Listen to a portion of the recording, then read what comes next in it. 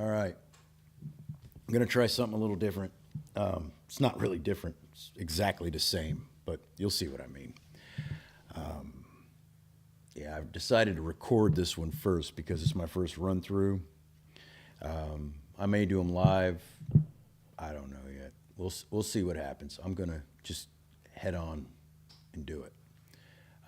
This one's called The Phantom Tollbooth by Norton Jester. I think it's kid friendly. I'm gonna watch the book is, but hopefully the videos are too. It's just me reading a book. So I guess I'll start because I'm never good at this stuff. Oh, I already screwed it up. 1. Milo. There was once a boy named Milo who didn't know what to do with himself, not just sometimes, but always. When he was in school, he longed to be out, and when he was out, he longed to be in. On the way, he thought about coming home, and coming home, he thought about going. Wherever he was, he wished he were somewhere else, and when he got there, he wondered why he'd bothered. Nothing really interested him, least of all the things that should have. Seems to me that almost everything is a waste of time, he remarked one day as he walked dejectedly home from school. I can't see the point in learning to solve useless problems or subtracting turnips from turnips or knowing where Ethiopia is or how to spell February. And since no one bothered to explain otherwise, he regarded the process of seeking knowledge as the greatest waste of all time of all. Remember, it is by myself, so I'm working on it. That's a little Milo. As he and his unhappy thoughts hurried along for a while, he was never anxious to be where he was going. He liked to get there as quickly as possible. It seemed a great wonder that the world, which was so large, could sometimes feel so small and empty. And worst of all, he continued sadly, there is nothing for me to do, nowhere I'd care to go, and hardly anything worth seeing. He punctuated this last thought with such a deep sigh that a house sparrow singing nearby stopped and rushed home to be with his family. Without stopping or looking up, Milo dashed past the buildings and busy shops that lined the street, and in a few minutes reached home, dashed through the lobby, hopped onto the elevator, 2, 3, 4, 5, 6, 7, 8, and off again, opened the apartment door, rushed into his room, flopped dejectedly into a chair, and grumbled softly, another long afternoon. He looked glumly at all the things he owned, the books that were too much trouble to read, the tools he'd never learned to use, the small electric automobile he hadn't driven in months, or was it years, and the hundreds of other games and toys and bats and balls and bits and pieces scattered around him. And then, to one side of the room, just next to the phonograph, he noticed something he had certainly never seen before. Who could possibly have left such an enormous package, and such a strange one? For while it was not quite square, it was definitely not round, and for its size, it was longer than almost any other big package of smaller dimension that he'd ever seen. Attached to one side was a bright blue envelope with said simply, "For Milo who has plenty of time." Of course, if you've ever gotten a surprise package, you can imagine how puzzled and excited Milo was, and if you've never gotten one, pay close attention, because someday you might. I don't think it's my birthday, he puzzled, and Christmas must be months away, and I haven't been outstandingly good or even good at all. He had to admit this even to himself. Most probably I won't like it anyways, but since I don't know where it came from, I can't possibly send it back. He thought about it for quite a while and then opened the envelope, but just to be polite. One genuine turnpike toll booth, it said, and then it went on. Easily assembled at home and for use by those who have never traveled in lands beyond. Beyond what? Thought Milo as he continued to read. This package contains the following items: 1. Genuine turnpike toll booth to be erected according to directions. 3. Precautionary signs to be used in a precautionary fashion. Assorted coins for use in paying tolls. One map, up to date and carefully drawn by master cartographers depicting natural and man-made features. One book of rules and traffic regulations which may not be bent or broken.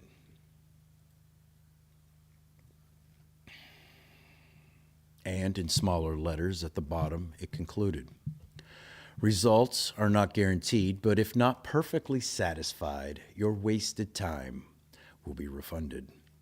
Following the instructions which told him to cut here, lift there, and fold back all around, he soon had a toll booth unpacked and set up on its stand. He fitted the windows in place and attached the roof, which extended out on both sides and fastened on the coin box. It was very much like the toll booths he'd seen many times on family trips, except, of course, it was much smaller and purple. What a strange present, he thought to himself. The least they could have done was to send a highway with it, for it's terribly impractical without one. But since at the time there was nothing else he wanted to play with, he set up the 3 signs. Slow down approaching toll booth. Please have your fare ready. Have your destination in mind. And slowly unfolded the map. As the announcement stated, it was a beautiful map in many colors showing principal roads, rivers and seas, towns and cities, mountains and valleys, intersections and detours, and sites of outstanding interest, both beautiful and historic. The only trouble was that Mike Lowe had never heard of any of the places it indicated, and even the names sounded most peculiar. I don't think there really is such a country, he concluded after studying it carefully. Well, it doesn't matter anyways, and he closed his eyes and poked a finger at the map. Dictionopolis, read Milo slowly when he saw what his finger had chosen. Oh, well, I might as well go there as anywhere. He walked across the room and dusted the car off carefully. Then, taking the map and rule book with him, he hopped in, and for lack of anything better to do, he drove slowly up to the toll booth. As he deposited his coin and rolled past, he remarked wistfully, I do hope this is an interesting game, otherwise the afternoon will be so terribly dull. Uh-oh. Where we at? Oh. Where are we? Beyond Expectations, Chapter 2. Suddenly he found himself speeding along an unfamiliar country highway, and as he looked back over his shoulder, neither the toll booth nor his room nor even the house was anywhere in sight. What had started as make-believe was now very real. What a strange thing to have happened. He thought, just as you might be thinking right now, this game is much more serious than I thought, for here I am riding on a road I've never seen, going to a place I've never heard of, and all because of a toll booth which came from nowhere. I'm certainly glad that it's a nice day for a trip, he concluded hopefully, for at the moment this was the one thing he definitely knew. The sun sparkled, the sky was clear, and all the colors he saw seemed to be richer and brighter than he could ever remember. The flowers shone as if they'd been cleaned and polished, and all the tall trees that lined the road shimmered in a silvery green. Oh man, I gotta work on my picture flipping. There we go. Welcome to Expectations, said a carefully lettered sign on a small house at the side of the road. Information, predictions, and advice cheerfully offered. Park here and blow horn. With the first sound from the horn, a little man in a long coat came rushing from the house, speaking as fast as he could and repeating everything several times. My. Welcome, welcome, welcome, welcome to the land of expectations, to the land of expectations, to the land of expectations. We don't get many travelers these days. We certainly don't get many travelers these days. Now, what can I do for you? I'm the weatherman. Is this the right road for Dictionopolis? Asked Milo, a little bowled over by the effusive greeting. Well, now, well, now, well, now, he began. Again, I don't know of any wrong road to Dictionopolis. So if this road goes to Dictionopolis at all, it must be the right road. And if it doesn't, it must be the right road to somewhere else, because there are no wrong roads to anywhere. Do you think it will rain? I thought you were the weatherman, said Milo, very confused. Oh, no, said the little man. I'm the weatherman, not the weatherman. For after all, it's more important to know whether there will be weather than what the weather will be. And with that, he released a dozen balloons that sailed off into the sky. Must see which way the wind is blowing, he said, chuckling over his little joke and watching them disappear in all directions. What kind of place is Expectations? Inquired Milo, unable to see the humor and feeling very doubtful of the little man's sanity. Good question, he exclaimed. Expectations is the place you must always go before you go to where you're going. Of course, some people never go beyond expectations, but my job is to hurry them along whether they like it or not. Now, what else can I do for you? And before Milo could reply, he rushed into the house and reappeared a moment later with a new coat and an umbrella. I think I can find my own way, said Milo, not at all sure that he could, but since he didn't understand the little man at all, he decided that he might as well move on, at least until he met someone whose sentences didn't always sound as if they would make as much sense backwards as forwards. Splendid, splendid, splendid, exclaimed the weatherman. Whether or not you find your own way, you're bound to find some way. If you happen to find my way, please return it as it was lost years ago. I imagine by now it's quite rusty. You did say it was going to rain, didn't you? And with that, he opened the umbrella and looked nervously. I'm glad you made your own decision. I do so hate to make up my mind about anything, whether it's good or bad, up or down, in or out, rain or shine. Except everything, I always say, and the unexpected never happens. So now, please drive carefully. Goodbye, goodbye, goodbye, good. His last goodbye was drowned out by the enormous clap of thunder, and as Milo drove down the road in the bright sunshine, he could see the weatherman standing in the middle of a fierce cloudburst that seemed to be raining only on him. The road dipped now into a broad green valley and stretched toward the horizon. The little car bounced along with very little effort, and Milo had hardly to touch the accelerator to go as fast as he wanted. He was glad to be on his way again. It's all very well to spend time in expectations, he thought, but talking to that strange man all day would certainly get me nowhere. He's the most peculiar person I've ever met, continued Milo, unaware of how many peculiar people he would shortly encounter. As he drove along the peaceful highway, he soon fell to daydreaming and paid less and less attention to where he was going. In a short time, he wasn't paying any attention at all, and this is why, at a fork in the road, when a sign pointed to the left, Milo went to the right, along a route which looked suspiciously like the wrong way.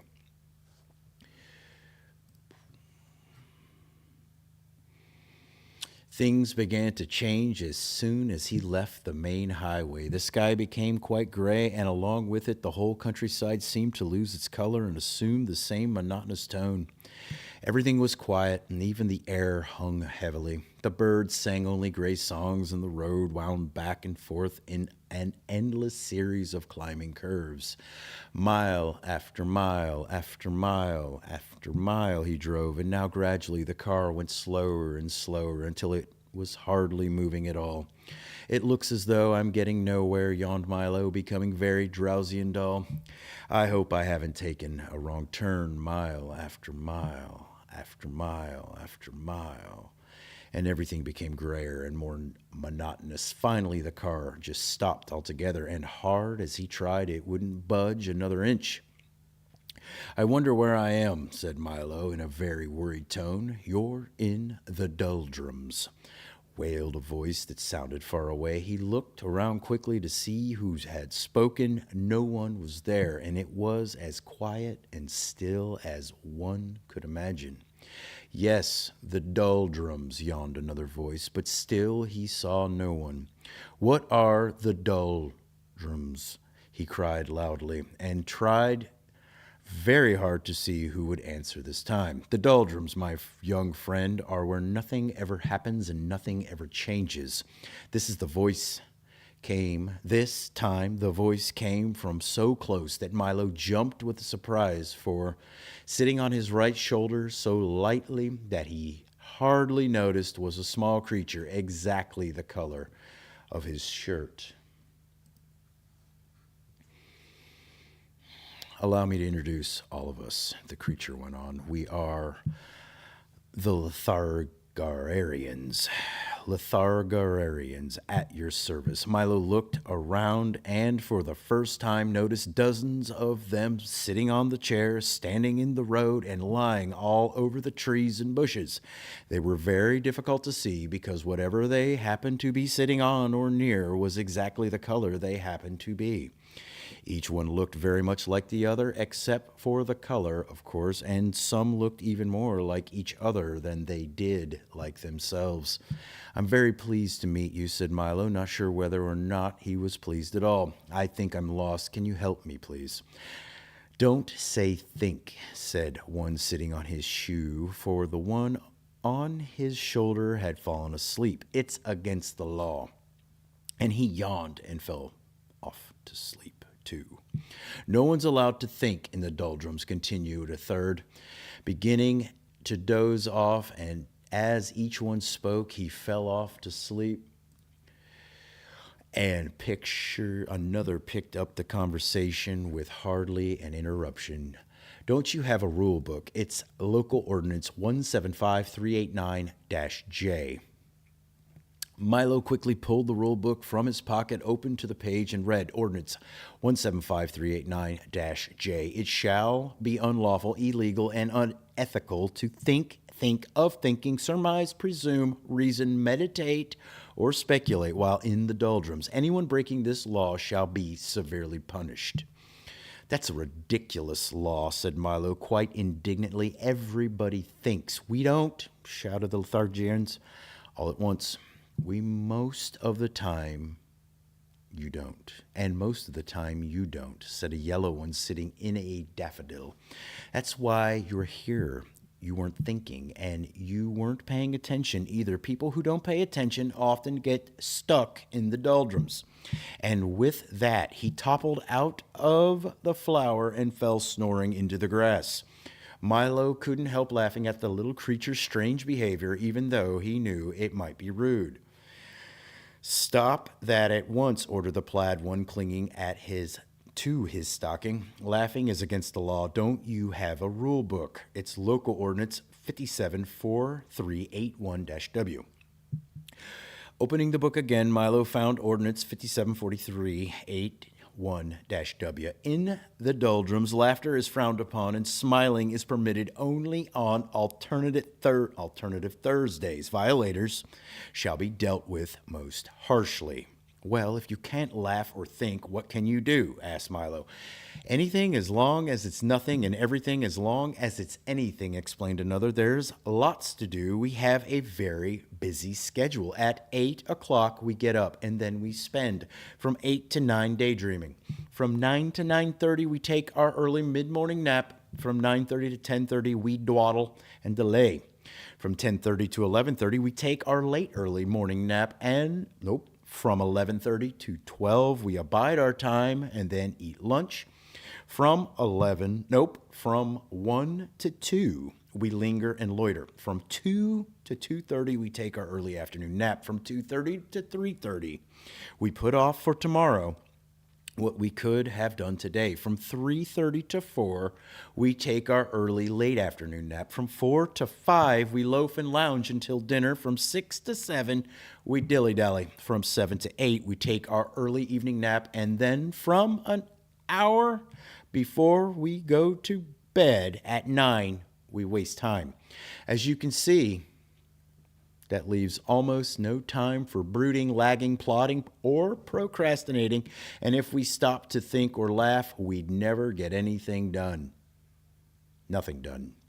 You mean you'd never get anything done, corrected Milo. We don't want to get anything done, snapped another angrily. We want to get nothing done, and we can do that without your help.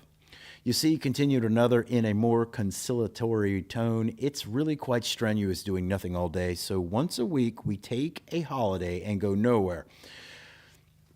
Oh man, which was just where we were going when you came along. Would you care to join us? I might as well, thought Milo. That's where I seem to be going anyway. Tell me, he yawned, for he felt ready for a nap now himself. Does everyone here do nothing? Everyone but the terrible watchdog, said two of them, shuddering in chorus. He's always sniffing around to see that nobody wastes time. A most unpleasant character. The watchdog, said Milo quizzically. The watchdog, shouted another, fainting from fright.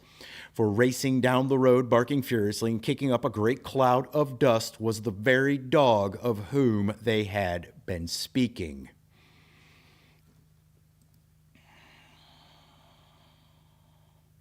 Run, wake up, run. Here he comes, the watchdog. Great shouts filled the air as the Lotharigans scattered in all directions and soon disappeared entirely. Rarf, exclaimed the watchdog as he dashed up to the car, loudly puffing and panting. Milo's eyes opened wide, for there in front of him was a large dog with a perfectly normal head, 4 feet, and a tail, and the body of a loudly ticking alarm clock. What are you doing here? Growled the watchdog. Just killing time, replied Milo apologetically. You see, killing time, roared the dog so furiously that his alarm went off. It's bad enough wasting time without killing it. And he shuddered at the thought. Why are you in the doldrums anyway? Don't you have anywhere to go? I was on my way to Dictionopolis when I got stuck here, explained Milo. Can you help me? Help you? You must help yourself, the dog replied, carefully winding himself with his left hind leg. I suppose you know why you got stuck.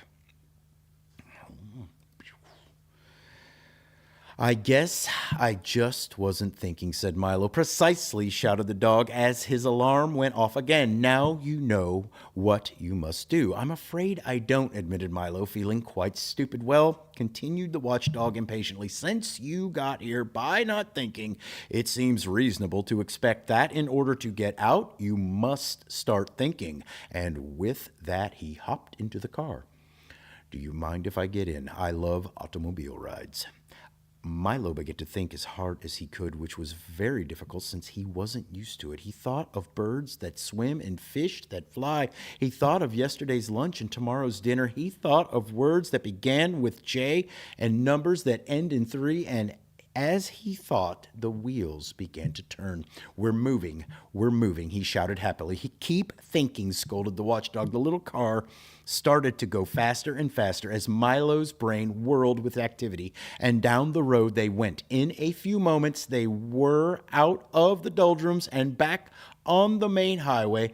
All the colors had returned to their original brightness, and as they raced along the road, Milo continued to think of all sorts of things, of the many detours and wrong turns that were so easily to take, of how fine it was to be moving along, and most of all, of how much could be accomplished with just a little thought. And the dog, his nose in the wind, just sat back, watchfully ticking. Wait. Yeah.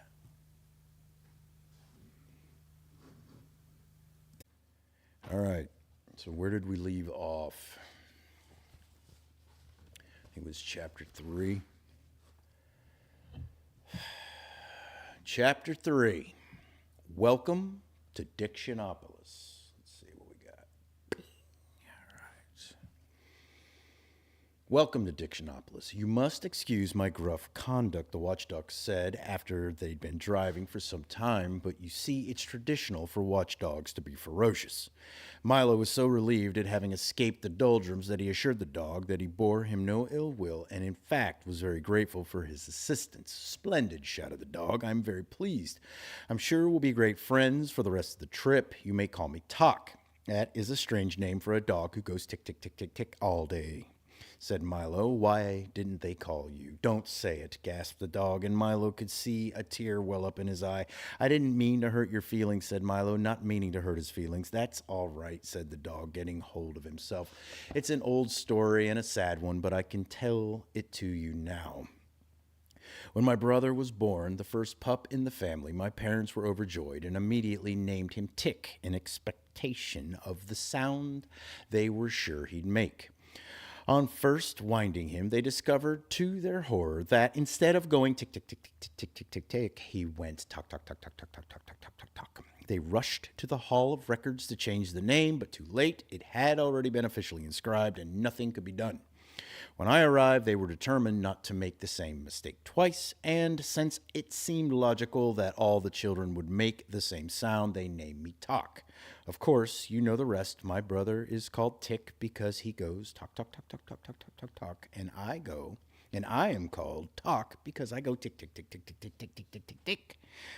And both of us are forever burdened with the wrong names. My parents were so overwrought that they gave up having any more children and devoted their lives to doing good work among the poor and hungry. But how did you become a watchdog? Interjected Milo, hoping to change the subject, as Tock was sobbing quite loudly now. That, he said, rubbing a paw in his eye, is also traditional. My family have always been watchdogs from father to son almost since time began. You see, he continued, beginning to feel better, once there was no time at all, and people found it very inconvenient. They never knew whether they were eating lunch or dinner, and they were always missing trains. So time was invented to help them keep track of the day and get places when they should. When they began to count all the time that was available, what with 60 seconds in a minute and 60 minutes in an hour and 24 hours in a day and 365 days in a year, it seemed as if there was much more than could ever be used. If there's so much of it, it couldn't be very valuable, was the general opinion, and it soon fell into disrepute. People wasted it and even gave it away. Then we were given the job of seeing that no one wasted time again, he said, sitting up proudly. It's hard work, but a noble calling, for you see. And now he was standing on the seat, one foot on the windshield, shouting with his arms outstretched. It is our most valuable possession, more precious than diamonds. It marches on. It and tide wait for no man. And at that point in the speech, the car hit a bump in the road, and the watchdog collapsed in a heap on the front seat, with his alarm again ringing ferociously. Are you all right? Shouted Milo. Umph, grunted Tock. Sorry to get carried away, but I think you get the point. As they drove along, Tock continued to explain the importance of time, quoting the old philosophers and poets and illustrating each point with gestures that brought him perilously close to tumbling headlong from the speeding automobile. Before long, they saw in the distance the towers and flags of Dictionopolis sparkling in the sunshine. And in a few moments, they reached the great wall and stood at the gateway to the city.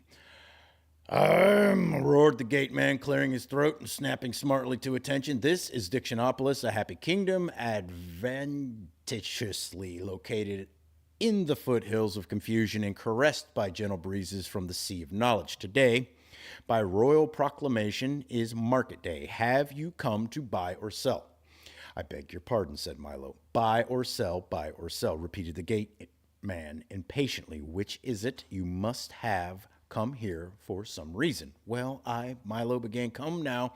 If you don't have a reason, you must at least have an explanation or certainly an excuse, interrupted the gateman. Milo shook his head. Very serious, very serious. The gateman said, shaking his head also, you can't get in without a reason.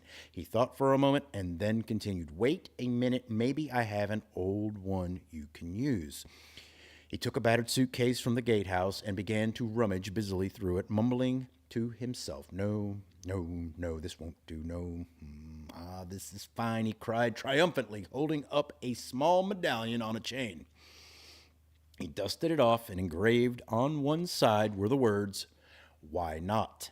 That's a good reason for almost anything. A bit used, perhaps, but still serviceable. And with that, he placed it around Milo's neck, pushed back the heavy iron gate, bowed low, and motioned them into the city. I wonder what the market will be like, thought Milo as they drove through the gate. But before there was time for an answer, they had driven into an immense square, crowded with long lines of stalls heaped with merchandise and decorated in gay-colored bunting. Overhead, a large banner proclaimed, "Welcome to the market." And from across the square, 5 very tall, thin gentlemen, regally dressed in silks and satins, plumed hats, and buckled shoes, rushed up to the car, stopped short, mopped 5 brows, caught 5 breaths, unrolled 5 parchments, and began talking in turn. Greetings, salutations, welcome, good afternoon, hello. Milo nodded his head, and they went on reading from their scrolls. By order of Azaz, the Unabridged, King of Dictionopolis, Monarch of Letters, Emperor of Phrases, Sentences, and Miscellaneous Figures of Speech, we offer you the hospitality of our kingdom, country, nation, state, commonwealth, realm, empire, palatinate, principality. Do all those words mean the same thing? Gasped Milo. Of course, certainly, precisely, exactly. Yes, they replied in order. Well then, said Milo, not understanding why each one said the same thing in a slightly different way, wouldn't it be simpler to use just one? It would certainly make more sense. Nonsense, ridiculous, fantastic, absurd, bosh, they chorused again and continued. We're not interested in making sense. It's not our job, scolded the first. Besides, explained the second, one word is as good as another, so why not use them all?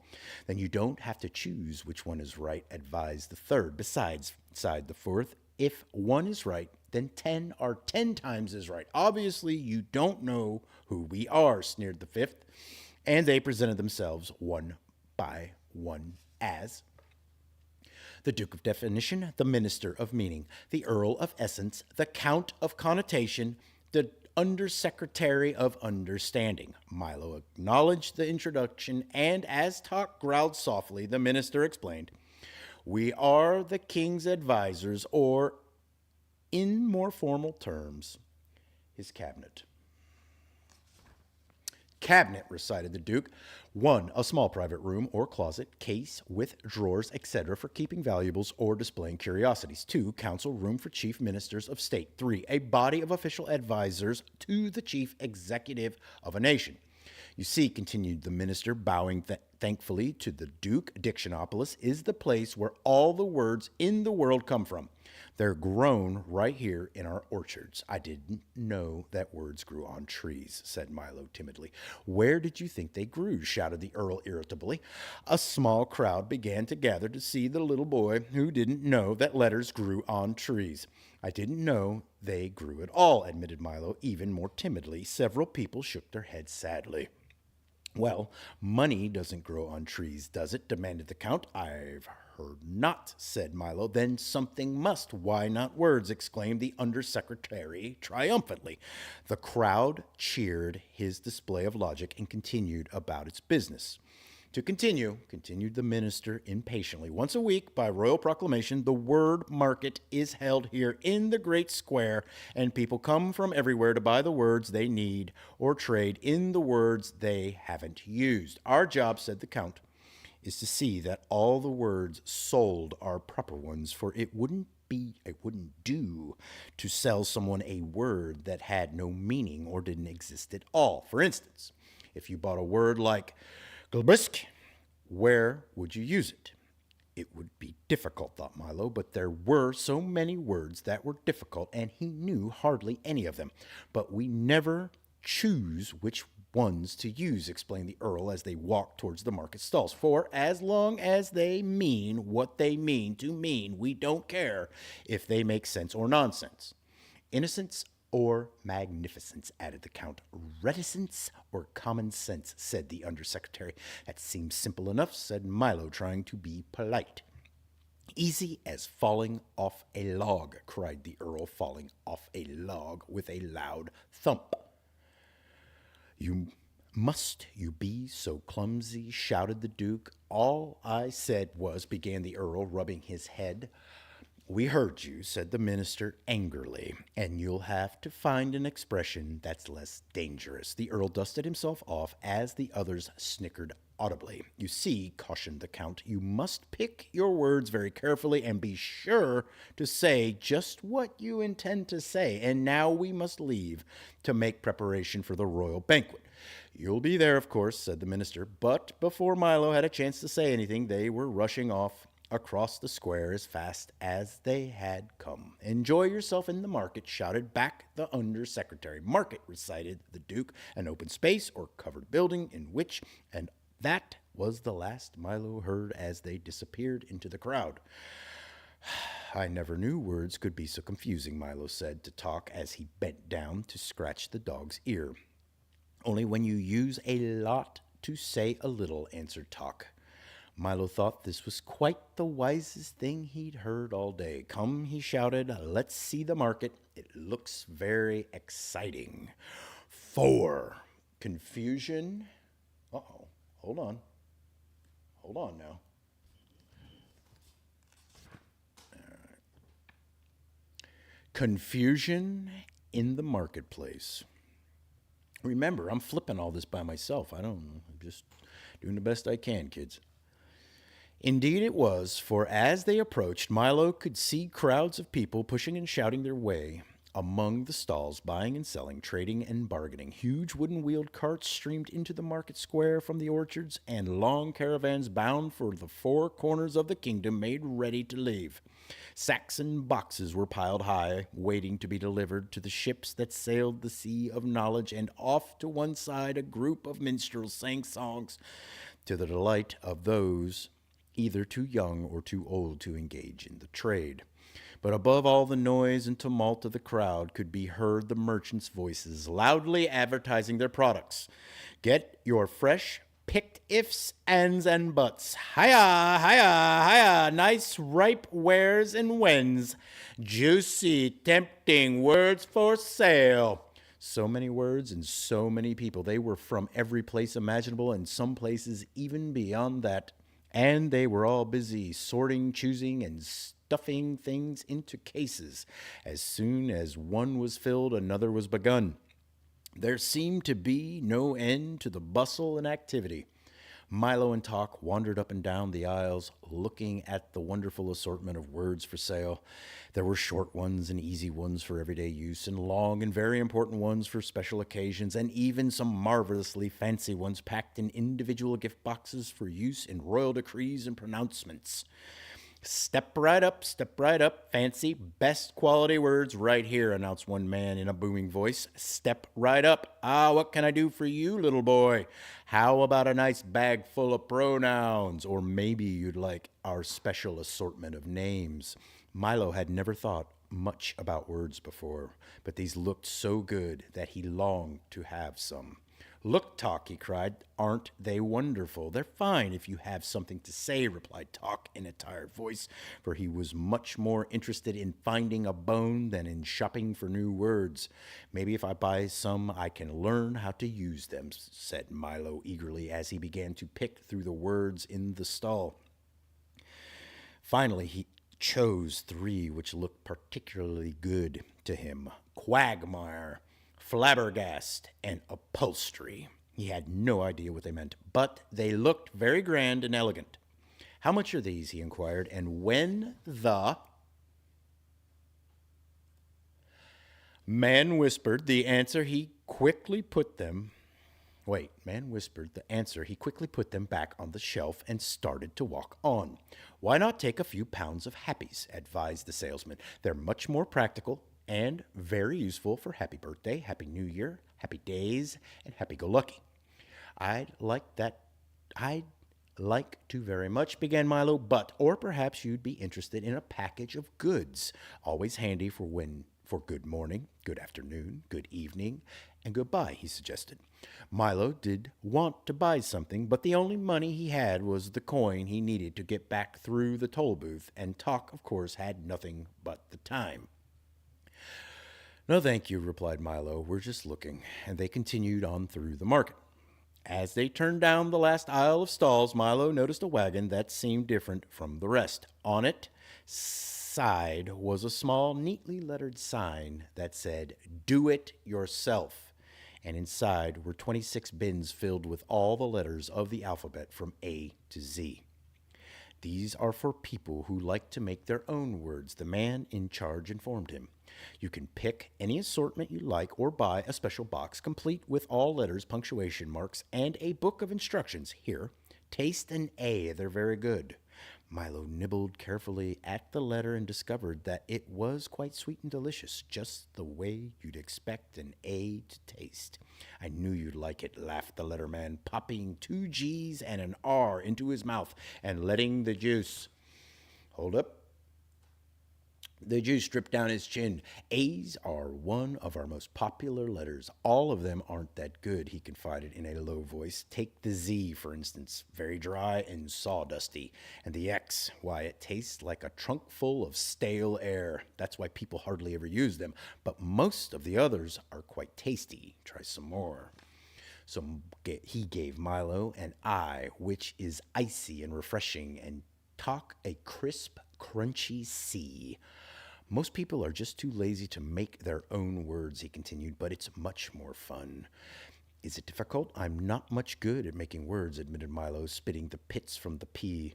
Perhaps I can be of some assistance. Assistance, buzzed an unfamiliar voice, and when Milo looked up, he saw an enormous bee, at least twice the size, sitting on top of the wagon.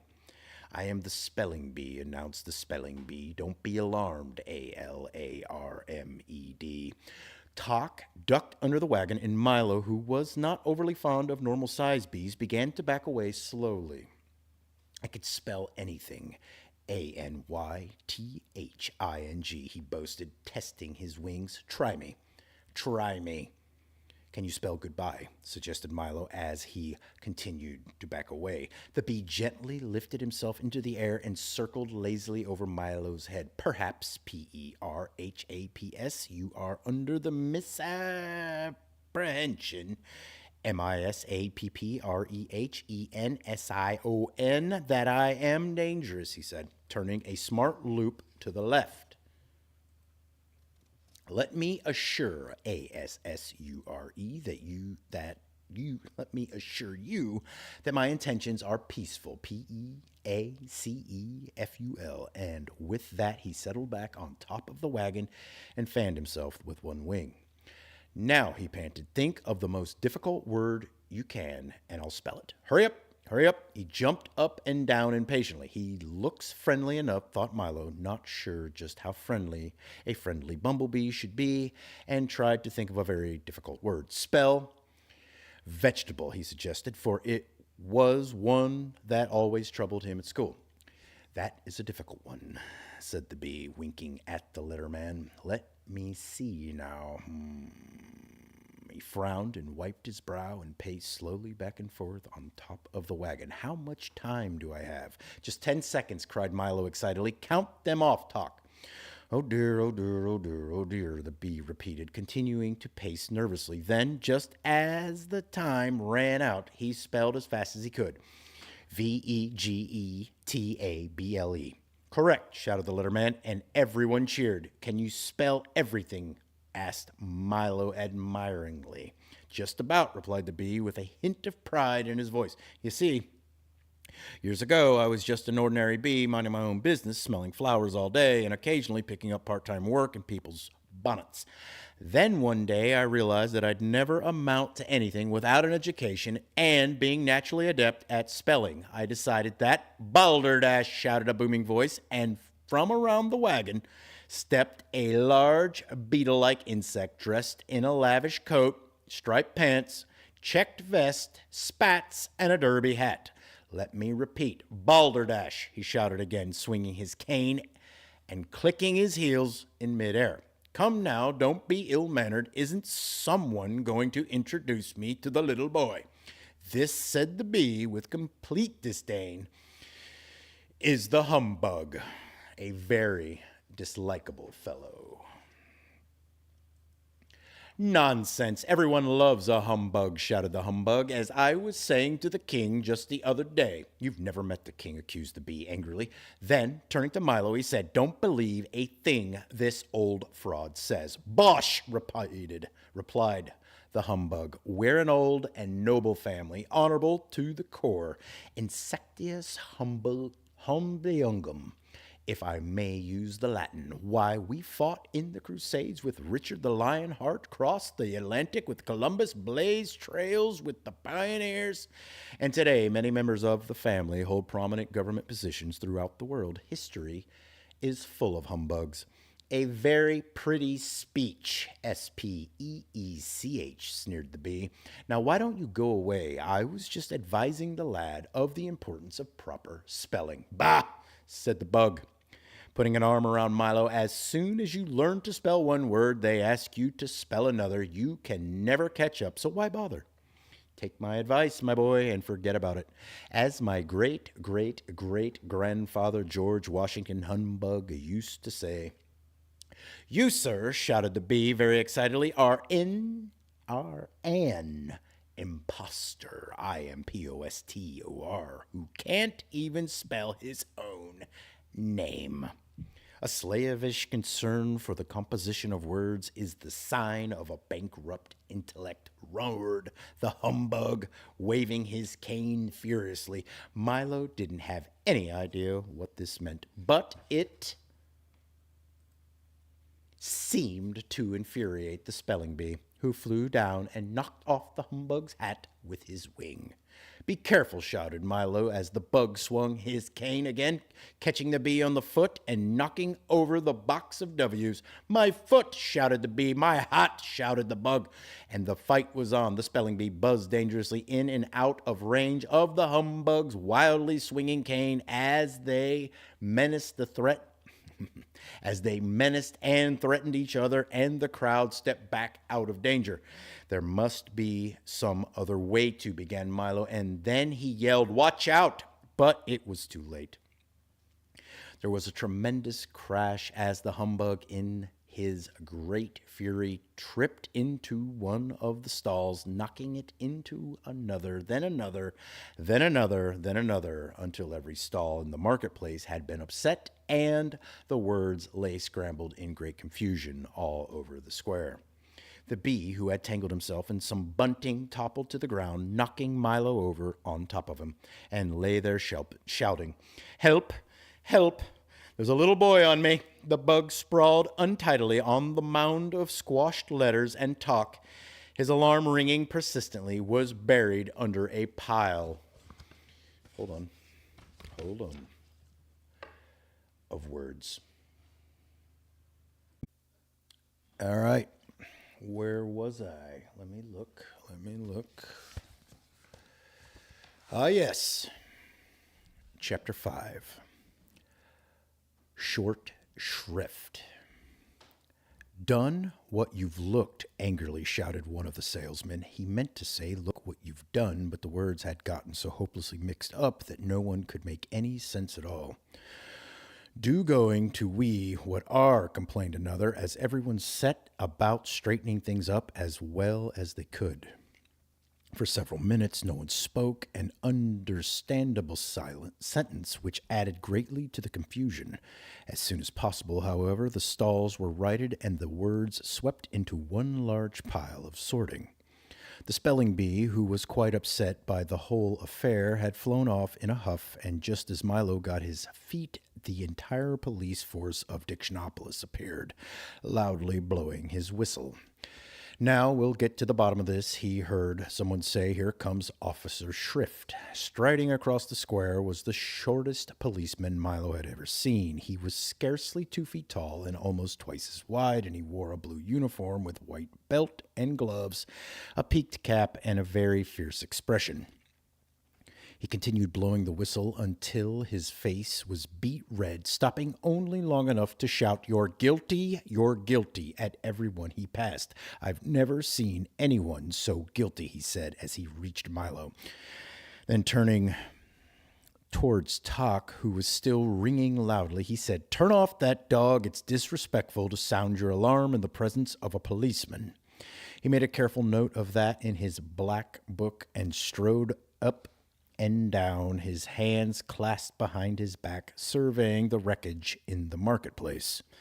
Very pretty, he scowled. Who's responsible for this? Speak up, or I'll arrest the lot of you. There was a long silence. Since hardly anybody had actually seen what had happened, no one spoke. You, said the policeman, pointing an accusing finger at the humbug who was brushing himself off and straightening his hat, you look suspicious to me. The startled humbug dropped his cane and nervously replied, let me assure you, sir, on my honor as a gentleman, that I was merely an innocent bystander minding my own business, enjoying the stimulating sights and sounds of the world of commerce, when this young lad... Hold on. Damn, I never can get this. Bow! Nope, did it wrong. Dang. There you go. Where was I? Let me back up a sentence. One day I'll figure out how to flip pages. I was merely an innocent bystander, minding my own business, enjoying the stimulating sights and sounds of the world commerce, when this young lad...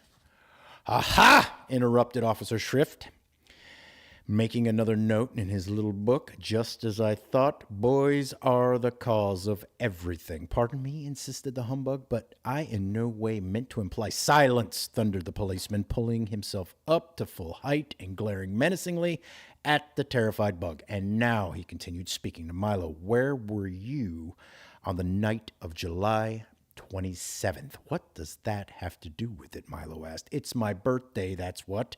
And the policeman, as he entered, forgot my birthday in his little book. Boys always forget other people's birthdays. You have committed the following crimes, he continued. Having a dog with an unauthorized alarm, sowing confusion, upsetting the apple cart, wreaking havoc, and mincing words. Now see here, growled Tock angrily, and illegal barking, he added, frowning at the watchdog. It's against the law to bark without using the barking meter. Are you ready to be sentenced? Only a judge can sentence you, said Milo, who remembered reading that in one of his school books. Good point, replied the policeman, taking off his cap and putting on a long black robe. I am also the judge. Now, would you like a long or a short sentence? A short one, if you please, said Milo. Good, said the judge, rapping his gavel 3 times. I always have trouble remembering the long ones. How about I am? That's the shortest sentence I know.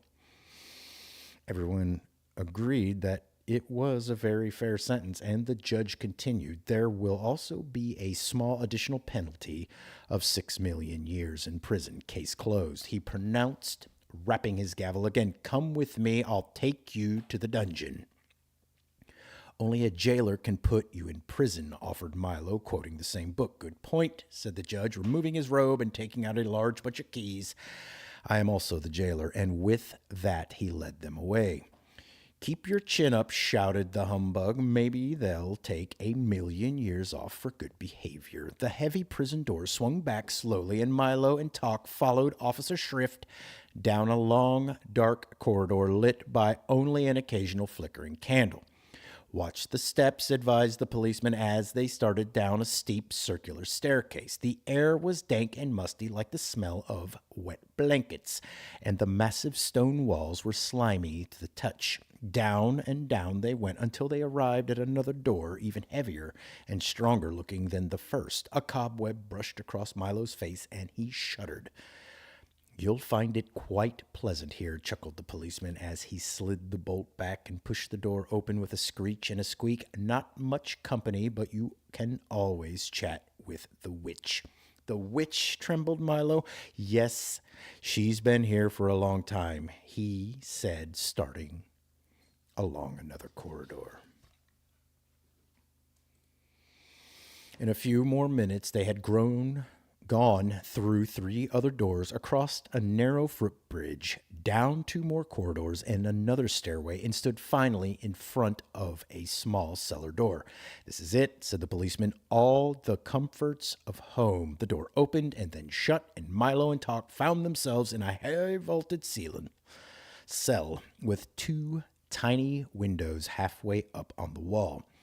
"See you in 6 million years," said Officer Shrift, and the sound of his footsteps grew fainter and fainter until it wasn't heard at all. "It looks serious, doesn't it, Talk?" And Milo very sadly. "It certainly does," the dog replied, sniffing around to see what their new quarters were like. "I don't know what we're going to do for all that time. We don't even have a checkers set or a box of crayons." "Don't worry," growled Talk, raising one paw assuredly. "Something will turn up. Here, wind me, will you please? I'm beginning to run down." "You know something, Talk," he said as he wound up the dog. "You can get in a lot of trouble mixing up words or just not knowing how to spell them. If we ever get out of here, I'm going to make sure to learn all about them." "A very commendable ambition, young man," said a small voice from across the cell. Milo looked up, very surprised, and noticed for the first time in the half light of the room a pleasant-looking old lady quietly knitting and rocking. "Hello," he said. "How do you do?" she replied. "You'd better be careful," Milo advised. "Understand there's a witch somewhere in here." "I am she," the old lady answered casually, and pulled her shawl a little closer around her shoulders. Milo jumped back in fright and quickly grabbed Talk to make sure that his alarm didn't go off, for he knew how much witches hate loud noises. "Don't be frightened," she laughed. "I am not a witch. I am a witch." "Oh," said Milo, because I couldn't think of anything else to say. "I faintly macabre, the not-so-wicked witch," she continued, "and I'm certainly not going to harm you." "What's a witch?" asked Milo, releasing Talk and stepping a little closer. "Well," said the old lady, just as a rat scurried across her foot, "I am the king's great aunt. For years and years, I was in charge of choosing which words were to be used for all occasions, which ones to say and which ones not to say, which ones to write and which ones not to write. As you can well imagine, with all the thousands to choose from, it was a most important and responsible job. I was given the title of official witch, which made me very proud and happy. At first, I did my best to make sure that only the most proper and fitting words were used. Everything was said clearly and simply, and no words were wasted. I had signs posted all over the place and marked which said, 'Brevity is the soul of wit, but power corrupts,' and soon I grew miserly and chose fewer and fewer words, trying to keep as many as possible for myself. I had new signs posted which said, 'An ill-chosen word as the fool's messenger.' Soon sales began to fall off in the market. The people were afraid to buy as many words as before, and hard times came to the kingdom. But still I grew more and more miserly. Soon there were so few words chosen that hardly anything could be said, and even casual conversation became difficult. Again, I had new signs posted which said, 'Speak filthy or be silent wisely.' And finally, I had even these replaced by ones, oh, shoot. Back up because it's not there. 'Silence is golden.' All talk stopped. No words were sold. The marketplace closed down, and the people grew poor and disconsolate.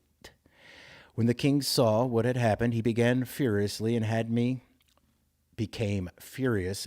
cast into this dungeon where you see me now, an older and wiser woman.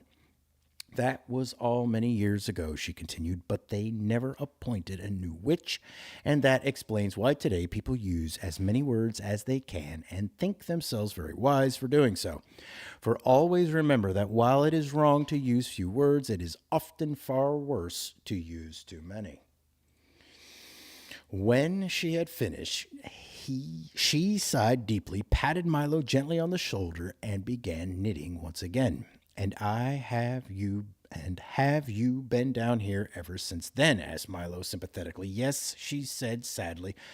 Most people have forgotten me entirely or remember me wrongly as a witch, not a witch. But it matters not, she went on unhappily, for they are equally frightened of both.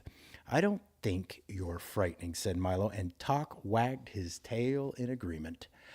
I thank you very much, and Faintly Macabar, you may call me Aunt Faintly. Here have a punctuation mark. And she held out a box of sugar-coated question marks, periods, commas, and exclamation points. That's all I get to eat now. Well, when I get out of here, I'm going to help you, Milo declared forcefully. That's very nice of you, she said, but the only thing that can help me is the return of rhyme and reason. The return of what? Said Milo. Rhyme and reason, she repeated, but that's another long story, and you may not want to hear it. We would like to very much, Bark talked. We really would, agreed Milo, and as the witch rocked slowly back and forth, she told them this story. 6. Faintly Macabar's story. Once upon a time, this land was barren and frightening. Wilderness rose high. Rocky mountains sheltered the evil winds, in whose barren valleys offered hospitality to no man. Few things grew, and those that did were bent and twisted, and their fruit was as bitter as wormwood.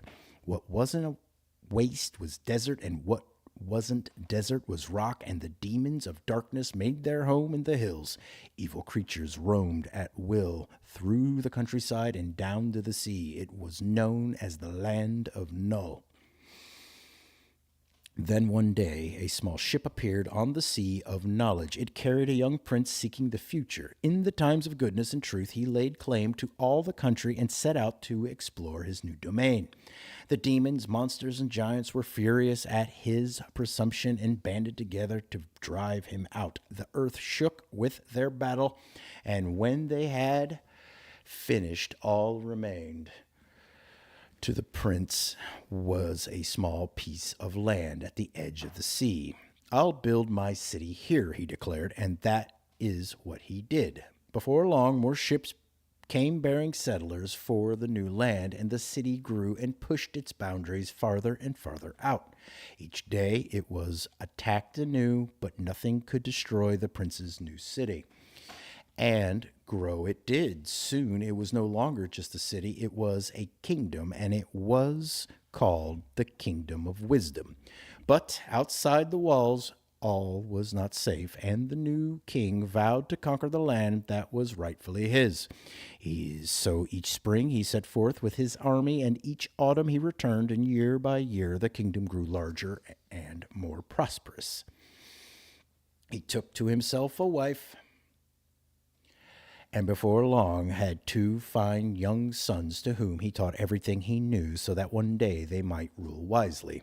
When the boys grew up to young manhood, the king called them to him and said, I am becoming an old man and can no longer go forth to battle. You must take my place and found new cities in the wilderness, for the kingdom of wisdom must grow. So they did. One went south to the foothills of confusion and built Dictionopolis, the city of words, and one went north to the mountains of ignorance and built Digitopolis, the city of numbers. Both cities flourished mightily, and the demons were driven back still further. Soon other cities and towns were founded in new lands, and at last only the farthest reaches of the wilderness remained to these terrible creatures, and there they waited, ready to strike down all who ventured near or relax their guard. The two brothers were glad, however, to go their separate ways, for they were by nature very suspicious and jealous. Each one tried to outdo the other, and they worked so hard and diligently at it that before long their cities rivaled even wisdom in size and grandeur. Words are more important than wisdom, said one privately. Numbers are more important than wisdom, thought the other to himself, and they grew to dislike each other more and more. The old king, however, who knew nothing of his son's animosity, was very happy in the twilight of his reign and spent his days quietly walking and contemplating in the royal gardens. His only regret was that he never had a daughter, for he loved little girls as much as he loved little boys. One day, as he was strolling peacefully about the grounds, he discovered two tiny babies that had been abandoned in a basket under the grape arbor. They were beautiful golden-haired girls. The king was overjoyed. They have been sent to crown my old age, he cried, and called the queen, his ministers, the palace staff, and indeed the entire population to see them. We'll call this one Rhyme and this one Reason, he said. And so they became the Princess of Sweet Rhyme and the Princess of Pure Reason and were brought up in the palace. When the old king finally died, the kingdom was divided between his two sons with the provision that they would be equally responsible for the welfare of the young princesses.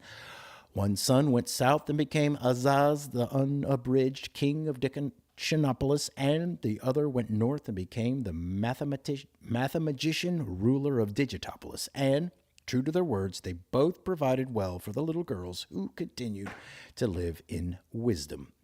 Everyone loved the princesses because of their great beauty, their gentle ways, and their ability to settle all controversies fairly and reasonably. People with problems or grievances or arguments came from all over the land to seek advice, and even the two brothers, who by this time were fighting continuously, often called upon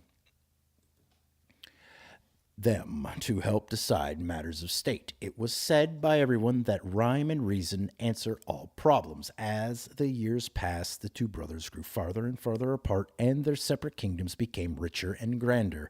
Their disputes, however, became more and more difficult to reconcile, but always with patience and love, the princesses set things right. Then one day they had the most terrible quarrel of all. King Azaz insisted that words were far more significant than numbers, and hence his kingdom was truly the greater, and the mathematician claimed that numbers were much more important than words, and hence his kingdom was supreme.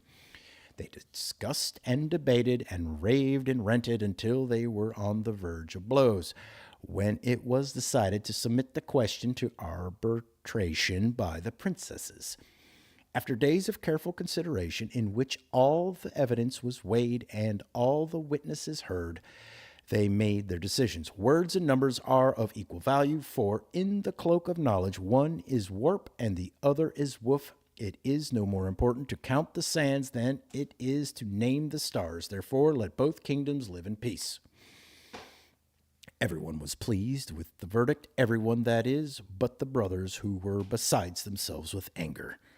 What good are these girls if they cannot settle an argument in someone's favor, they growled, since both were more interested in their own advantage than in the truth.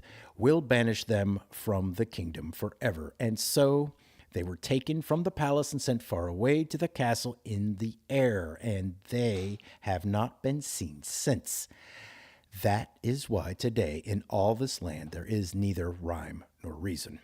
And what happened to the two rulers? Asked Milo. Banishing the two princesses was the last thing they ever agreed upon, and they soon fell to warring with each other. Despite this, their own kingdoms have continued to prosper, but the old city of wisdom has fallen into great despair, and there is no one thing to set things right. So, you see, until the princess's return, I shall have to stay here.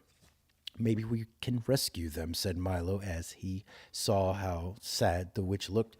Ah, that would be difficult, she replied. The castle in the air is far from here, and the one stairway which leads to it is guarded by fierce and black-hearted demons.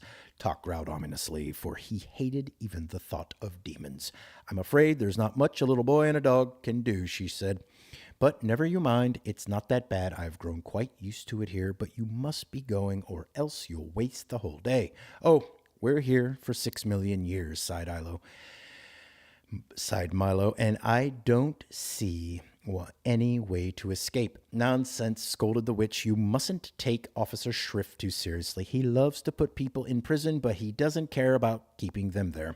Now just press that button on the wall and be on your way. Milo pressed the button and the door swung open, letting in a shaft of brilliant sunshine. Goodbye, come again, shouted the witch as they stepped outside and the door slammed shut. Milo and Talk stood blinking in the bright light, and as their eyes became accustomed to it, the first things they saw were the king's advisors again rushing towards them. Ah, there you are. Where have you been? We've been looking all over for you. The royal banquet is about to begin. Come with us. They seemed very agitated and out of breath as Milo walked along with them. But what about my car? He asked. Don't need it, replied the Duke. No use for it, said the minister. Superfluous, advised the Count. Unnecessary, stated the Earl. Uncalled for, cried the Undersecretary. Will take our vehicle.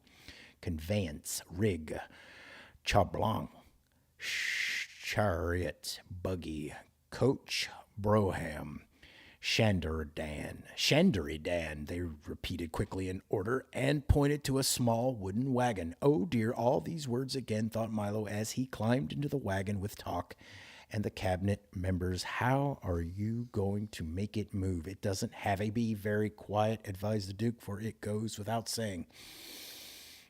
And sure enough, as soon as they were all quiet, still, it began to move quickly through the streets, and in a very short time they arrived at the royal palace. All right, where were we? Chapter 7, The Royal Banquet. This way, follow us, come along, step lively, here we go, they shouted, hopping from the wagon and bounding up the broad marble stairway. Milo and Talk followed close behind. It was a strange-looking palace, and if he didn't know better, Milo would have said that it looked exactly like an enormous book standing on end with its front door in the lower part of the binding, just where they usually placed the publisher's name. Once inside, they hurried down a long hallway which glittered with crystal chandeliers and echoed with their footsteps. The walls and ceiling were covered with mirrors whose reflections danced dizzily along with them, and the footman bowed coldly. Let's see, how's this work? Is this it? All right. Let me go over here. There. Hold on. There. All right. We must be terribly late, gasped the Earl nervously as they reached the tall doors of the banquet hall. It was a vast room full of people loudly talking and arguing. The long table was carefully set with gold plates and linen napkins. The attendant stood behind each chair, and at the center, raised slightly above the others, was a throne covered in crimson cloth. Directly behind, on the wall, was the royal coat of arms, flanked by the flags of Dictionopolis. Milo noticed many of the people he had seen in the marketplace. The letterman was busy explaining to the interested group the history of the W, and off in a corner, the humbug and the spelling bee were arguing fiercely about nothing at all. Officer Shrift wandered through the crowd suspiciously, muttering, "Guilty, guilty, they're all guilty," and on noticing Milo, brightened visibly and commented in passing, "Is it 6 million years already? My, how time flies." Everyone seemed quite grumpy about having to wait for lunch, and they were all relieved to see the tardy guests arrive.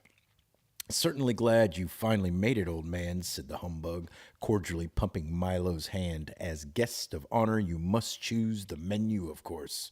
"Oh my," he thought, not knowing what to say. "Be quick about it," suggested the spelling bee.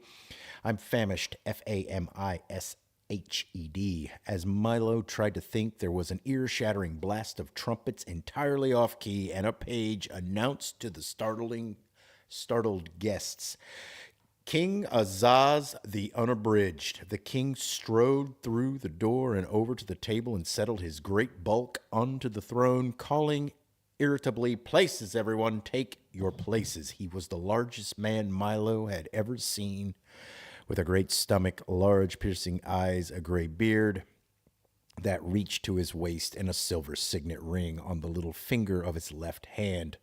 He also wore a small crown and a robe with the letters of the alphabet beautifully embroidered all over it. "What have we here?" he said, staring down at Talk and Milo as everyone else took his place. "If you please," said Milo, "my name is Milo, and this is Talk. Thank you very much for inviting us to your banquet, and I think your palace is beautiful." "Exquisite," corrected the Duke. "Lovely," counseled the minister. "Handsome," recommended the Count. "Pretty," hinted the Earl. "Charming," submitted the Undersecretary. "Silence," suggested the King. "Now, young man, what can you do to entertain us?" "Sing songs, tell stories, compose sonnets, juggle plates, do tumbling tricks. Which is it?" "I can't do any of those things," admitted Milo. "What an ordinary little boy," commented the King. "Why, my cabinet members can do all sorts of things. The Duke here can make mountains out of molehills. The minister splits hairs. The Count makes hay while the sun shines. The Earl leaves no stone unturned. And the Undersecretary," he finished ominously, "hangs by a thread. Can you do anything at all?"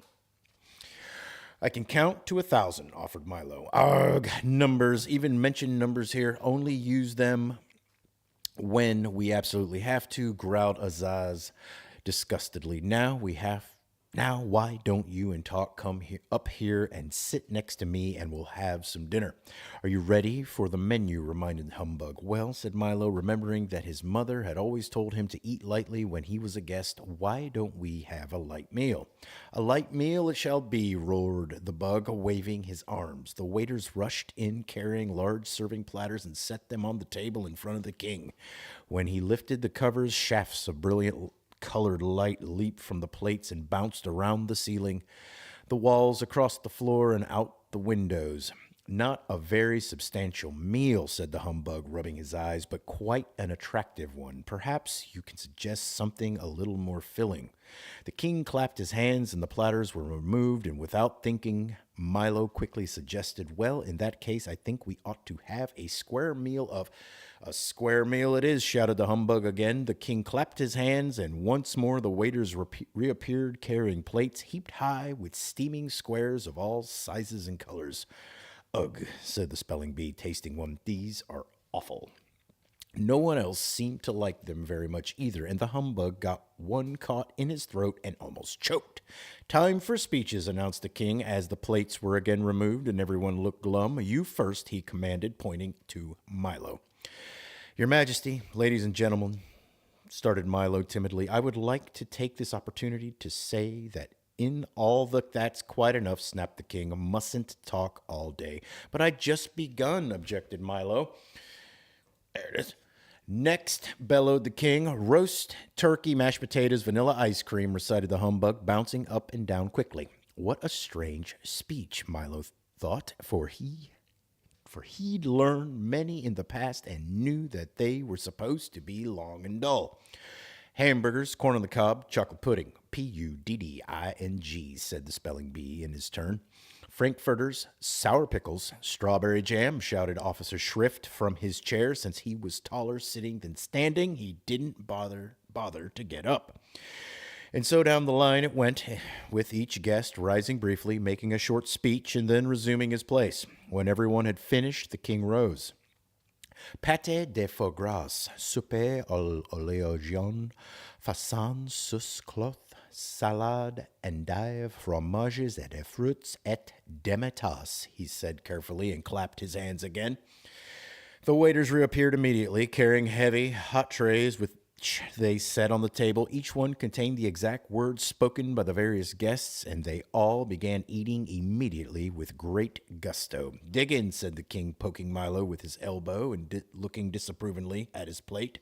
"I can't say that I think much of your choice. I didn't know that I was going to have to eat my words," objected Milo. Of course, everyone here does," the King grunted. "You should have made a tastier speech." Milo looked around at everyone busily stuffing himself and then back at his own unappetizing plate. It certainly didn't look worth eating, and he was so very hungry. Here, try some somersault, suggested the Duke. It improves the flavor. Have a rigmarole, offered the Count, passing the bread basket. Or a ragamuffin, seconded the minister. Perhaps you'd care for a cinnamon bun, suggested the Duke. Why not wait for your just desserts, mumbled the Earl indistinctly, his mouth full of food. How many times must I tell you not to bite off more than you can chew, snapped the undersecretary, patting the distressed Earl on the back. In one ear and out the other, scolded the Duke, attempting to stuff one of his words through the Earl's head. If it isn't one thing, it's another, chided the minister. Out of the frying pan, into the fire, shouted the Count, burning himself badly. Well, you don't have to bite off my head, screamed the terrified Earl, and flew at the others in rage. The five of them scuffled wildly under the table. Stop that at once, thundered Azaz, or I'll banish the lot of you. Sorry, excuse me, forgive us. Oh, shit. Shoot. Pardon, regrets. They apologized in turn and sat down, glaring at each other. The rest of the meal was finished in silence until the king, wiping the gravy stains from his vest, called up dessert. Milo, who had not eaten anything, looked up eagerly. We're having a special treat today, said the king, as the delicious smells of homemade pastry filled the banquet hall. By royal command, the pastry chefs have worked all night in the half-bakery to make sure that the half-bakery, questioned Milo. Of course the half-bakery, snapped the king. Where do you think half-baked ideas come from? Now, please don't interrupt. By royal command, the pastry chefs have worked all night to... What a half-baked idea, asked Milo again. Will you be quiet, growled Aziz angrily. But... before he could begin again, 3 large serving carts were wheeled into the hall, and everyone jumped up to help himself. They're very tasty, explained the humbug, but they don't always agree with you. Here's one that's very good. He handed it to Milo, and through the icing and nuts, Milo saw that it said, "The earth is flat." People swallowed that one for years, commented the spelling bee, but it's not very popular these days. DAYS. He picked up a long one that stated, "The moon is made of green cheese," and hungrily bit off the part that said cheese. Now, there's a half-baked idea, he said, smiling. Milo looked at the great assortment of cakes, which were being eaten almost as quickly as anyone could read them. The Count was munching contentedly on "It never rains, but it pours," and the king was busy slicing one that stated, "Night air is bad air." I wouldn't eat too many of those if I were you, advised Talk. They may look good, but you can get terribly sick from them. Don't worry, Milo replied. I'll just wrap one up for later, and he folded his napkin around. Everything happens for the best. Chapter 8. The Humbug Volunteers. Couldn't eat another thing, puffed the Duke, clutching his stomach. Oh, my. Oh, dear, agreed the minister, breathing with great difficulty. Mumbled the Earl, desperately trying to swallow another mouthful. Thoroughly stuffed, sighed the Count, loosening his belt. Full up, grunted the undersecretary, reaching for the last cake. As everyone finished, the only sounds to be heard were the creaking of chairs, the pushing of plates, the licking of spoons, and, of course, a few words from the humbug. A delightful repast, delicately prepared and elegantly served, he announced to no one in particular, a feast of rare banquet. The compliments of the chef, by all means, my compliments to the chef. Then, with a most distressed look on his face, he turned to Milo and gasped, "Would you kindly fetch me a glass of water? I seem to have a touch of indigestion. Perhaps you've eaten too much too quickly," Milo remarked sympathetically. "Too much too quickly," wheezed the uncomfortable bug between gulps. "To be sure, too much too quickly. I must certainly have eaten too little too slowly, or too much too slowly, or too little too quickly, or taken all day to eat nothing, or eaten everything in no time at all, or occasionally eaten something any time, or perhaps I should have," and he toppled back exhausted into his chair and continued to mumble indistinctly. Attention, let me have your attention, insisted the king, leaping to his feet and pounding the table. The command was entirely unnecessary, for the moment he began to speak, everyone but Milo, Tock, and the distraught Bug rushed from the hall, down the stairs, and out of the palace. Loyal subjects and friends, continued Azaz, his voice echoing in the almost empty room. Once again, on this gala occasion, we have, pardon me, coughed Milo as politely as possible, but everyone has gone. I was hoping no one would notice, said the king sadly. It happens every time. They've all gone to dinner, announced the humbug weakly. Just as soon as I catch my breath, I shall join them. That's ridiculous. How can they eat dinner right after a banquet? Said Milo. Scandalous, shouted the king. We'll put a stop to it at once. From now on, by royal command, everyone must eat dinner before the banquet. But that's just as bad, protested Milo. You mean just as good, corrected the humbug. Things which are equally bad are also equally good. Try to look at the bright side of things. I don't know which side of anything to look at, protested Milo. Everything is so confusing, and all your words only make things worse. How true, said the unhappy king, resting his regal chin on the royal fist as he thought fondly of the old days. There must be something we can do about it. Pass a law, the humbug suggested brightly. We have almost as many laws as words, grumbled the king. Offer a reward, offered the bug again. The king shook his head and looked sadder and sadder. Send for help, drive a bargain, pull the switch, file a brief, lower the boom, tow the line, raise the bridge, bar the door, shouted the bug, jumping up and down, waving his arms. Then he promptly sat down as the king glanced furiously in his direction. Perhaps you might allow rhyme and reason to return, said Milo softly, for he had been waiting for just such an opportunity to suggest it. How nice that would be, said Azaz, straightening up and adjusting his crown. Even if they were a bother at times, things always went so well when they were here. As he spoke, he leaned back on the throne, clasped his hands behind his head, and stared thoughtfully at the ceiling. But I'm afraid it can't be done. Certainly not. It can't be done, repeated the humbug. Why not? Asked Milo. Why not indeed? Exclaimed the bug, who seemed equally at home on either side of an argument. Much too difficult, replied the king. Of course, emphasized the bug, much too difficult. You could, if you really wanted to, insisted Milo. By all means, if you really wanted to, you could, the humbug agreed. How? Asked Azaz, glaring at the bug. How? Inquired Milo, looking the same way. A simple task, began the humbug, suddenly wishing he were somewhere else. For a brave lad with a stout heart, a steadfast dog, and a serviceable small automobile.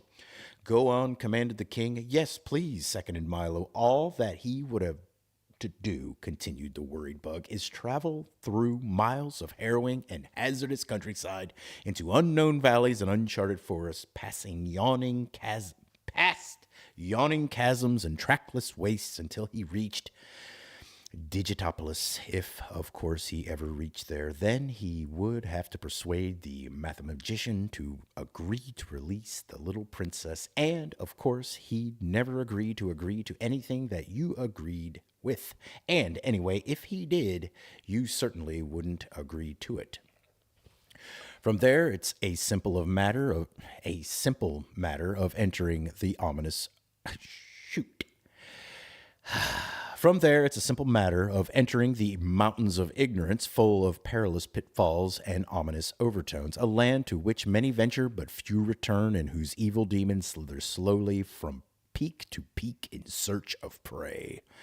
Then an effortless climb up a 2,000-step circular stairway without railings in a high wind at night, for in those mountains it is always night, into the castle in the air. He paused momentarily for a breath, then began again. After a pleasant chat with the princesses, all that remains is a leisurely ride back through those chaotic crags whose frightening fiends have sworn to tear any intruder limb from limb and devour him down to his belt buckle.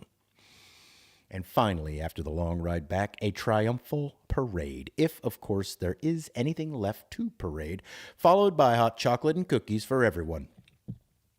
The humbug bowed low and sat down once again, very pleased with himself. I never realized it would be so simple, said the king, stroking his beard and smiling broadly.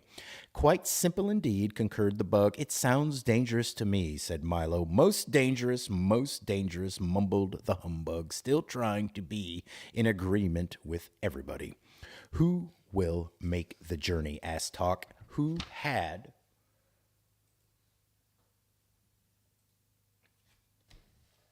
been listening very carefully to the humbug's description. A very good question, replied the king, but there is one far more serious problem. What is it? Asked Milo, who was rather unhappy at the turn the conversation had taken. I'm afraid I can tell you that only when you return. Wait, I'm afraid I can tell you that only when you return, cried the king, clapping his hands 3 times. As he did so, the waiters rushed back into the room and quickly cleared away the dishes, the silver, the tablecloth, the table, the chairs, the banquet hall, and the palace, leaving them all suddenly standing in the marketplace. Of course, you realize that I would like to make the trip myself, continued Azaz, striding across the square as if nothing had happened. But since it was your idea, you shall have all the honor and fame. But you see, began Milo, Dictionopolis will always be grateful, my boy, interrupted the king, throwing one arm around Milo and patting Talk with the other. You will face many dangers on your journey, but fear not, for I have brought you this for your protection. He drew from inside his cape a small heavy box about the size of a school book and handed it ceremoniously to Milo. In this box are all the words I know, he said. Most of them you will never need. Some you will use constantly, but with them you may ask all the questions which have never been answered and answer all the questions which have never been asked. All the great books of the past and all the ones yet to come are made with these words. With them, there is no obstacle you cannot overcome. All you must learn to do is use them well and in the right places. Milo accepted the gift with thanks, and the little group walked to the car, still parked at the edge of the square. You will, of course, need a guide, said the king, and since he knows the obstacles so well, the humbug has cheerfully volunteered to accompany you. Now see here, cried the startled humbug, for that was the last thing in the world he wanted to do. You will find him dependable, brave, resourceful, and loyal, continued Azaz, and the humbug was so overcome by the flattery that he quite forgot the object again. I'm sure he'll be a great help, cried Milo as they drove across the square. I hope so, thought Talk to himself, for he was far less sure. Good luck, good luck. Do be careful, shouted the king, and down the road they went. Milo and Talk wondered what strange adventures lay ahead. The humbug speculated on how he'd ever become involved in such a hazardous undertaking, and the crowd waved and cheered wildly, for while they didn't care at all about anyone arriving, they were always very pleased to see someone go. All right, where was I?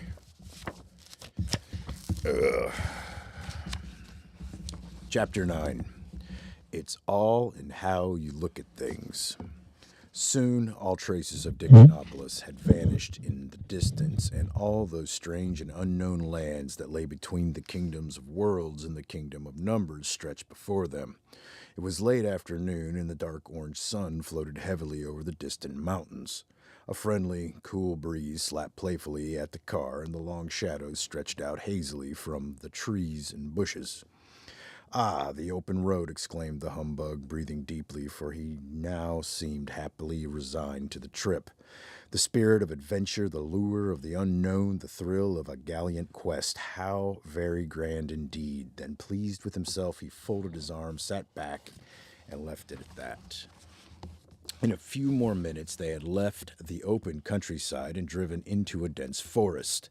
This is the scenic route straight ahead to Point of View, announced a rather large road sign. But contrary to its statement, all that could be seen were more trees.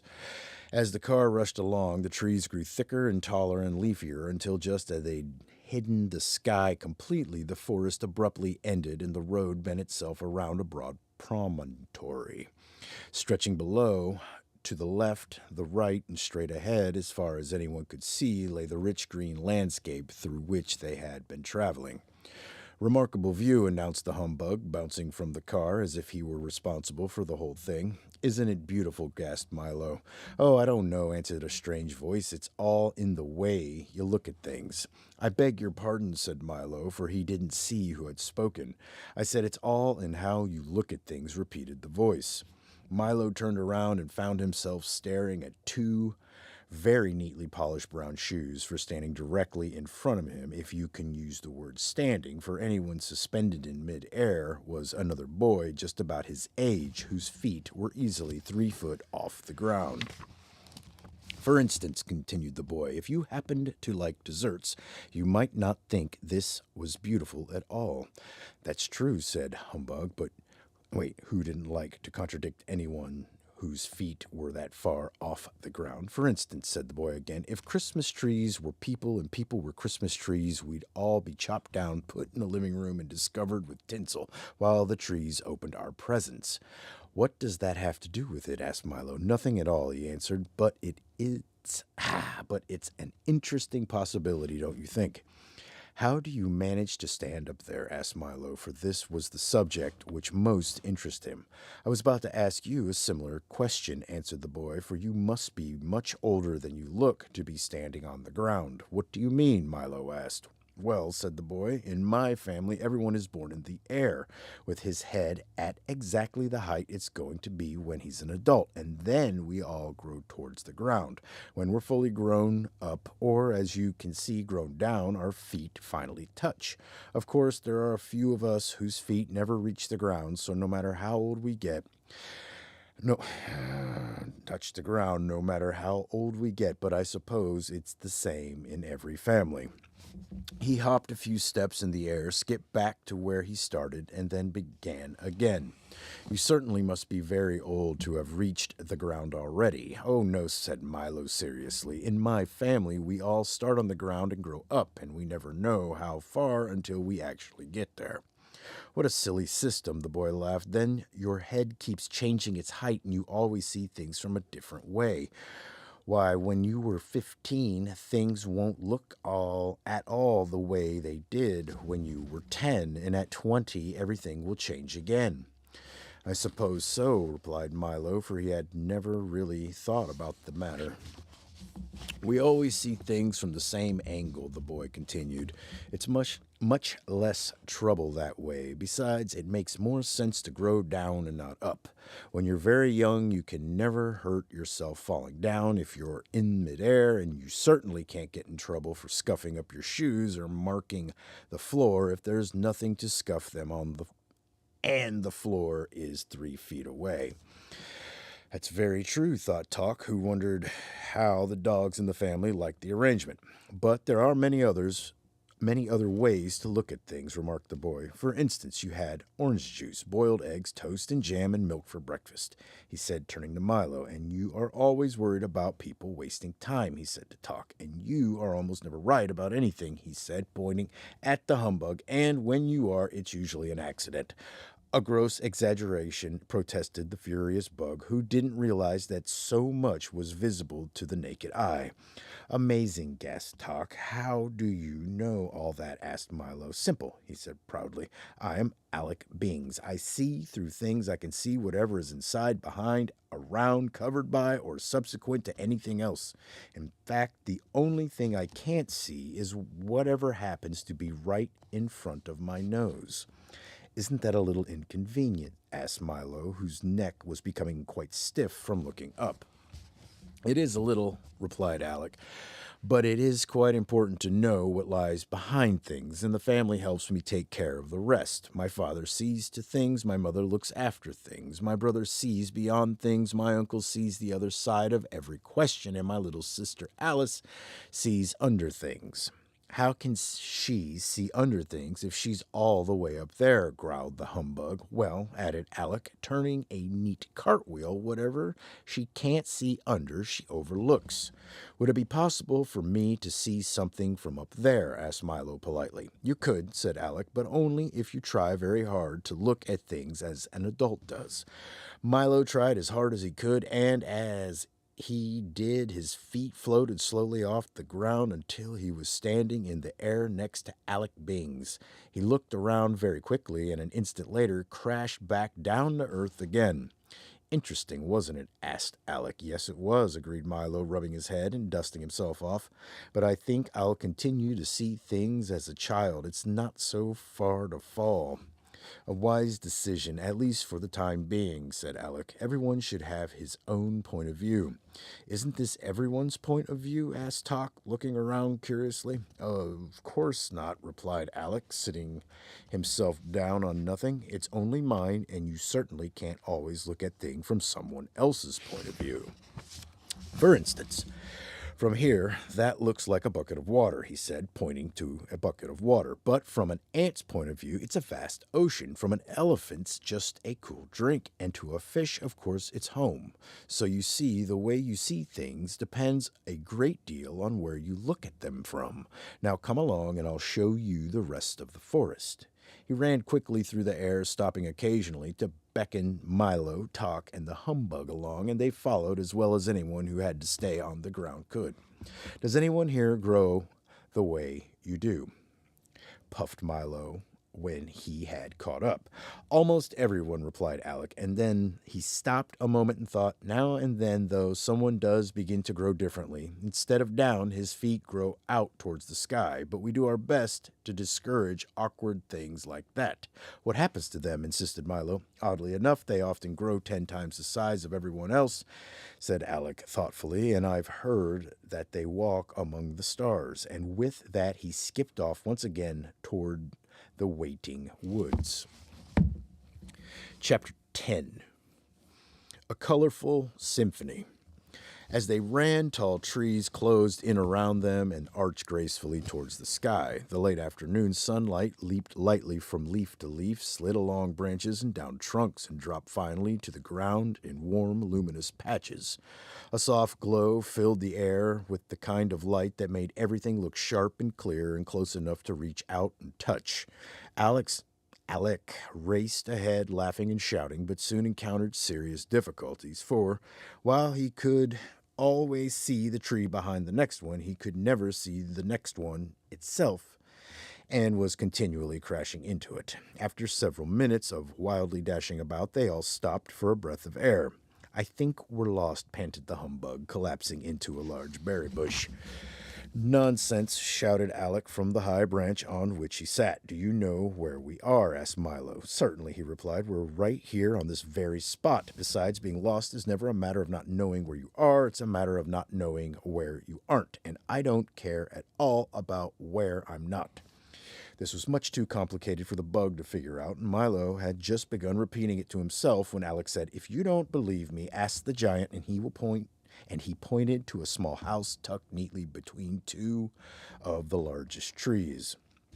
Milo and Tock walked up to the door, whose brass nameplate read simply The Giant, and knocked. Good afternoon, said the perfectly ordinary-sized man who answered the door. Are you the giant? Asked Tock doubtfully.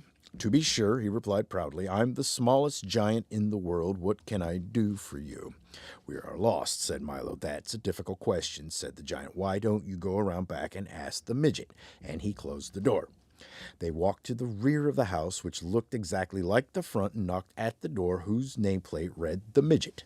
How are you? Inquired the man who looked exactly like the giant. Are you the midget? Asked Tock again, with a hint of uncertainty in his voice. Unquestionably, he answered. I'm the tallest midget in the world. May I help you? Do you think we're lost? Repeated Milo. That's a very complicated problem, he said. Why don't you go around to the side and ask the fat man? And he, too, quickly disappeared. The side of the house looked very like the front and back, and the door flew open the very instant they knocked. "How nice of you to come by," exclaimed the man. "Who could have been the midget's twin brother?" "You must be the fat man," said Tock, learning not to count too much on appearance. "The thinnest one in the world," he replied brightly. "But if you have any questions, I suggest you try the thin man on the other side of the house." Just as they suspected, the other side of the house looked the same as the front, the back, and the side, and the door was again answered by a man who looked precisely like the other three. "What a pleasant surprise," he cried happily. "I haven't had a visitor in as long as I can remember." "How long is that?" asked Milo. "I'm not sure. I don't know," he replied. "Now, pardon me, I have to answer the door." "But you just did," said Tock. "Oh, yes, I'd forgotten. Are you the fattest thin man in the world?" asked Tock. "Do you know one that's fatter?" he asked impatiently. "I think you're all the same man," said Milo empathetically. "Shh," he cautioned, putting his finger up to his lips and drawing Milo closer. "Do you want to ruin everything? You see, to tall men, I'm a midget, and to short men, I'm a giant. To the skinny ones, I'm a fat man, and to the fat ones, I'm a thin man. That way I can hold 4 jobs at once. As you can see, though, I'm neither tall, nor short, nor fat, nor thin. In fact, I'm quite ordinary, but there are so many ordinary men that no one asks their opinion about anything. Now, what is your question? Are we lost?" asked Milo once again. Said the man, scratching his head. "I haven't had such a difficult question in as long as I can remember. Would you mind repeating it? It's slipped my mind." Milo asked the question again. My, the man mumbled. "I know one thing for certain. It's much harder to tell whether you are lost than whether you were lost, for on many occasions where you're going is exactly where you are. On the other hand, you often find that where you've been is not at all where you should have gone, and since it's much more difficult to find your way back from some place you've never left, I suggest you go there immediately and then decide. If you have any more questions, please ask the giant." And he slammed his door and pulled down the shade. "I hope you're satisfied," asked Alec when they'd returned from the house. He bounced to his feet, bent down to awaken the snoring humbug, and started off, more slowly this time, in the direction of a large clearing. "Do many people live here in the forest?" asked Milo as they trotted along together. "Oh, yes, they live in a wonderful city called Reality," he announced, smashing into one of the smaller trees and sending a cascade of nuts and leaves to the ground. "It's right this way." In a few more steps, the forest opened before them, and off to the left, a magnificent metropolis appeared. The rooftops shone like mirrors, the walls glistened with thousands of precious stones, and the broad avenues were paved in silver. "Is that it?" shouted Milo, running toward the shining streets. "Oh, no, that's only illusions," said Alec.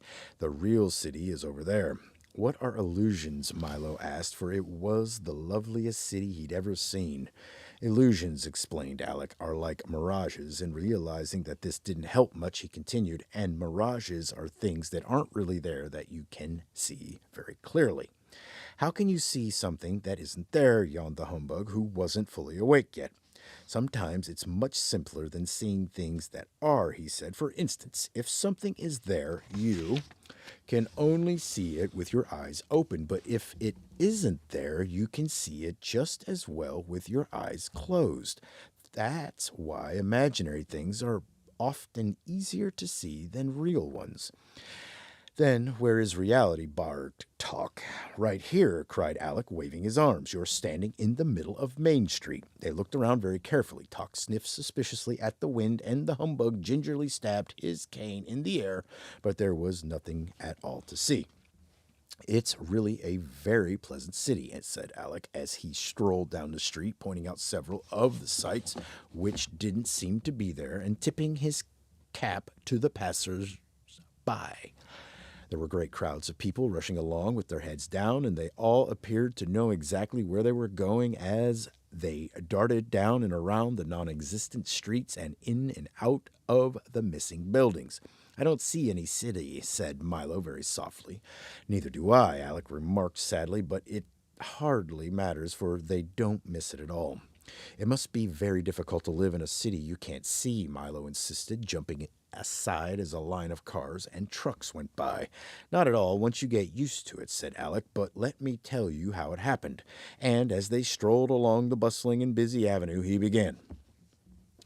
Many years ago, on this very spot, there was a beautiful city of fine houses and inviting spaces. No one who lived here was ever in a hurry. The streets were full of wonderful things to see, and the people would often stop to look at them.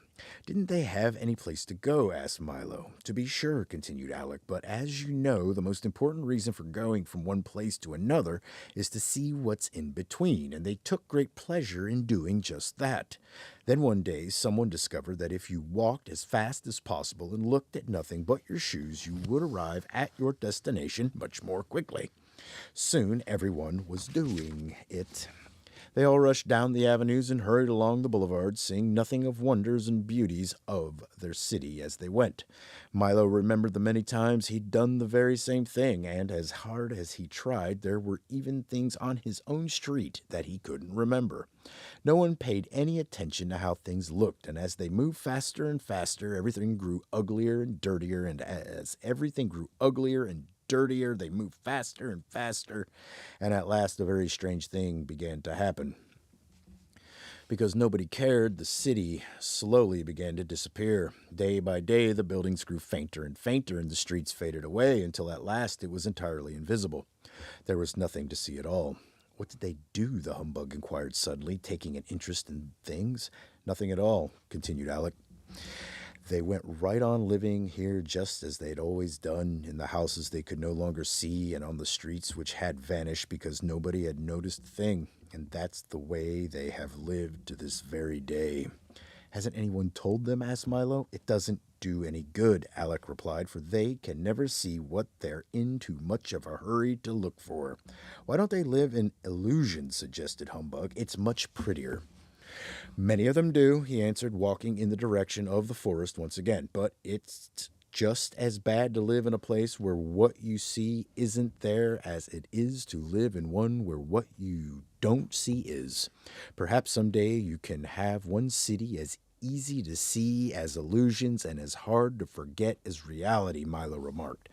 That will happen only when you bring back rhyme and reason, said Alex, smiling, for he had seen right through Milo's plans. Now let's hurry or we'll miss the evening concert.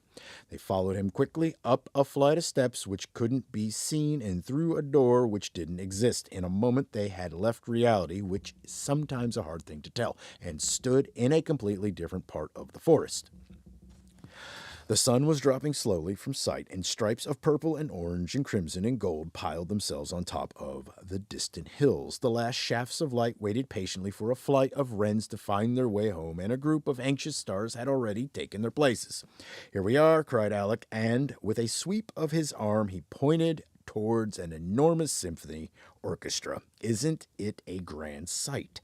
There were at least 1,000 musicians ranged in a great arc before them. To the left and right were the violins and cellos whose bows moved in great waves, and behind them in numberless profusion the piccolos, flutes, clarinets, oboes, bassoons, horns, trumpets, trombones, and tubas were all playing at once.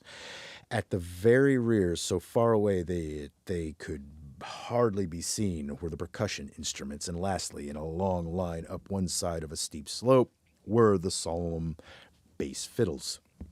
On a high podium in front stood the conductor, a tall, gaunt man with dark, deep-set eyes and a thin mouth placed carelessly between his long-pointed nose and his long-pointed chin. He used no baton, but conducted with large sweeping movements which seemed to start at his toes and work slowly up through his body and along his slender arms and end finally at the tips of his graceful fingers.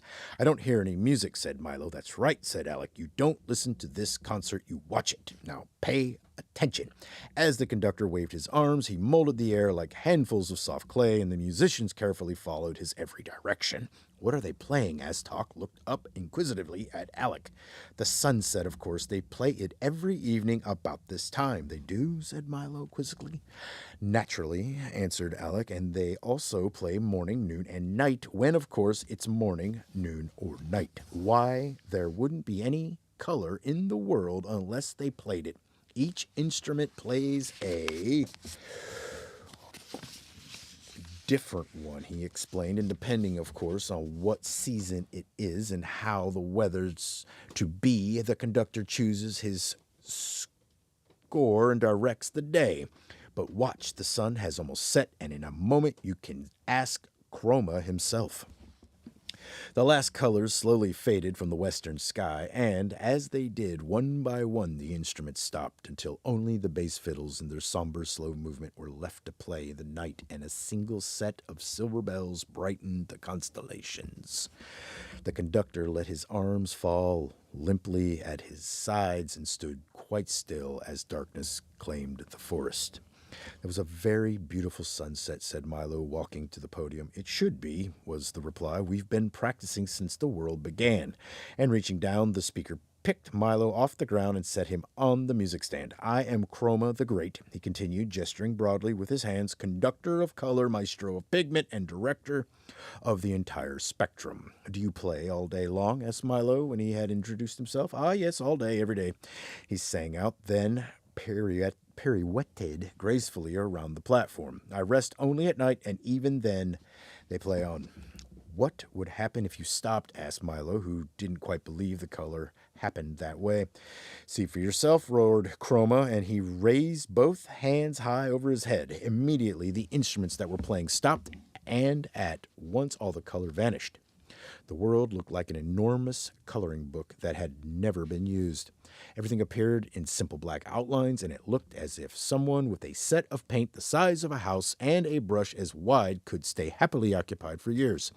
Then Chroma lowered his arms. The instruments began again, and the color returned. You see what a dull place the world would be without color, he said, bowing until his chin almost touched the ground. But what pleasure to lead my violins in a serenade of spring green, or hear my trumpets blare out the blue sea, and then watch the oboes tin it all in warm yellow sunshine. And rainbows are best of all, and blazing neon signs, and taxicabs with stripes, and the soft, muted tones of a foggy day. We play them all. As Chroma spoke, Milo sat with his eyes open wide, and Alec and the humbug looked on in wonder. Now I really must get some sleep, Chroma yawned. We've all had lightning, fireworks, and parades for the last few nights, and I've had to be up to conduct them. But tonight is sure to be quiet. Then putting his large hand on Milo's shoulder, he said, Be a good fellow and watch my orchestra till morning, will you? And be sure to wake me at 5:23 for the sunrise. Good night, good night, good night. With that, he leaped lightly from the podium and in 3 long steps vanished into the forest. That's a good idea, said Talk, making himself comfortable in the grass as the bug grumbled himself quickly to sleep and Alex stretched out in midair. And Milo, full of thoughts and questions, curled up on the pages of tomorrow's music and eagerly awaited the dawn. Chapter 11. Discord and Dine. One by one the hours passed, and at exactly 5:22 by Talk's very accurate clock, Milo carefully opened one eye and in a moment the other. Everything was still purple, dark blue, and black, yet scarcely a minute remained to the long, quiet night. He stretched lazily and rubbed his eyelids, scratched his head, and shivered once as a greeting to the early morning mist. I must wake Chroma for the sunrise, he said softly. Then he suddenly wondered what it would be like to lead the orchestra and to color the whole world himself. The idea whirled through his thoughts until he quickly decided that since it couldn't be very difficult, and since they probably all knew what to do by themselves anyways, and since it did seem a shame to wake up anyone so early, and since it might be his only chance to try, and since the musicians were already poised and ready, he would, but just for a little while. And so, as everyone slept peacefully on, Milo stood on tiptoes, raised his arms slowly in front of him, and made the slightest movement possible with the index finger of his right hand. It was now 5:23 a.m. As if understanding his signal perfectly, a single piccolo played a single note, and off in the east a solitary shaft of cool lemon light flickered across the sky. Milo smiled happily and then cautiously crooked his finger again. This time 2 more piccolos and a flute joined in, and 3 more rays of light danced lightly into view. Then, with both hands, he made a great circular sweep in the air and watched with delight as all the musicians began to play at once. The cellos made the hills glow red, and the leaves and grass were tipped with a soft pale green as the violins began their song. Only the bass fiddles rested as the entire orchestra washed the forest in color. Milo was overjoyed because they were all playing for him, and just the way they should. Won't Chroma be surprised, he thought, signaling the musicians to stop. I'll wake him now. But instead of stopping, they continued to play even louder than before until each color became more brilliant than he thought possible. Milo shielded his eyes with one hand and waved the other desperately, but the colors continued to grow brighter and brighter and brighter until an even more curious thing began to happen. As Milo frantically conducted, the sky changed slowly from blue to tan and then to a rich magenta red. Flurries of light green snow began to fall, and the leaves on the trees and bushes turned a vivid orange. All the flowers suddenly appeared black. The gray rocks became a lovely soft chartreuse, and even peacefully sleeping Talk changed from brown to a magnificent ultramarine. Nothing was the color it should have been, and yet the more he tried to straighten things out, the worse they became. I wish I hadn't started, he thought unhappily, as a... Hold up. Always something. A pale blue blackbird flew by. There doesn't seem to be any way to stop them. He tried very hard to do everything just the way Chroma had done, but nothing worked. The musicians played on faster and faster, and the purple sun raced quickly across the sky. In less than a minute, it had set once more in the west, and then, without any pause, risen again in the east. The sky was now quite yellow, and the grass a charming shade of lavender. 7 times the sun rose and almost as quickly disappeared as the colors kept changing. In just a few minutes, a whole week had gone by. At last, the exhausted Milo, afraid to call for help and on the verge of tears, dropped his hands to his sides. The orchestra stopped. The colors disappeared, and once again it was night. The time was 5:27 a.m. Wake up, everybody. Time for the sunrise, he shouted with relief and quickly jumped from the music stand. What a marvelous rest, said Chroma, striding to the podium. I feel as though I'd slept for a week. My, I see we're a little late this morning. I'll have to cut my lunch hour short by 4 minutes. He tapped for attention, and this time the dawn proceeded perfectly. You did a fine job, he said, patting Milo on the head. Someday I'll let you conduct the orchestra yourself. Talk wagged his tail proudly, but Milo didn't say a word, and to this day no one knows of the lost week but the few people who happened to be awake at 5:23 on that very strange morning. We'd better be going along, said Talk, whose alarm had begun to ring again, for there's still a long way to go. Chroma nodded a fond goodbye as they all started back through the forest, and in honor of the visit he made all the wild flowers bloom in a breathtaking display. I'm sorry you can't stay longer, said Alec sadly. There's so much more to see in the Forest of Sight, but I suppose there's a lot to see everywhere, if only you keep your eyes open. Let's see. Dang it, I can't. These pages. There. They walked for a while, all silent in their thoughts, until they reached the car, and Alec drew a fine telescope from his shirt and handed it to Milo. Carry this with you on your journey, he said softly, for there is much worth noticing that often escapes the eye. Through it you can see everything from the tender moss in a sidewalk crack to the glow of the farthest star, and most important of all, you can see things as they really are, not just as they seem to be. It's my gift to you. Milo placed the telescope carefully in the glove compartment and reached up to shake Alec by the hand. Then he stepped on the starter and, with his head full of strange new thoughts, drove out the far end of the forest. Easy rolling countryside now stretched before them in a series of dips and rises that leaped up one side of each crest and slid gently down the other in a way that made stomachs laugh and faces frown. As they topped the brow of the highest hill, a deep valley appeared ahead. The road, finally making up its mind, plummeted down.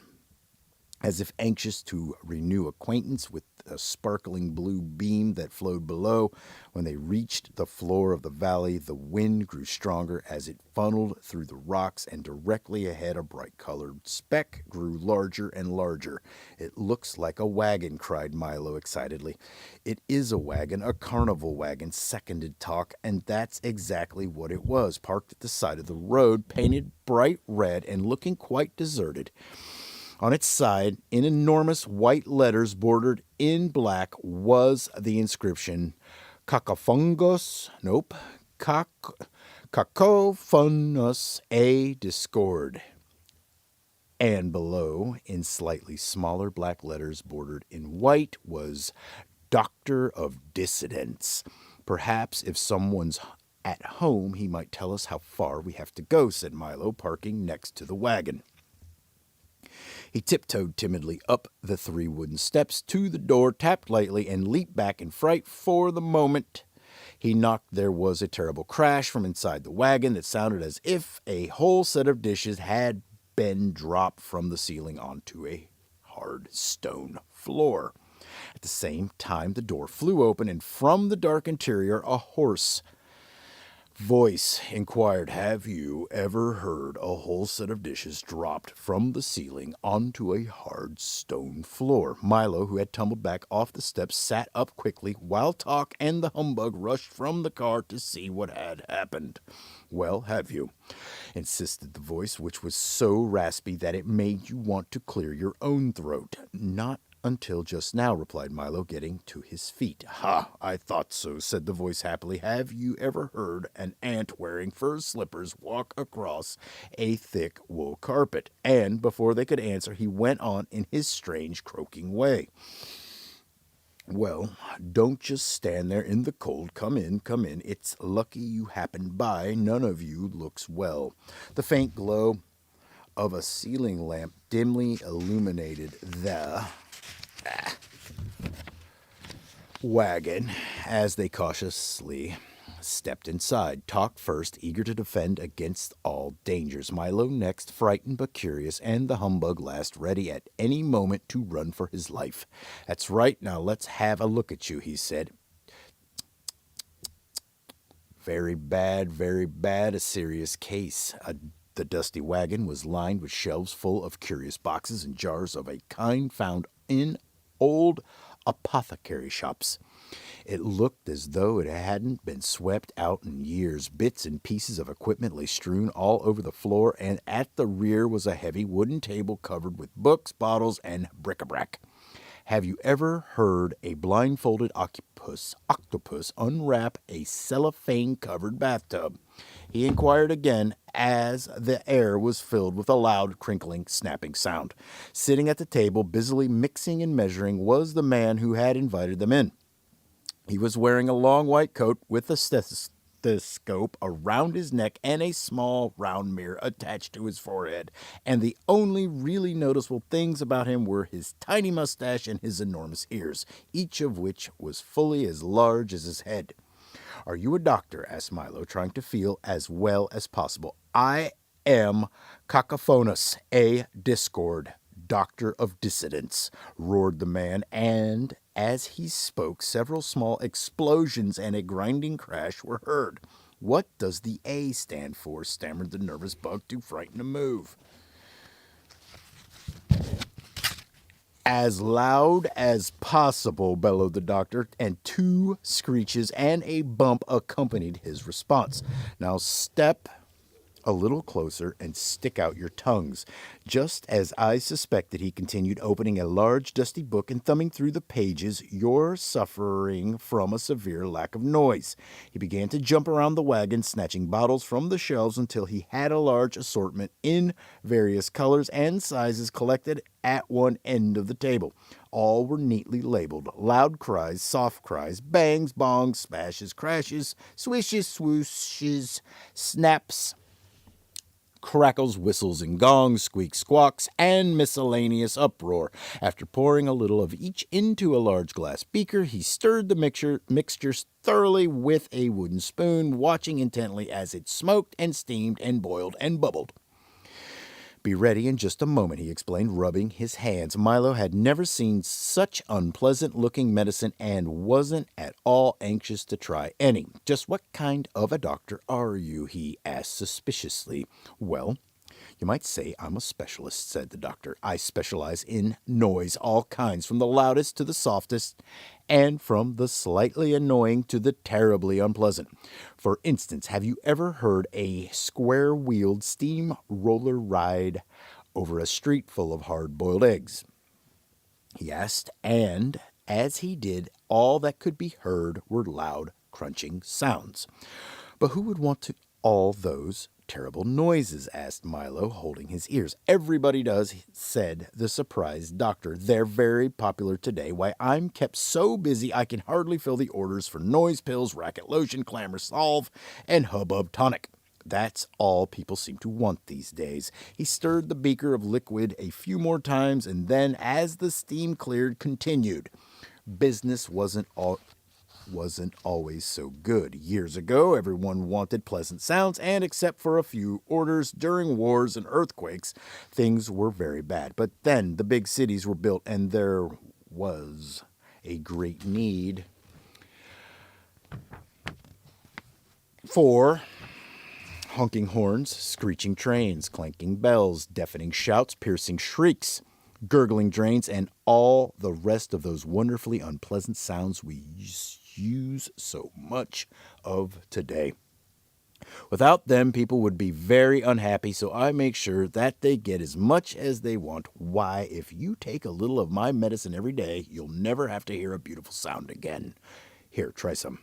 If it's all the same to you, I'd rather not, said the humbug, backing away to the far corner of the wagon. I don't want to be cured of beautiful sounds, insisted Milo. Besides, growled Talk, who decided that he didn't much like Dr. Discord, there is no such illness as lack of noise. Of course not, replied the doctor, pouring himself a small glass of the liquid. That's what makes it so difficult to cure. I only treat illnesses that don't exist. That way, if I can't cure them, there's no harm done. Just one of the precautions of the trade. He concluded, and seeing no one was about to take his medicine, he again reached towards the shelf, removed a dark amber bottle, dusted it carefully, and placed it on the table in front of him. Very well, if you want to go all through life suffering from a noise deficiency, I'll give it all to the dying for his lunch, he said, and he uncorked the bottle with a hollow-sounding pop. For a moment, everything was quiet as Milo talked, and the humbug looked intently at the bottle, wondering what Dr. Discord would do next. Then, very faintly at first, they heard a low rumbling that sounded miles away. It grew louder and louder and louder, and closer and closer and closer, until it became a deafening, ear-splitting roar that seemed to be coming from inside the tiny bottle. Then, from the bottle, a thick bluish smog spiraled to the ceiling, spread out, and gradually assumed the shape of a thick bluish smog with hands, feet, bright yellow eyes, and a large frowning mouth. As soon as the smog had gotten completely out of the bottle, it grasped the beaker of liquid, tilted back what would have been its head, if it really had one, and drank it all in 3 gulps. Ah, that was good, master, he bellowed, shaking the whole wagon. I thought you'd never let me out, terribly cramped in there. This is my assistant, the awful Dine, said Dr. Discord. You must forgive his appearance, for he really doesn't have any. You see, he is an orphan whom I raised myself without benefit of governess or any other assistance for No nurse is good nurse, interrupted the Dine, doubling up with laughter, if you can imagine a thick bluish smog doubling up with laughter. For I found him, continued the doctor, ignoring this outburst, living alone and unwanted in an unabandoned soda bottle, without family or relatives. No niece is good niece, roared the Dine again, with a laugh that sounded like several sirens going off at once, and he slapped at where his knee should have been. And brought him here, continued the exasperated Discord, where, despite his lack of shape or features, I trained. No nose is good nose, thundered the Dine once again as he collapsed in another fit of hysterics and clutched his sides. I trained him as my assistant in the business of concocting and dispensing noise, finished the doctor, mopping his brow with a handkerchief. No noise is good noise, exclaimed the humbug, happily trying to catch the spirit of things. That's not funny at all, sobbed Dine, who went to a corner and sulked. What is a Dine? Asked Milo when he had recovered from the shock of seeing him appear. You mean you've never met the awful Dine before? Said Dr. Discord in a surprised tone. Why, I thought everyone had. When you're playing in your room and making a great amount of noise, what do they tell you to stop? That awful din, admitted Milo. When the neighbors are playing their radio too loud late at night, what do you wish they turned down? That awful din, answered Talk. When the street on your block is being repaired and the pneumatic drills are working all day, what does everyone complain of? The dreadful row, volunteered the humbug brightly. The dreadful row, cried the anguished Dine, was my grandfather. He perished in the great silence epidemic of 1712. Milo felt so sorry for the unhappy Dine that he gave him his handkerchief, which was immediately covered in bluish smoggy tears. Thank you, groaned the Din. Is that down? I like din, but it might be down? I don't know. That's very kind. But I certainly can't understand why you don't like noise, he said. Why, I heard an explosion last week that was so lovely, I cried for 2 days. The very thought of it upset him so much that he all began to sob all over again in a way that sounded almost exactly like a handful of fingernails being scratched across a mile-long chalkboard. He buried his head in the doctor's lap. He's very sensitive, isn't he? Asked Milo, trying to comfort the emotional Dine. It's true, agreed Dr. Discord, but he's right, you know, for noise is the most valuable thing in the world. King Azaz says words are, said Milo. Nonsense, the doctor roared. Why, when a baby wants food? How does he ask? He screams, answered the Dine, looking up happily. And when an automobile wants gas, it chokes, he shouted again, jumping for joy. When a river wants water, what does it do? It creaks, bellowed the Dine as he collapsed into a fit of uncontrollable laughter. And what happens when a new day begins? It breaks, he gasped joyfully from the floor, a look of utter bliss covering his face. You see how simple it is, the doctor said to Milo, who didn't see it all, and then turning to the tear-stained, smiling Dine, he remarked, Isn't it time for you to go? Where to? Asked Milo. Perhaps we're going the same way. I think not, the Dine replied, picking up an armful of empty sacks from the table, for I am going on my noise collection rounds. You see, once a day I travel throughout the kingdom and collect all the wonderfully horrible and beautifully unpleasant noises that have been made, pack them into my sacks, and bring them back here for the doctor to make his medicines from. And a good job he does, said Dr. Discord, pounding his fist on the table. So wherever the noise is, that's where you'll find me, said the Dine, with an appreciative smile. And I must hurry along, for I understand that today there's to be a screech, several loud crashes, and a bit of pandemonium. And in which direction are you going? Asked the doctor, mixing another brew. To Digitopolis, replied Milo. How unfortunate, he said, as the Dine shuffled towards the door. How very unfortunate, for then you must pass through the Valley of Sound. Is that bad? Asked the perpetually worried humbug. The Dine paused in the doorway with a look of extreme horror on his almost featureless face, and the doctor shuddered in a way that sounded very much like a fast-moving freight train being derailed into a mountain of custard. Well, you might ask, for you will find out soon enough, was all he would say as he sadly bade them farewell, and the Dine galloped off on his rounds. 12. The Silent Valley. How agreeable and most pleasant this valley is, thought Milo, as once again they bounced along the highway with the humbug humming snatches of old songs to his own vast amusement and Talk sniffing contentedly at the wind. I really can't see what Dr. Discord was so concerned about. There certainly couldn't be anything unpleasant along this road, and just as the thought crossed his mind, they passed through a heavy stone gateway, and everything was very different. At first, it was difficult to tell just what had changed. It all looked the same, and it all smelled the same, but for some reason, nothing sounded the same. I wonder what happened, said Milo. At least there's what he tried to say, for although his lips moved, not a sound came from his mouth. And suddenly he realized what it was, for Talk was no longer ticking, and Humbug, although happily singing, was doing so in complete silence. The wind no longer rustled the leaves, the car no longer squeaked, and the insects no longer buzzed in the fields. Not the slightest thing could be heard, and it felt as if in some mysterious way a switch had been thrown, and all the sound in the world had been turned off at the same instant. The humbug, suddenly realizing what had happened, leaped to his feet in terror, and Talk worriedly checked to see if he was still keeping time. It was certainly a strange feeling to know that no matter how loudly or softly you chatted or rattled or bumped, it all came out the same way, as nothing. How dreadful, thought Milo, and he slowed down the car. The three of them began to talk and shout at once, with absolutely no result until, hardly noticing where they were going, they had driven into the midst of a large crowd of people marching along the road. Some of them were singing at the tops of their non-existent voices, and the others were carrying large signs which proclaimed, "Down with silence, all quiet is no diet, it's laudable to be audible, more sound for all." And one enormous banner stated simply, "Hear, hear." Except for these and the big brass cannon being pulled along behind, they all looked very much like the residents of any other small valley to which you've never been.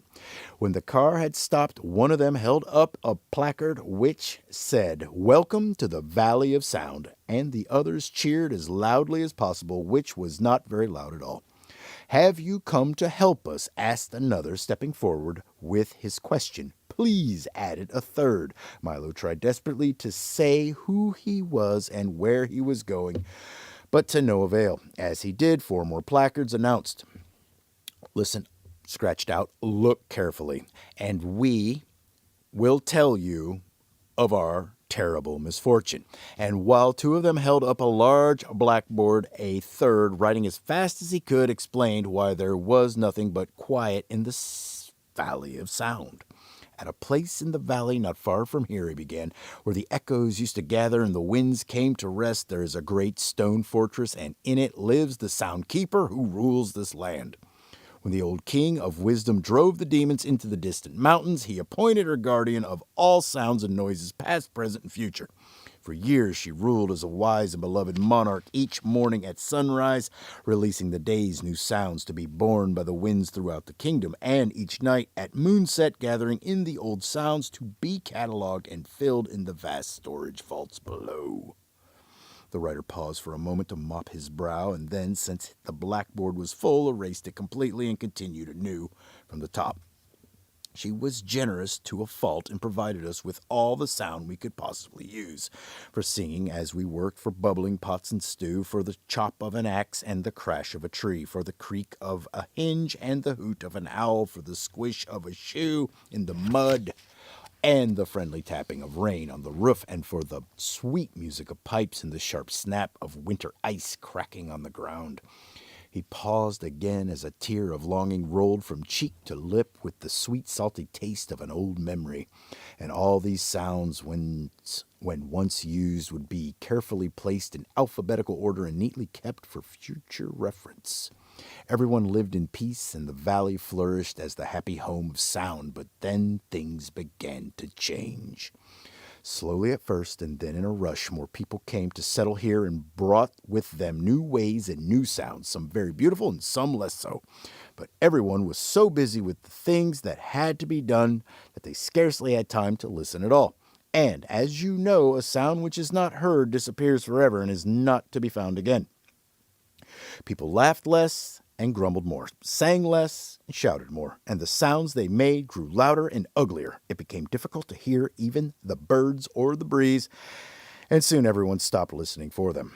He again cleared the blackboard as the humbug choked back a sob and continued writing.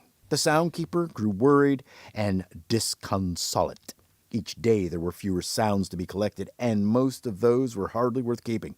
Many people thought it was the weather, and others blamed the moon, but the general consensus of opinion held that the trouble began at the time that rhyme and reason were banished. But no matter what the cause, no one knew what to do.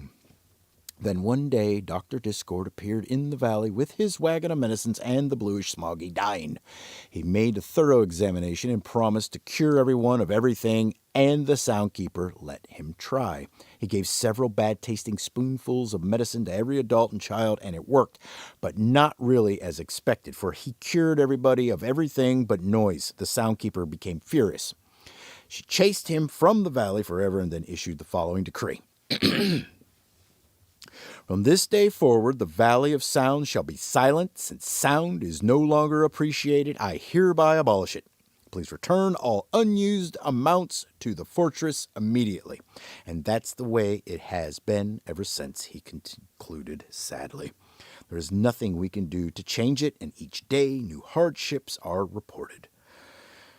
A small man with his arms full of letters and messages pushed through the crowd and offered them to Milo. Milo took one which read, "Dear Soundkeeper, we had a thunderstorm last week and the thunder still hasn't arrived. How long should we wait? Yours truly, a friend." Then he took a telegram which stated, "Band concert, great success, stop when may. We expect the music to stop." Now you see, continued the writer, why you must help us attack the fortress and free sound. "What can I do?" wrote Milo. "You must visit the soundkeeper and bring from the fortress one sound, no matter how small, with which to load our cannon. For if we can reach the walls with the slightest noise, they will collapse and free the rest. It won't be easy, for she is hard to deceive, but you must try." Milo thought for just a moment, and then, with a resolute "I shall," volunteered to go. Within a few minutes, he stood bravely at the fortress door. Knock, knock, he wrote neatly on a piece of paper, which he pushed under the crack. In a moment, the great portal swung open, and as it closed behind him, a gentle voice sang out, "Right this way, I'm in the parlor." "Can I talk now?" cried Milo happily, hearing his voice once again. "Yes, but only in here," she replied softly. "Now do come into the parlor." Milo walked slowly down the long hallway and into the little room where the soundkeeper sat listening intently to an enormous radio set whose switches, dials, knobs, meters, and speaker covered one whole wall, and which at the moment was playing nothing. "Isn't that lovely?" she sighed. "It's my favorite program, 15 minutes of silence. And after that, there's a half-hour of quiet and then an interlude of lull. Why, did you know that there are almost as many kinds of stillness as there are sounds? But sadly enough, no one pays attention to them these days. Have you ever heard the wonderful silence just before the dawn?" she inquired. "Or the quiet and calm just as a storm ends? Or perhaps you know the silence when you haven't the answer to a question you've been asked, or the hush of a country road at night, or the expectant pause in a room full of people with someone when someone is just about to speak, or, most beautiful of all, the moment after the door closes and you're all alone in the whole house. Each one is different, and all very beautiful if you listen carefully. As she spoke, the thousands of little bells and chimes which covered her from head to toe tinkled softly, and as if to reply, the telephone began to ring too. For someone who loves silence, she certainly talks a great deal, thought Milo. At one time, I was able to listen to any sound made any place at any time, the soundkeeper remarked, pointing towards the radio wall, but now I merely— Pardon me, interrupted Milo as the phone continued to ring, but aren't you going to answer it? Oh, no, not in the middle of the program, she replied, and turned the silence up a little louder. But it may be important, insisted Milo. Not at all, she assured him. It's only me. It gets so lonely around here with no sounds to distribute or collect that I call myself 7 or 8 times a day just to see how I am. How are you? He asked politely. Not very well, I'm afraid. I seem to have a touch of static, she complained. But what brings you here? Of course you've come to tour the vaults. Well, they're usually open to the public only on Mondays from 2 to 4, but since you've traveled so far, we'll have to make an exception. Follow me, please. She quickly bounced to her feet with a chorus of jingles and chimes and started down the hallway. Don't you just love jingles and chimes? I do, she answered quickly. Besides, they're very convenient, for I'm always getting lost in this big fortress, and all I have to do is listen for them, and then I know exactly where I am. They entered a tiny cage-like elevator and traveled down for fully 3/4 of a minute, stopping finally in an immense vault whose long lines of file drawers and storage bins stretched in all directions from where here began to where there ended, and from floor to ceiling. Every sound that's ever been made in history is kept here, said the soundkeeper, skipping down one of the corridors with Milo in hand. For instance, look here. She opened one of the drawers and pulled out a small brown envelope. This is the exact tune George Washington whistled when he crossed the Delaware on that icy night in 1777. Milo peered into the envelope, and sure enough, that's exactly what was in it. But why do you collect them all? He asked as she closed the drawer. If we didn't collect them, said the soundkeeper as they continued to stroll through the vault, the air would be full of old sounds and noises bouncing around and bumping into things. It would be terribly confusing because you'd never know whether you were listening to an old one or a new one. Besides, I do like to collect things, and there are more sounds than almost anything else. Why, I have everything here from the buzz of a mosquito 1,000,000 years ago to what your mother said to you this morning. And if you come back here in 2 days, I'll tell you what she said tomorrow. It's really very simple. Let me show you. Say a word, any word. Hello, said Milo, for that was all he could think of. Now, where do you think it went? She asked with a smile. I don't know, said Milo, shrugging his shoulders. I always thought that most people do, she hummed, peering down one of the corridors. Now let me see. First we find the cabinet with today's sounds. Ah, here it is. Then we look under G for greetings, then under M for Milo, and here it is already in its envelope. So you see, the whole system is quite automatic. It's a shame we hardly use it anymore. That's wonderful, gasped Milo. May I have one little sound as a souvenir? Certainly, she said with pride, and then immediately, thinking better of it, added, not. And don't try to take one, because it's strictly against the rules. Milo was crestfallen. He had no idea how to steal a sound, even the smallest one, for the soundkeeper always had at least one eye carefully focused on him. Now for a look at the workshop, she cried, whisking him through another door and into a large abandoned laboratory full of old pieces of equipment, all untended and rusting. This is where we used to invent the sounds, she said wistfully. Do they have to be invented? Asked Milo, who seemed surprised at almost everything she told him. I thought they just were. No one realizes how much trouble we go through to make them, she complained. Why, at one time this shop was crowded and busy from morning to night. But how do you invent a sound? Milo inquired. Oh, that's very easy, she said. First, you must decide exactly what the sound looks like, for each sound has its own exact shape and size. Then you make some of them here in the shop and grind each one 3 times into an invisible powder, and throw a little of each into the air every time you need it.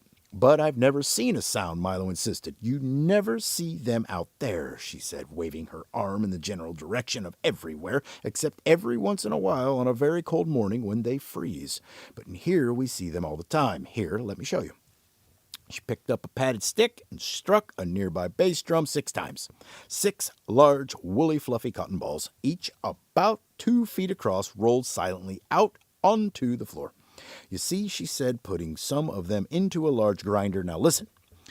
And she took a pinch of the invisible powder and threw it into the air with a boom, boom, boom, boom. Do you know what a hand clap looks like? Milo shook his head. Try it, she commanded. He clapped his hands once, and a single sheet of clean white paper fluttered to the floor. He tried it 3 more times, and 3 more sheets of paper did the very same thing.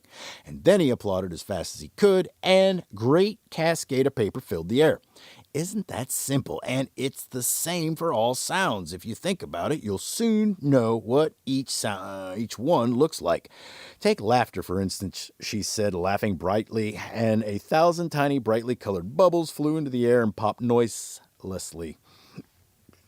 Or speech, she continued. Some of it is light and airy, some sharp and pointed, but most of it, I'm afraid, is just heavy and dull.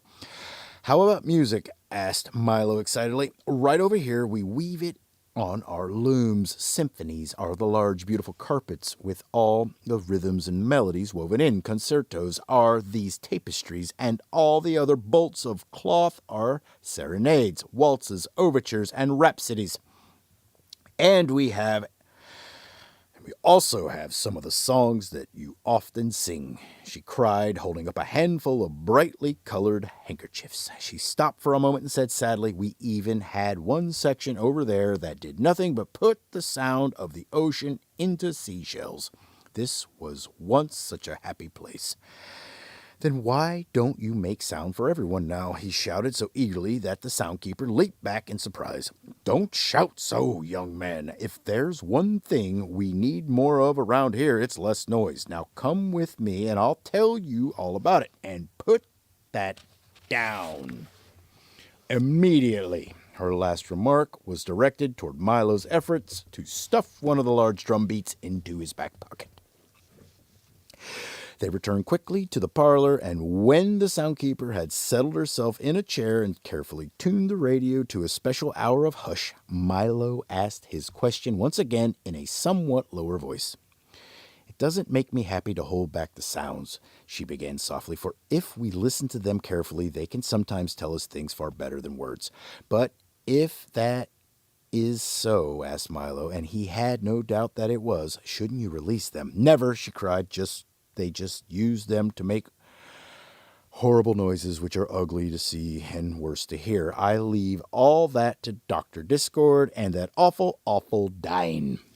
But some noises are good sounds, aren't they? He insisted. That may be true, she replied stubbornly, but if they won't make the sounds that I like, they won't make any.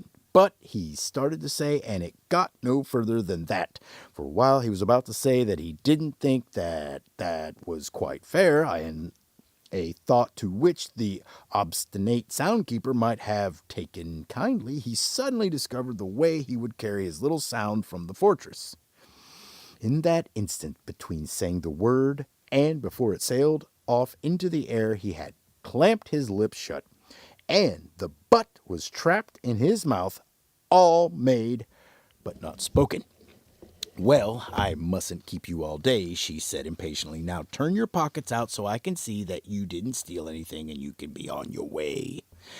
When he had satisfied the soundkeeper, he nodded his farewell, for it would have been most impractical to say thank you or good afternoon, and raced out the door. Where was I? Chapter 13. Unfortunate conclusions. With his mouth shut tight and his feet moving as fast as thoughts could make them, Milo ran all the way back to the car. There was great excitement when he arrived as Talk raced happily down the road to greet him.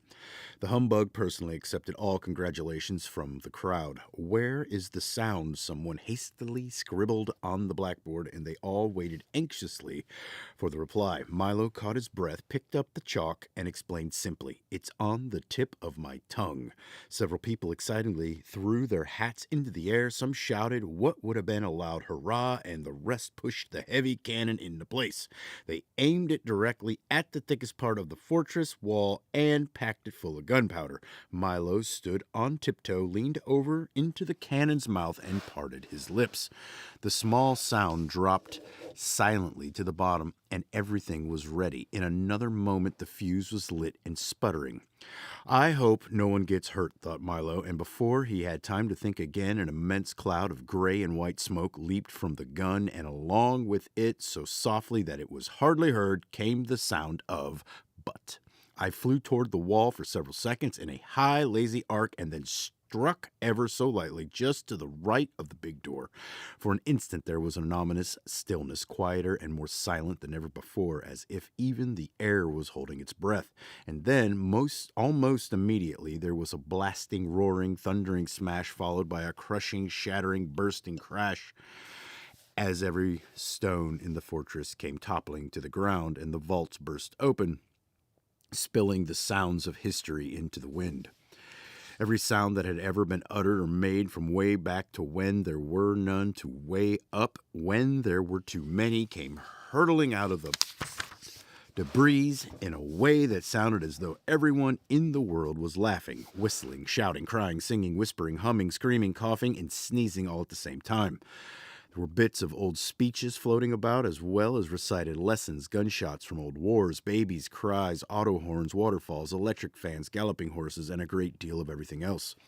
For a while there was a total and deafening confusion, and then almost as quickly as they'd come, all the new sounds disappeared over the hill in search of their new freedom, and things were normal again. The people quickly went about their busy, talkative business, and as the smoke and dust cleared, only Milo, Talk, and the humbug noticed the soundkeeper sitting disconsolately on a pile of rubble.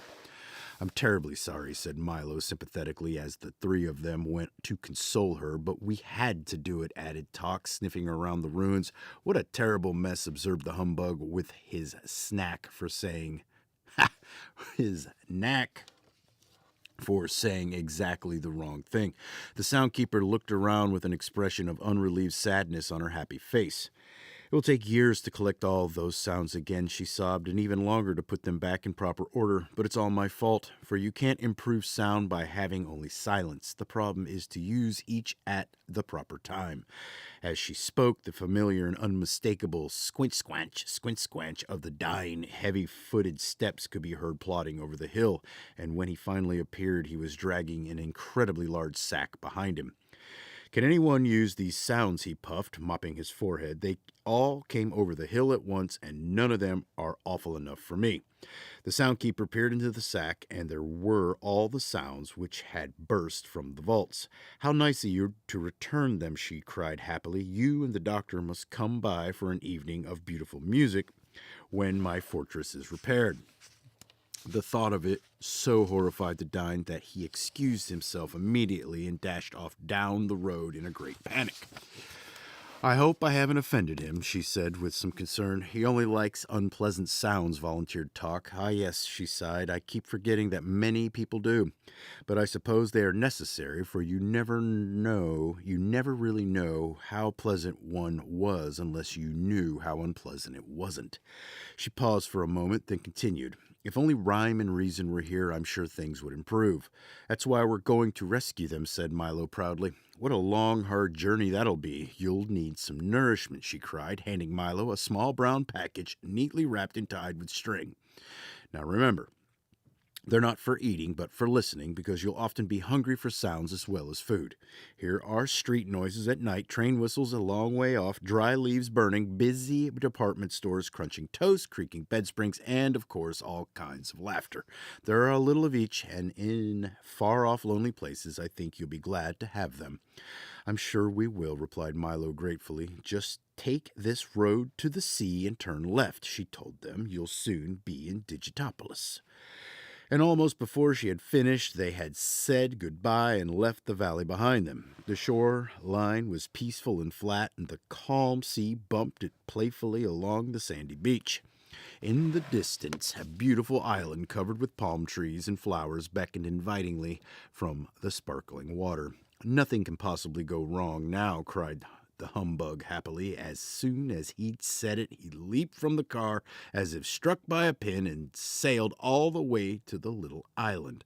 And we'll have plenty of time, answered Talk, who hadn't noticed that the bug was missing, and he, too, suddenly leaped into the air and disappeared. It certainly couldn't be a nicer day, agreed Milo, who was too busy looking at the road to see that the others had gone. And in a split second, he was gone also.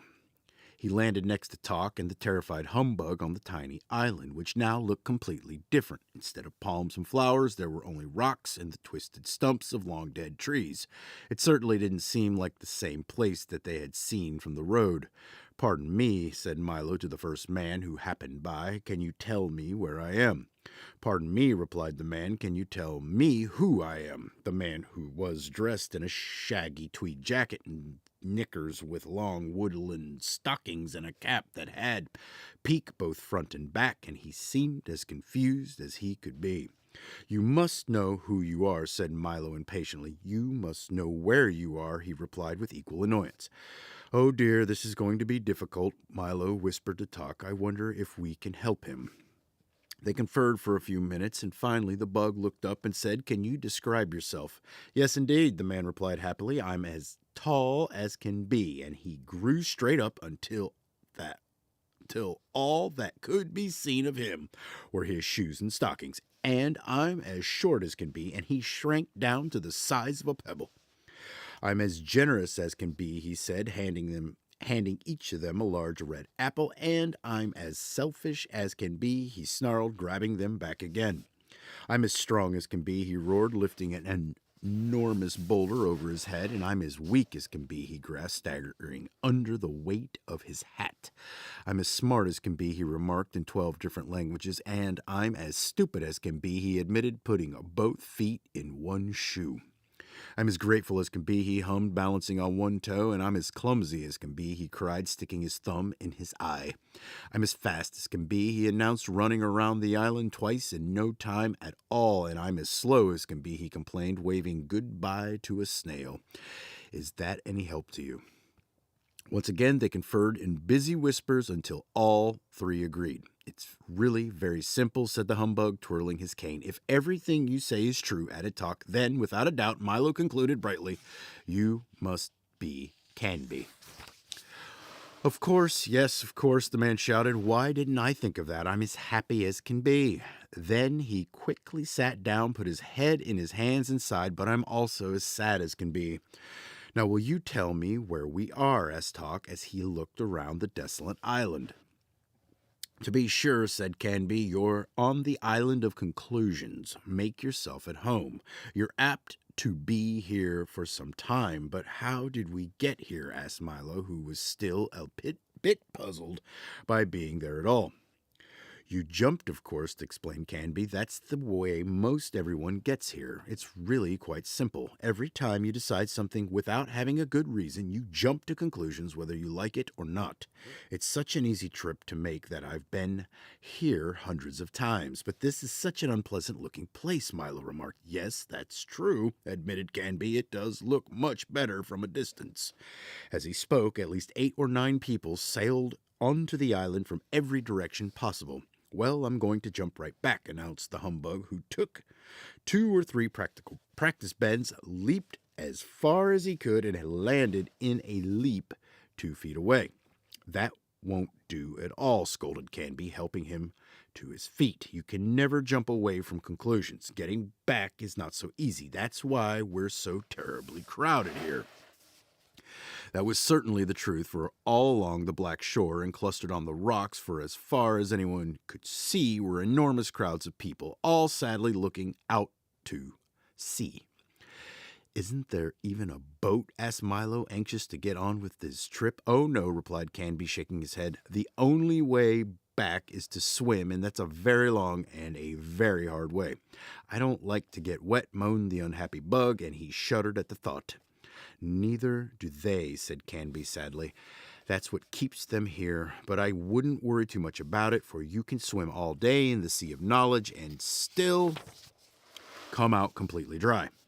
Most people do, but you must excuse me now. I have to greet the new arrivals. As you know, I'm as friendly as can be.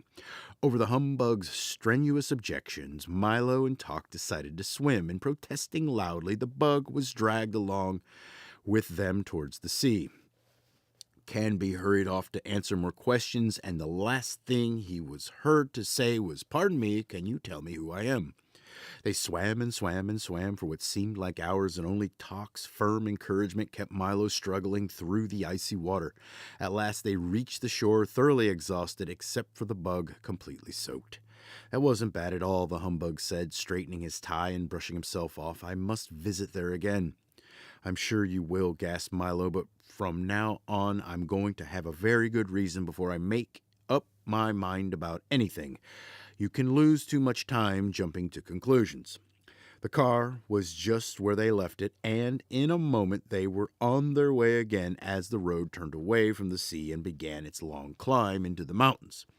The warm sun and billowy breezes dried them as they went. I hope we reach Digitopolis soon, said Milo, thinking of the breakfast they hadn't eaten. I wonder how far it is. 14. The dodecahedron leads the way. Up ahead, the road divided into three, and as if in reply to Milo's question, an enormous road sign pointing in all three directions stated clearly, Digitopolis, 5 miles, 1,600 rods, 8,800 yards, 26,400 feet, 316,800 inches, 633,600 half inches, and then some. Let's travel by miles, advised the humbug. It's shorter. Let's travel by half inches, suggested Milo. It's quicker. But which road should we take? Asked Talk. It must make a difference. As they argued, a most peculiar little figure stepped nimbly from behind the sign and approached them, talking all the while. Yes, indeed it does, certainly. Yes, it does make a difference, undoubtedly. He was constructed, for that's really the only way to describe him, of a large assortment of lines and angles connected together into one solid, many-sided shape, somewhat like a cube that's had all its corners cut off and then had all its corners cut off again. Each of the edges was neatly labeled with a smaller letter, and each of the angles with a large one. He wore a handsome beret on top, and peering intently from one of his several surfaces was a very serious face. Perhaps if you look at the picture, you'll know what I mean. When he reached the car, the figure doffed his cap and recited in a loud, clear voice, My angles are many, my sides are not few. I'm the dodecahedron. Who are you? What's a dodecahedron? Inquired Milo, who was barely able to pronounce the strange word. See for yourself, he said, turning around slowly. A dodecahedron is a mathematical shape with 12 faces. Just as he said it, 11 other faces appeared, one on each surface, and each one wore a different expression.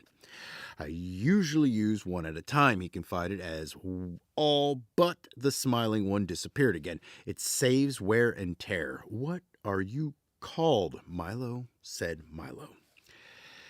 That is an odd name, he said, changing his smiling face for a frowning one, and you only have one face. Is that bad? Asked Milo, making sure it was still there. You'll soon wear it out using it for everything, replied the dodecahedron. Now I have one for smiling, one for laughing, one for crying, one for frowning, one for thinking, one for pouting, and 6 more besides. Is everyone with one face called Milo? Oh no, Milo replied.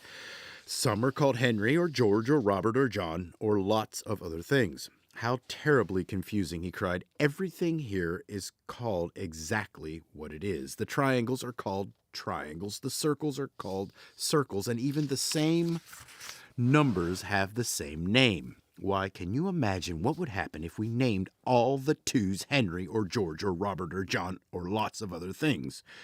You'd have to say Robert plus John equals 4, and if the 4's name were Albert, things would be hopeless. I never thought of it that way, Milo admitted. Then I suggest you begin at once admonishing the dodecahedron from his admonishing face, for here in Digitopolis, everything is quite precise. Perhaps you can help us decide which road to take, said Milo. By all means, he replied happily. There's nothing to it. If a small car carrying 3 people at 30 miles an hour for 10 minutes along a road 5 miles long at 11:35 in the morning starts at the same time as 3 people who have been traveling in a little automobile at 20 miles an hour for 15 minutes on another road exactly twice as long as 1/2 the distance of the other, while a dog, a bug, and a boy travel in an equal distance in the same time, or the same distance and an equal time along a third road in mid-October, then which one arrives first? Which is the best way to go? 17, shouted the humbug, scribbling ferociously on a piece of paper. Well, I'm not sure, but Milo stammered after several minutes of frantic figuring. You'll have to do better than that, scolded the dodecahedron, or you'll never know how far you've gone or whether or not you've ever gotten there. I'm not very good at problems, admitted Milo. What a shame, sighed the dodecahedron. They're so very useful. Why did you know that if a beaver 2 feet long with a tail 1.5 feet long can build a dam 12 feet high and 6 feet wide in 2 days, all you would need to build Boulder Dam is a beaver 68 feet long with a 51-foot tail? Where would you find a beaver that big? Grumbled the humbug as his pencil point snapped. I'm sure I don't know, he replied, but if you did, you'd certainly know what to do with him. That's absurd, objected Milo, whose head was spinning from all the numbers and questions. That may be true, he acknowledged, but it's completely accurate, and as long as the answer is right, who cares if the question is wrong? If you want sense, you'll have to make it yourself. All 3 roads arrive at the same place at the same time, interrupted Talk, who had patiently been doing the first problem. Correct, shouted the dodecahedron, and I'll take you there myself. Now, you can see how important problems are. If you hadn't done this one properly, you might have gone the wrong way. I can't see where I made my mistake, said the humbug, frantically rechecking his figures. But if all the roads arrive at the same place at the same time, then aren't they all the right way? Asked Milo. Certainly not, he shouted, glaring from his most upset face. They're all the wrong way. Just because you have a choice, it doesn't mean that any of them has to be right.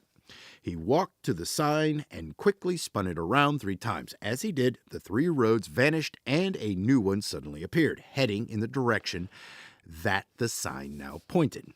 Is every road 5 miles from Digitopolis? Asked Milo. I'm afraid it has to be, the dodecahedron replied, leaping onto the back of the car. It's the only sign we've got.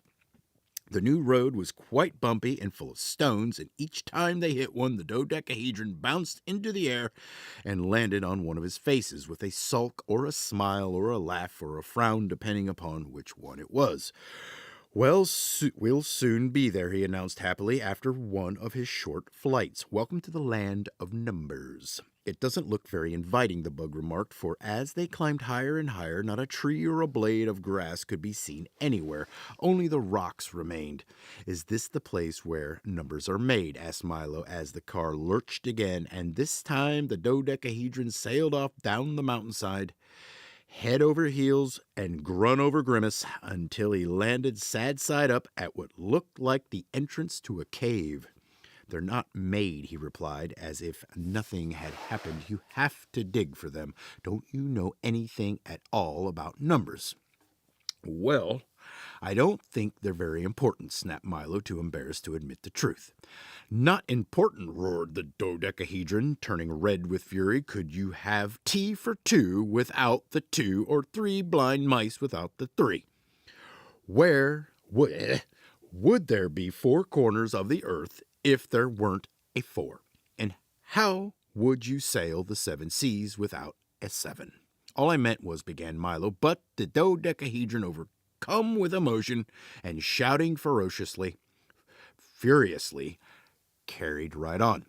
"If you had high hopes, how would you know how high they were? And did you know that narrow escapes come in all different widths? Would you travel the whole wide world without ever knowing how wide it was? And how could you do anything at long last," he concluded, waving his arms over his head, "without knowing how long the last was? Why, numbers are the most beautiful and valuable thing in the world. Just follow me and I'll show you." He turned on his heel and stalked off into the cave. Come along," he shouted from the dark hole. "I can't wait for you all day." And in a moment they followed him into the mountain. It took several minutes for their eyes to become accustomed to the dim light, and during that time strange scratching, scraping, tapping, scuffling noises could be heard all around them. "Put these on," instructed the dodecahedron, handing each of them a helmet with a flashlight attached to the top. "Where are we going?" whispered Milo, for it seemed like the kind of place in which you whispered. "We're here," he replied with a sweeping gesture. This is the numbers mine." Milo squinted into the darkness and saw for the first time that they had entered a vast cavern lit only by a soft, eerie glow from the great stalactites which hung ominously from the ceiling. Passages and corridors honeycombed the walls and wound their way from floor to ceiling, up and down the sides of the caves, and everywhere he looked, Milo saw little men no bigger than himself, busy digging and chopping, shoveling and scraping, pulling and tugging carts full of stone from one place to another. "Right this way," instructed the dodecahedron, "and watch where you step." As he spoke, his voice echoed and re-echoed again, mixing its sound with the buzz of activity all around them. Talk trotted along next to Milo, and the humbug, stepping daintily, followed behind. "Whose mine is it?" asked Milo, stepping around two of the loaded wagons. "By the 4,827,659 hairs on my head, it's mine, of course," bellowed the voice from across the cavern, and striding towards them came a figure who could only have been the mathemagician. He was dressed in a long flowing robe covered entirely with complex mathematical equations and a tall pointed cap that made him look very wise. In his left hand he carried a long staff with a pencil point at one end and a large rubber eraser at the other. "It's a lovely mine," apologized the humbug, who was always intimidated by loud noises. "The biggest number mine in the kingdom," said the mathemagician proudly. "Are there any precious stones in it?" asked Milo excitedly. "Precious stones?" he roared, even louder than before. And then he leaned over towards Milo and whispered softly, "By the 8,247,312 threads in my robe, I'll say there are. Look here." He reached into one of the carts and pulled out a small object, which he polished vigorously on his robe. When he held it up to the light, it sparkled brightly. "But that's a 5, objected Milo, for that was certainly what it was. "Exactly," agreed the mathematician. "As valuable as a jewel as you'll find anywhere. Look at some of the others." He scooped up a great handful of stones and poured them into Milo's arms. They included all the numbers from 1 to 9 and even an assortment of zeros. "We dig them and polish them right here," volunteered the dodecahedron, pointing to a group of workers busily employed at the buffing wheels, "and then we send them all over the world. Marvelous, aren't they?" "They are exceptional," said Tok, who had a special fondness for numbers. "So that's where they come from," said Milo, looking in awe at the glittering collection of numbers, he returned them to the dodecahedron as carefully as possible, but as he did, one dropped to the floor with a smash and broke in two. The humbug winced, and Milo looked terribly concerned. "Oh, don't worry about that," said the mathematician as he scooped up the pieces. "We use the broken ones for fractions." "Haven't you any diamonds or emeralds or rubies?" asked the bug irritably, for he was quite disappointed in what he'd seen so far. "Yes, indeed," the mathematician replied, leading them to the rear of the cave. "Right this way." There, piled into enormous mounds that reached almost to the ceiling, were not only diamonds and emeralds and rubies, but also sapphires, amethysts, topazes, moonstones, and garnets. It was the most amazing mass of wealth that any of them had ever seen. "They're such a terrible nuisance," sighed the mathematician, "and no one can think of what to do with them, so we just keep digging them up and throwing them out. Now," he said, taking a silver whistle from his pocket and blowing it loudly, "let's have some lunch." And for the first time in his life, the astonished bug couldn't think of a thing to say. All right. Chair where I want it. Chapter 15, This Way to Infinity. Into the cavern rushed 8 of the strongest miners carrying an immense cauldron which bubbled and sizzled and sent great clouds of savory steam spiraling slowly to the ceiling. A sweet yet pungent aroma hung in the air and drifted easily from one anxious nose to the other, stopping only long enough to make several mouths water and a few stomachs growl. Milo, Talk, and Humbug watched eagerly as the rest of the workers put down their tools and gathered around the big pot to help themselves. "Perhaps you'd care for something to eat," said the mathematician, offering each of them a heaping bowlful. "Yes, sir," said Milo, who was beside himself with hunger. "Thank you," added Talk. The Humbug made no reply, for he was already too busy eating, and in a moment the 3 of them had finished absolutely everything they'd been given. "Please have another portion," said the mathematician, filling their bowls once more, and as quickly as they finished the first one, the second was emptied too. "Don't stop now," he insisted, serving them again, and again, and again, and again, and again. "How very strange," thought Milo as he finished his 7th helping. "Each one I eat makes me a little hungrier than the one before. Do I have some more?" suggested the mathematician, and they continued to eat just as fast as he filled the plates. After Milo had eaten 9 portions, Talk 11, and the Humbug, without once stopping to look up 23, the mathematician blew his whistle for a second time, and immediately the pot was removed, and the miners returned to work. "Ugh," gasped the bug, suddenly realizing that he was 23 times hungrier than when he started. "I think I'm starving." "Me too," complained Milo, whose stomach felt as empty as he could ever remember. "And I ate so much." "Yes, it was delicious, wasn't it?" agreed the pleased dodecahedron, wiping the gravy from several of his mouths. "It's the specialty of the kingdom, subtraction stew." "I have more of an appetite than when I began," said Talk, leaning weakly against one of the larger rocks. "Certainly," replied the mathematician. "What did you expect? The more you eat, the hungrier you get. Everyone knows that." "They do?" said Milo doubtfully. "Then how do you ever get enough?" "Enough," he said impatiently. "Here at Digitopolis, we have our meals when we're full and eat until we're hungry. That way, when you don't have anything at all, you have more than enough. It's a very economical system. You must have been quite stuffed to have eaten so much."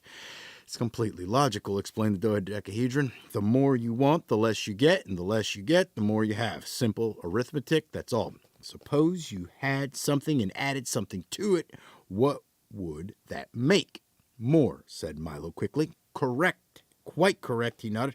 "Now suppose you had something and added nothing to it. What would you have?" "The same," he answered again without much conviction. "Splendid," cried the dodecahedron. "And suppose you had something and added less than nothing to it. What would you have then?" "Famine," roared the anguished Humbug, who suddenly realized that was exactly what he'd eaten 23 bowls of. "It's not as bad As all that, said the dodecahedron from his most sympathetic face. In a few hours you'll be nice and full again, just in time for dinner. Oh dear, said Milo sadly and softly, I only eat when I'm hungry. What a curious idea, said the mathematician, raising his staff over his head and scrubbing the rubber end back and forth several times on the ceiling. The next thing you'll have us believe is that you'll only sleep when you're tired. And by the time he'd finished the sentence, the cavern, the miners, and the dodecahedron had vanished, leaving just the four of them standing in the mathematician's workshop. I often find, he casually explained to his dazed visitors, that the best way to get from one place to another is to erase everything and begin again. Please make yourself at home. Do you always travel that way? Asked Milo as he glanced curiously at the strange circular room whose 16 tiny arched windows corresponded exactly to the 16 points of the compass.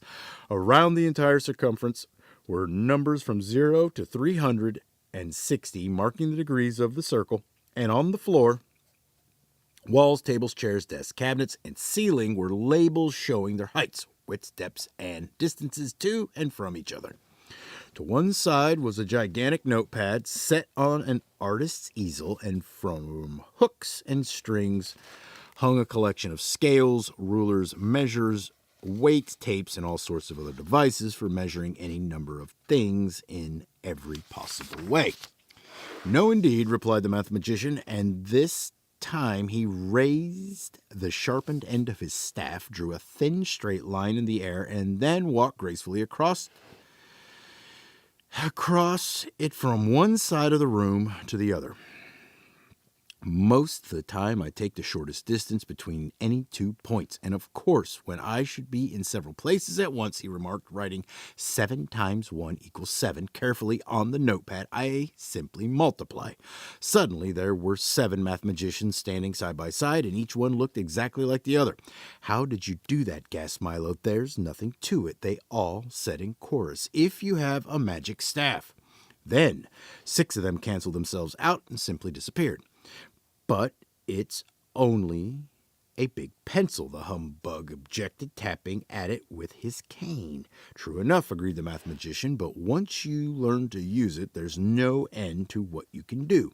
Can you make things disappear? Asked Milo excitedly. Why, certainly, he said, striding over to the easel. Just step a little closer and watch carefully. After demonstrating that there was nothing up his sleeves, in his hat, or behind his back, he wrote quickly, 4 plus 9 minus 2 times 16 plus 1 divided by 3 times 6 minus 67 plus 8 times 2 minus 3 plus 26 minus 1 divided by 34 plus 3 divided by 7 plus 2 minus 5 equals.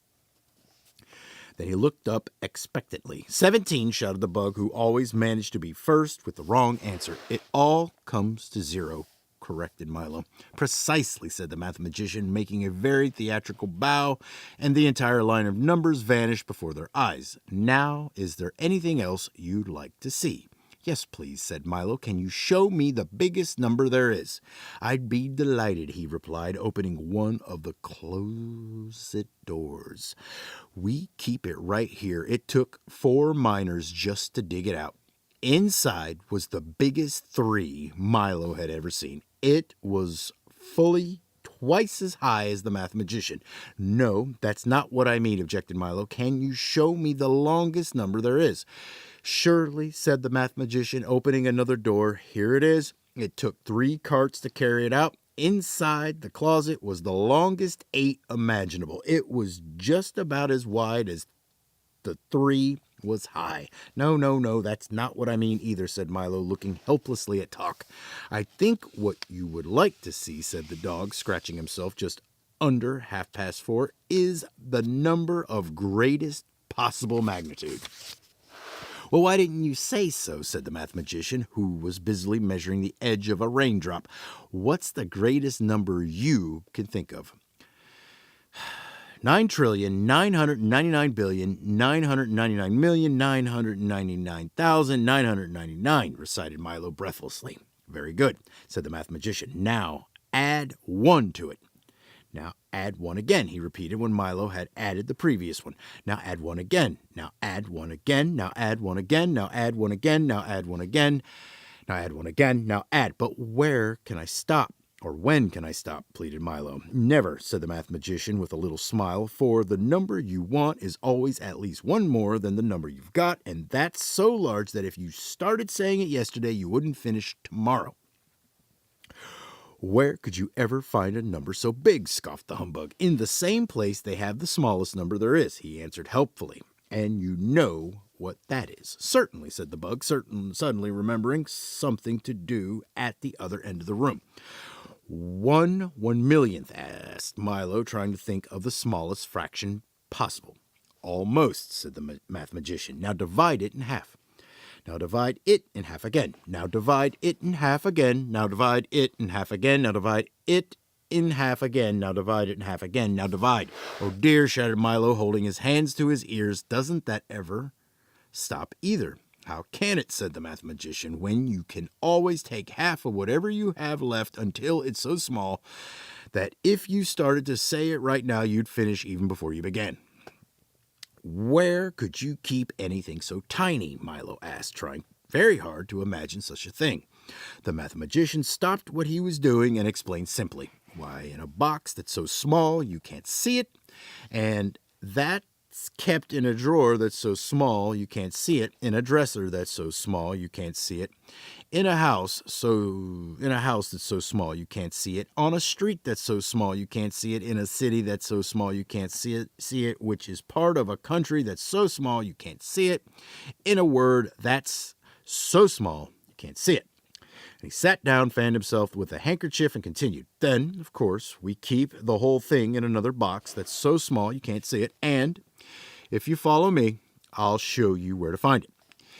They walked to one of the small windows, and there, tied to the sill, was one end of a line that stretched along the ground and into the distance until completely out of sight. Just follow that line forever, said the math magician, and when you reach the end, turn left.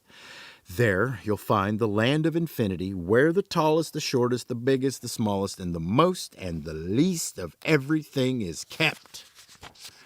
I really don't have that much time, said Milo anxiously. Isn't there a quicker way?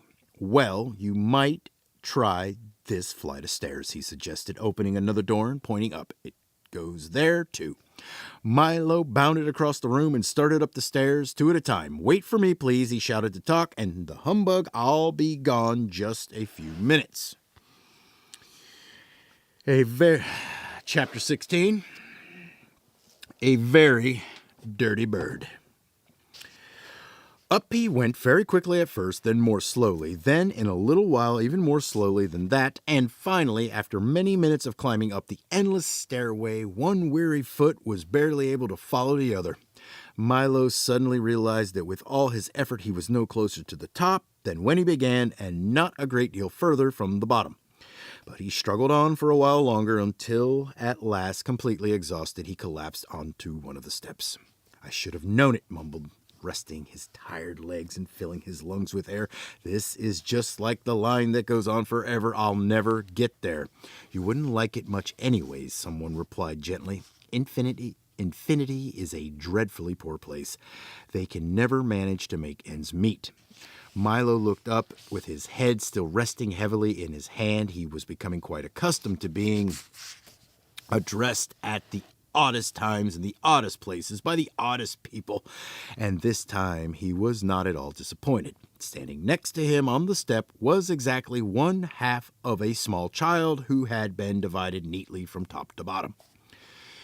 Pardon me for staring, said Milo, after he had been staring for some time, but I've never seen a half-child before.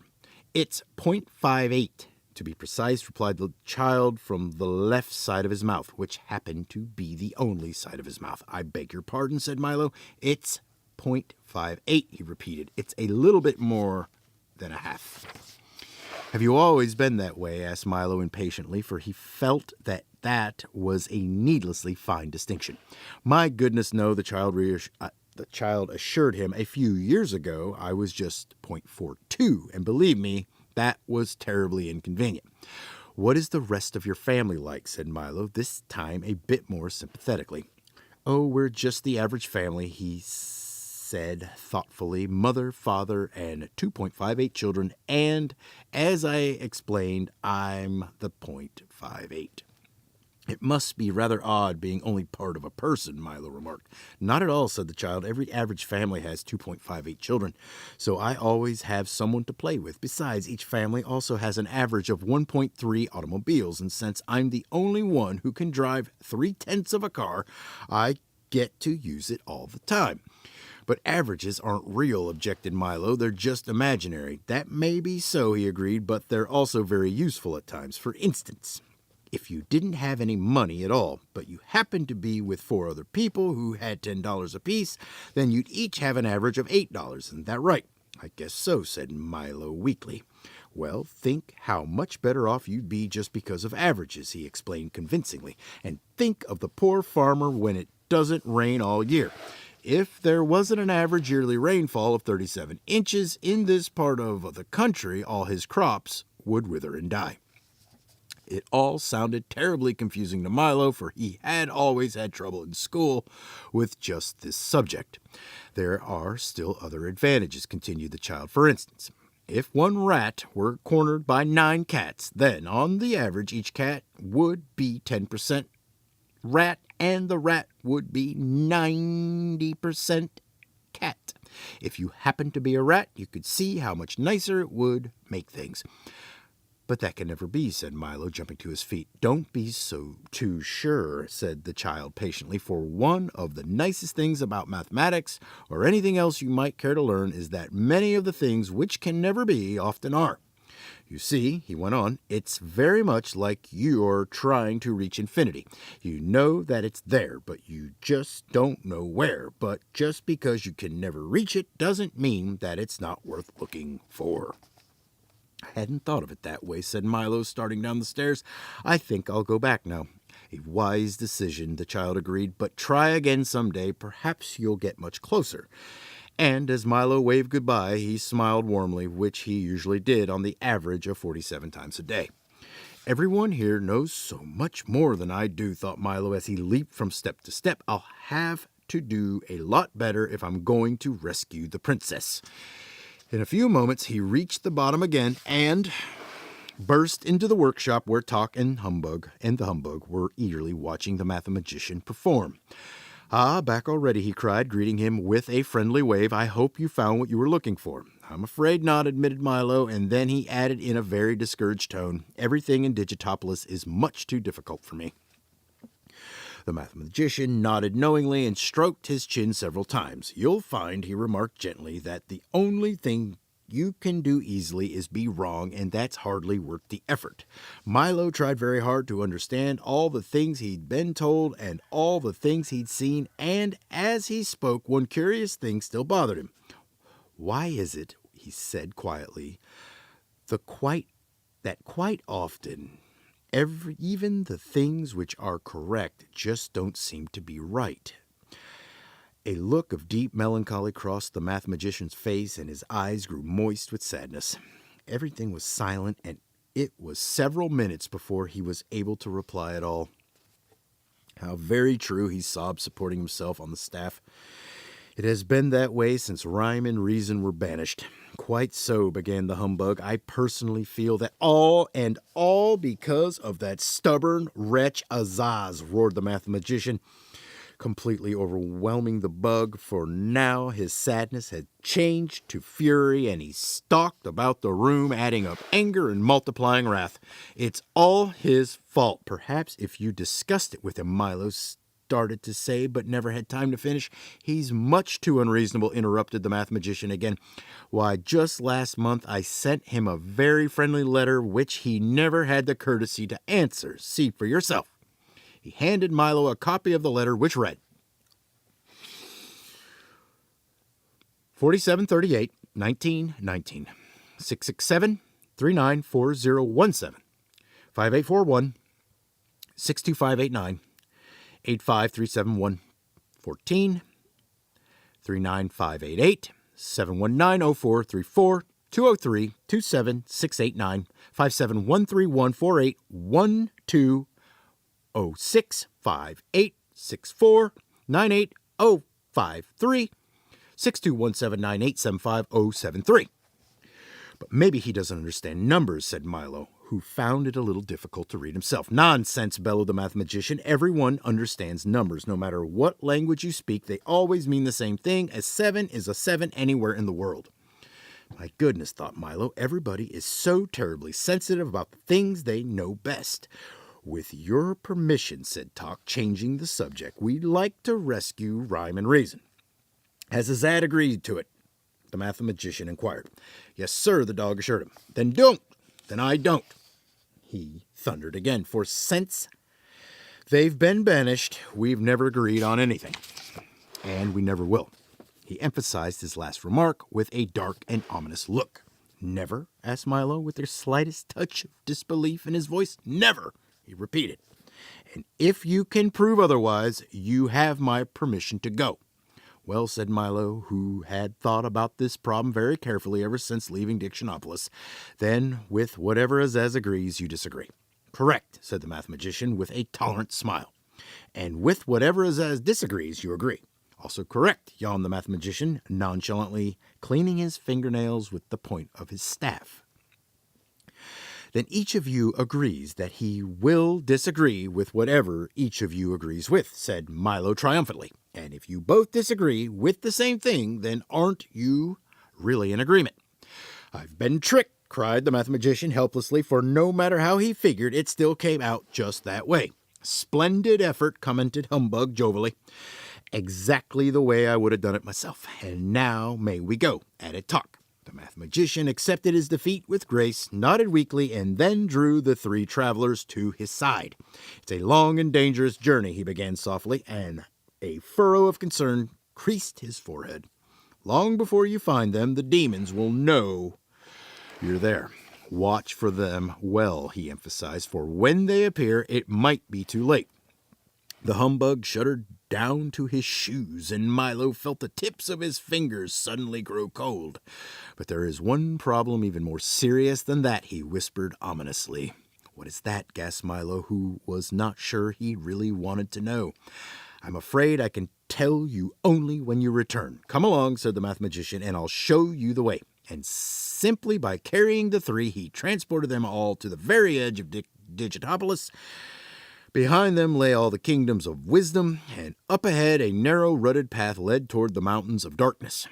We'll never get the car up that, said Milo unhappily.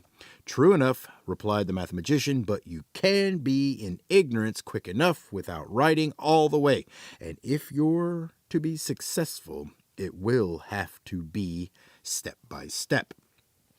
But I would like to take my gifts, Milo insisted. So you shall, announced the dodecahedron, who appeared from nowhere with his arms full. Here are your sights, here are your sounds, and here, he said, handing Milo the last of them disdainfully, are your words. And most important of all, added the mathematician, here is your own magic staff. Use it well, and there is nothing it cannot do for you. He placed in Milo's breast pocket a small, gleaming pencil which, except for the size, was much like his own. Then, with a last word of encouragement, he and the dodecahedron, who was simultaneously sobbing, frowning, pining, and sighing from four of his saddest faces, made their farewells and watched as the three tiny figures disappeared into the foreboding mountains of ignorance. Almost immediately, the light began to fade as the difficult path wandered aimlessly upward, inching forward almost as reluctantly as the trembling humbug. Tock, as usual, led the way, sniffing ahead for danger, and Milo, his bag of precious possessions slung over one shoulder, followed silently and resolutely behind. Perhaps someone should stay back to guard the way, said the unhappy bug, offering his services, but since his suggestion was met with silence, he followed glumly along. The higher they went, the darker it became, though It wasn't the darkness of night, but rather more like a mixture of lurking shadows and evil intentions, which oozed from the slimy moss-covered cliffs and blotted out the light. A cruel wind shrieked through the rocks, and the air was thick and heavy as if it had been used several times before. On they went, higher and higher up the dizzying trail. On one side, the sheer stone walls and brutal peaks towering above them, and on the other, an endless, limitless, bottomless nothing. I can hardly see a thing, said Milo, taking hold of Tock's tail as a sticky mist engulfed the moon. Perhaps we should wait until morning. There'll be morning for you soon enough. Wait. There'll be morning for you soon enough, came a reply from directly above, and this was followed by a hideous crackling laugh, very much like someone choking on a fishbone. Clinging to one of the greasy rocks and blending almost perfectly with it was a large, unkempt, and exceedingly soiled bird who looked more like a dirty floor mop than anything else. He had a sharp, dangerous beak, and the one eye he chose to open stared down maliciously. I don't think you understand, said Milo timidly as the watchdog growled a warning. We're looking for a place to spend the night. It's not yours to spend, the bird shrieked again and followed it with the same horrible laugh. That doesn't make any sense, you see, he started to explain. Dollars or cents, it's still not yours to spend, the bird replied haughtily. But I didn't mean, insisted Milo. Of course you're mean, interrupted the bird, closing the eye that had been open and opening the one that had been closed. Anyone who'd spend the night that doesn't belong to him is very mean. Well, I thought that he tried again desperately. That's a different story, interjected the bird a bit more amicably. If you want to buy, I'm sure I can arrange to sell, but with what you're doing, you'll probably end up in a cell anyway. It doesn't seem right, said Milo helplessly, for with the bird taking everything the wrong way, he hardly knew what he was saying. Agreed, said the bird with a sharp click of his beak, but neither is it left, although if I were you, I would have left a long time ago. Let me try once more, Milo said in an effort to explain. In other words, you mean you have other words? Cried the bird happily. Well, by all means use them. You're certainly not doing very well with the ones you have now. Must you always interrupt like that, said Tock irritably, for even he was becoming impatient. Naturally, the bird cackled. It's my job. I take the words right out of your mouth. Haven't we met before? I'm the ever-present word snatcher. And I'm sure I know your friend the bug. And then he leaned all the way forward and gave a terrible knowing smile. The humbug, who was too big to hide and too frightened to move, denied everything. Is everyone who lives in ignorance like you? Asked Milo. Much worse, he said longly. But I don't live here. I'm from a place very far away called Context. Don't you think you should be getting back? Suggested the bug, holding one arm up in front of him. What a horrible thought, the bird shuddered. It's such an unpleasant place that I spend almost all my time out of it. Besides, what could be nicer than these grimy mountains? Almost anything, thought Milo as he pulled his collar up, and then he asked the bird, Are you a demon? I'm afraid not, he replied sadly as several filthy tears rolled down his beak. I've tried, but the best I can manage to be is a nuisance. And before Milo could reply, he flapped his dingy wings and flew off in a cascade of dust and dirt and fuzz. Wait, shouted Milo, who thought of many more questions he wanted to ask. 34 pounds, shrieked the bird as he disappeared into the fog. He was certainly no help, said Milo, after they had been walking again for some time. That's why I drove him off, cried the humbug, fiercely brandishing his cane. Now let's find the demons. That might be sooner than you think, remarked Tock. Looked back at the suddenly trembling bug, and the trail turned again and continued to climb. In a few minutes they reached the crest, only to find that beyond it lay another one even higher, and beyond that several more, whose tops were lost in the swirling darkness. For a short stretch, the path became broad and flat, and just ahead, leaning comfortably against a dead tree, stood a very elegant-looking gentleman.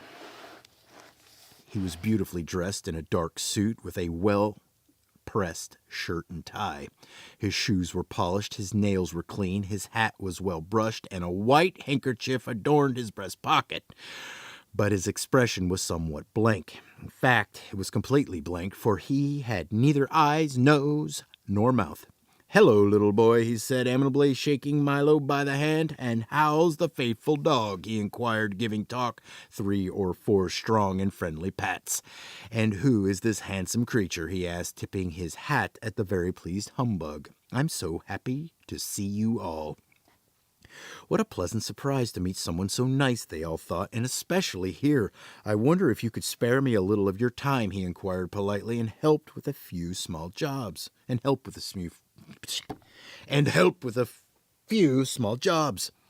"Why, of course," said the humbug cheerfully. "Gladly," added Talk. "Yes, indeed," said Milo, who wondered for just a moment how it was possible for someone so agreeable to have a face with no features at all. "Splendid," he said happily. "For there are just 3 tasks. Firstly, I would like to move this pile from here to there," he explained, pointing to an enormous mound of fine sand. "But I'm afraid that all I have are these tiny tweezers." And he gave them to Milo, who immediately began transporting 1 grain at a time.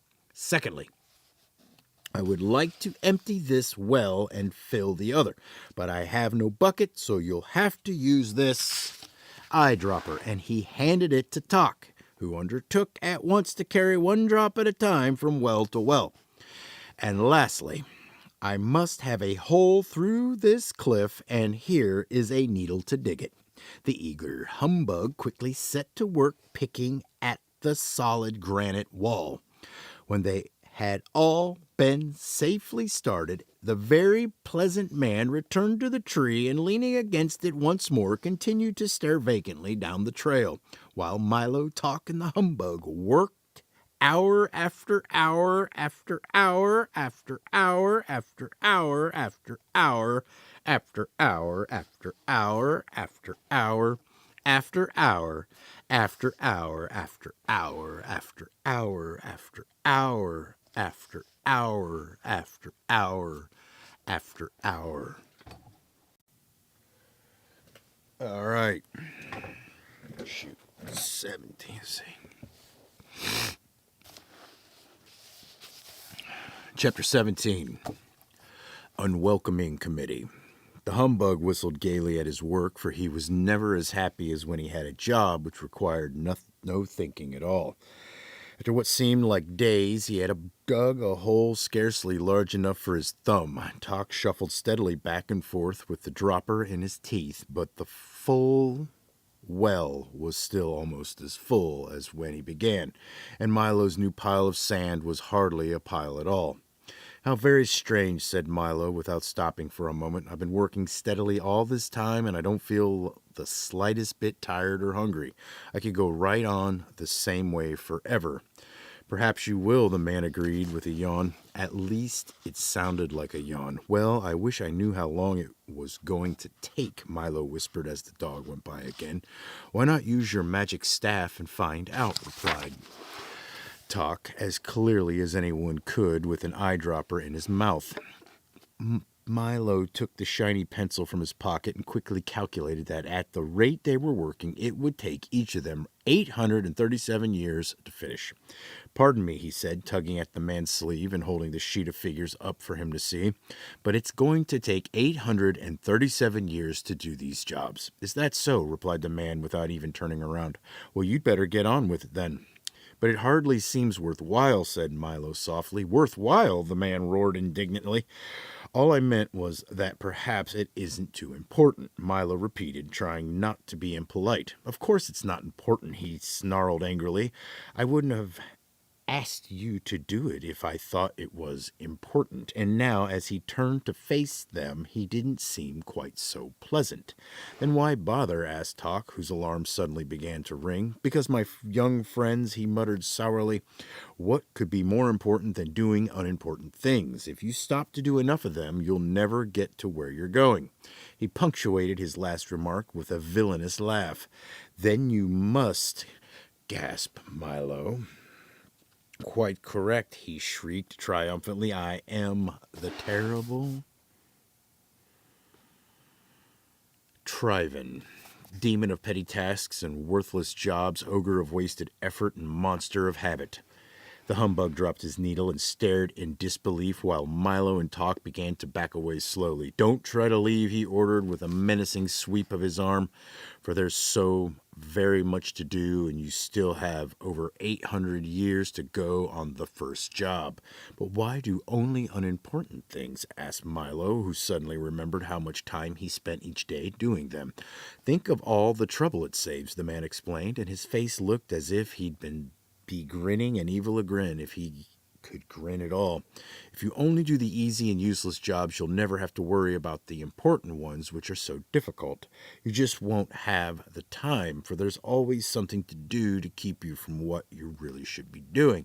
And if it weren't for that dreadful magic staff, you'd never know how much time you were wasting. As he spoke, he tiptoed slowly towards them. With his arms outstretched, and continued to whisper in a soft, deceitful voice. Now, do come and stay with me. We'll have so much fun together. There are things to fill and things to empty, things to take away and things to bring back, things to pick up and things to put down. And besides all that we have, pencils to sharpen, holes to dig, nails to straighten, stamps to lick, and ever so much more. Why, if you stay here, you'll never have to think again. And with a little practice, you can become a monster of habit too.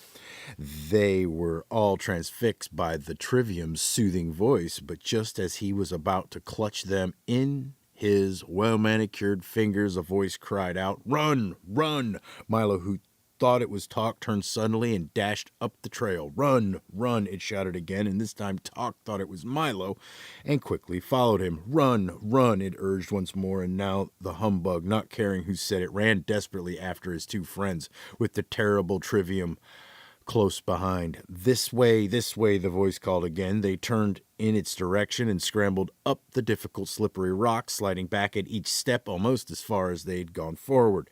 With a great effort and many helping paws from Talk, they reached the top of the ridge at last, but only 2 steps ahead of the furious Trivium.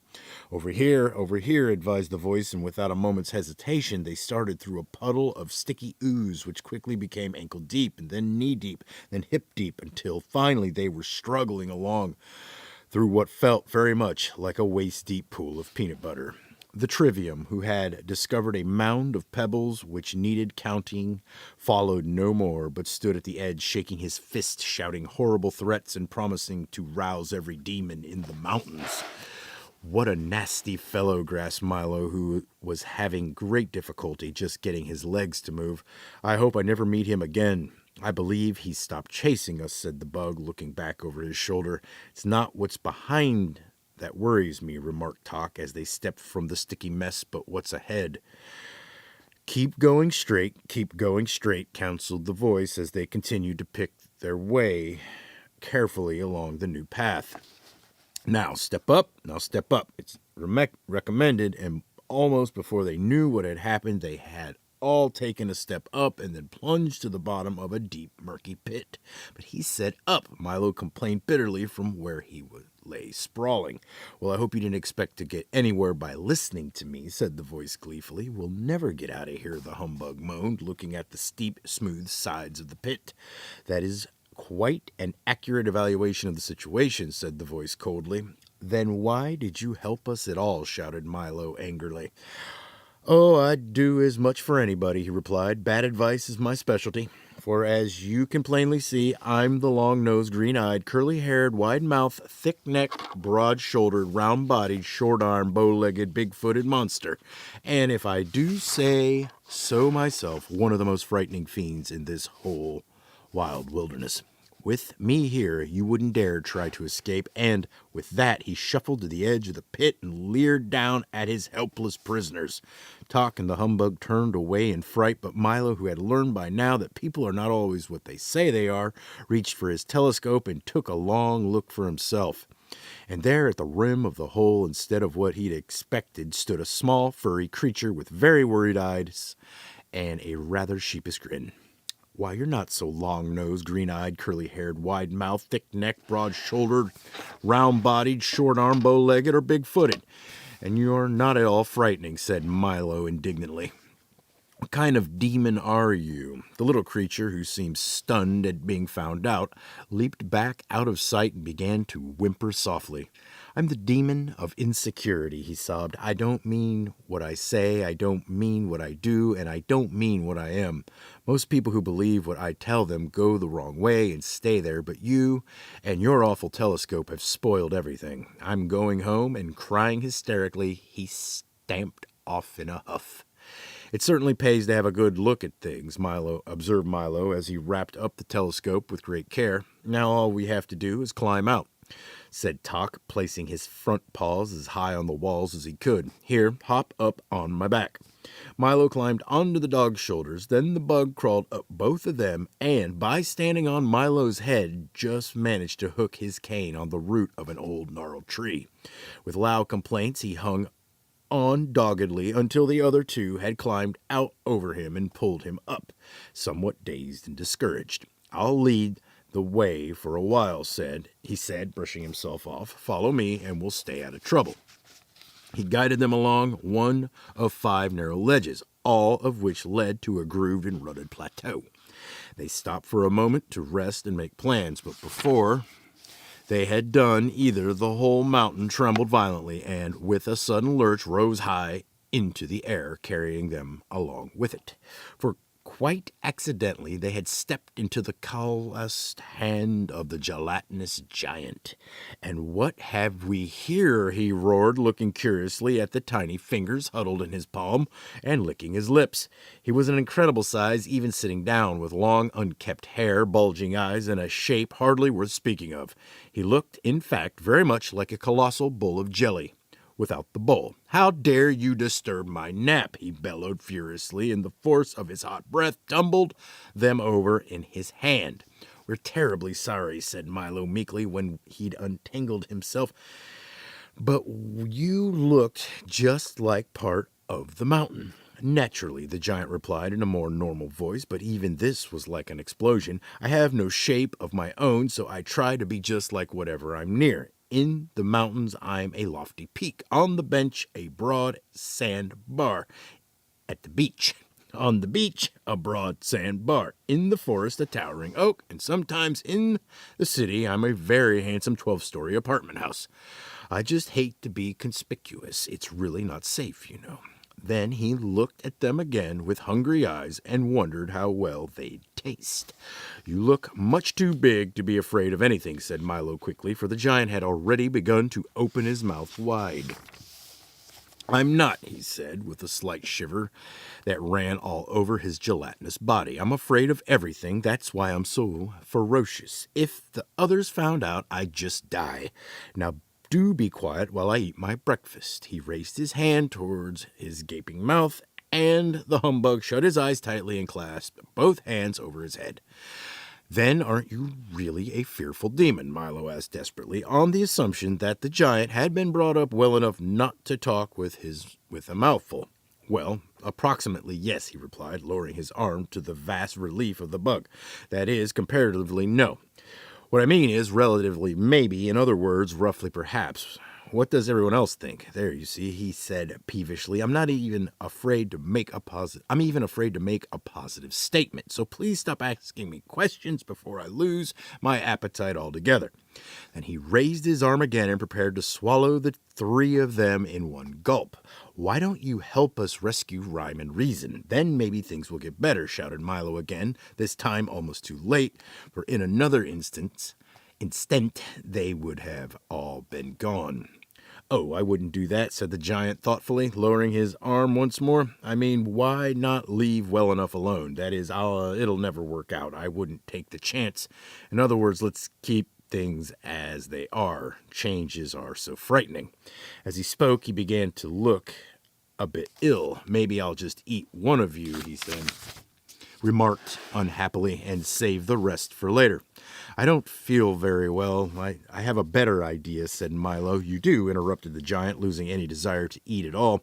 "If it's one thing I can't swallow, it's ideas. They're so hard to digest." "I have a box full of all the ideas in the world," said Milo proudly, holding up the gift King Azaz had given him. The thought of it terrified the giant, who began to shake like an enormous pudding. "Put me down and just go away," he pleaded, forgetting for a moment who had hold of whom. "And please don't open that box." In another moment he'd set them down on the next jagged peak and, with panic in his eyes, lumbered off to warn the others of this terrible new threat. But news traveled quickly. The word snatcher, the trivium, and the long-nosed, green-eyed, curly-haired, wide-mouthed, thick-necked, broad-shouldered, round-bodied, short-armed, bow-legged, big-footed monster had already spread the alarm throughout the evil, unenlightened mountains. And out the demons came from every cave and crevice, through every fissure and crack, from under the rocks and up from the mud, stomping and shuffling, slithering and sliding through the murky shadows. And all had only one thought in mind: destroy the intruders and protect ignorance. From where they stood, Milo Talk and the humbug could see them moving steadily forward, still far away, but coming quickly. On all sides, the cliffs were alive with this evil collection of crawling, looming, creeping, lurching shapes. Some could be seen plainly, others were but dim silhouettes, and yet still more, only now beginning to stir from their foul places, would be along much sooner than they were wanted. "We'd better hurry," barked Talk, "or they are sure to catch us," and he started up the trail again. Milo took one deep breath and did the same, and the bug, now that he knew what lay behind, ran ahead with renewed enthusiasm. 18. Castle in the Air. Higher and higher they climbed in search of the castle and the two banished princesses, from one crest to the next, from jagged rock to jagged rock, up frightful crumbling cliffs, and along desperately narrow ledges where a single misstep meant only goodbye. An ominous silence dropped like a curtain around them, and except for the scuffling of their frantic footsteps, there wasn't a sound. The world that Milo knew was a million thoughts away, and the demons were there in the distance. "They're gaining," shouted Humbug, wishing he'd never looked back. "But there it is," cried Milo at the same instant, for straight ahead, climbing up from atop the highest peak, was a spidery spiral stair, and at the other end stood the castle in the air. I see it," said the happy bug as they struggled up the twisting mountain trail, but what he didn't see was that, curled up right in front of the first step, was a little round man in a frock coat, sleeping peacefully on a very large and well-worn ledger. A long quill pen sat precariously behind his ear. There were ink stains all over his hands and face, as well as his clothing, and he wore a pair of the thickest eyeglasses that Milo had ever seen. "Be very careful," whispered Talk when they'd finally reached the top, and the humbug stepped gingerly around and started up the stairs. "Names," the little man called out briskly. Just as the startled bug reached the first step, he sat up quickly, pulled the book out from under him, put on a green eye shade, and waited with his pen poised in the air. "Well, stammered the bug. "Names," he cried again, and as he did, he opened the book to page 512 and began to write furiously. The quill made horrible scratching noises, and the point, which was continually catching in the paper, flicked tiny ink blots all over him. As they called out their names, he noted them carefully in alphabetical order. "Splendid, splendid, splendid," he muttered to himself. "I haven't had an M in ages. What do you want our names for?" asked Milo, looking anxiously over his shoulder. "We're in a bit of a hurry." "Oh, this won't take a minute," the man assured them. "I'm the official census taker, and I must have some information before I can take your senses. Now, if you'll just tell me when you were born, where you were born, why you were born, how old you are now, how old you were then, how old you'll be in a little while, your mother's name, your father's name, your aunt's name, your uncle's name, your cousin's names, where you live, how long you've lived there, the schools you've attended, the schools you haven't attended, your hobbies, your telephone number, your shoe size, shirt size, collar size, hat size, and the names and addresses of 6 people who can verify all this information. We'll get started. One at a time, please. Stand in line, and no pushing, no talking, no peeking. The humbug, who had difficulty remembering anything, went first. The little man leisurely recorded each answer in 5 different places, pausing often to polish his glasses, clear his throat, straighten his tie, and blow his nose.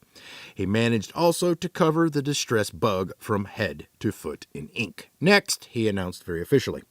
I do wish he'd hurry, said Milo, stepping forward, for in the distance he could see the first of the demons already beginning to scale the mountain towards them, no more than a few minutes away.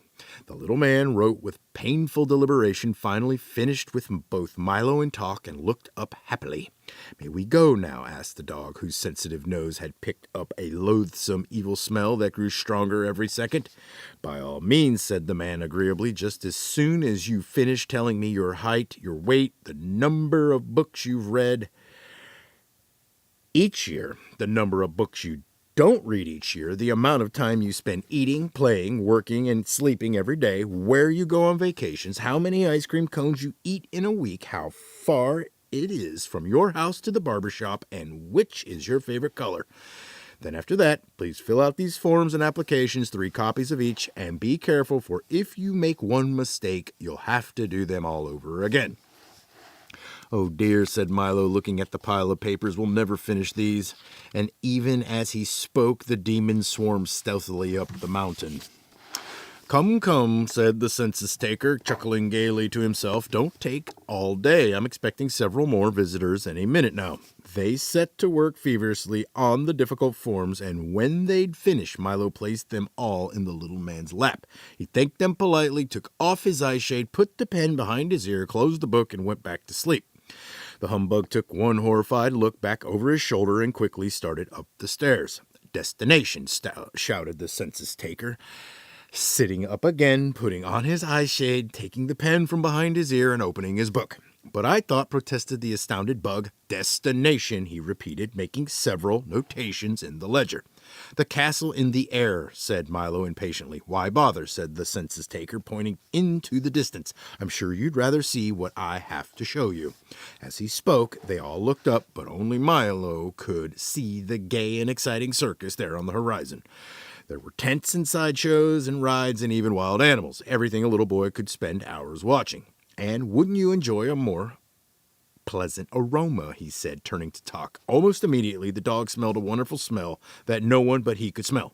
It was made up of all the marvelous things that had ever delighted his curious nose.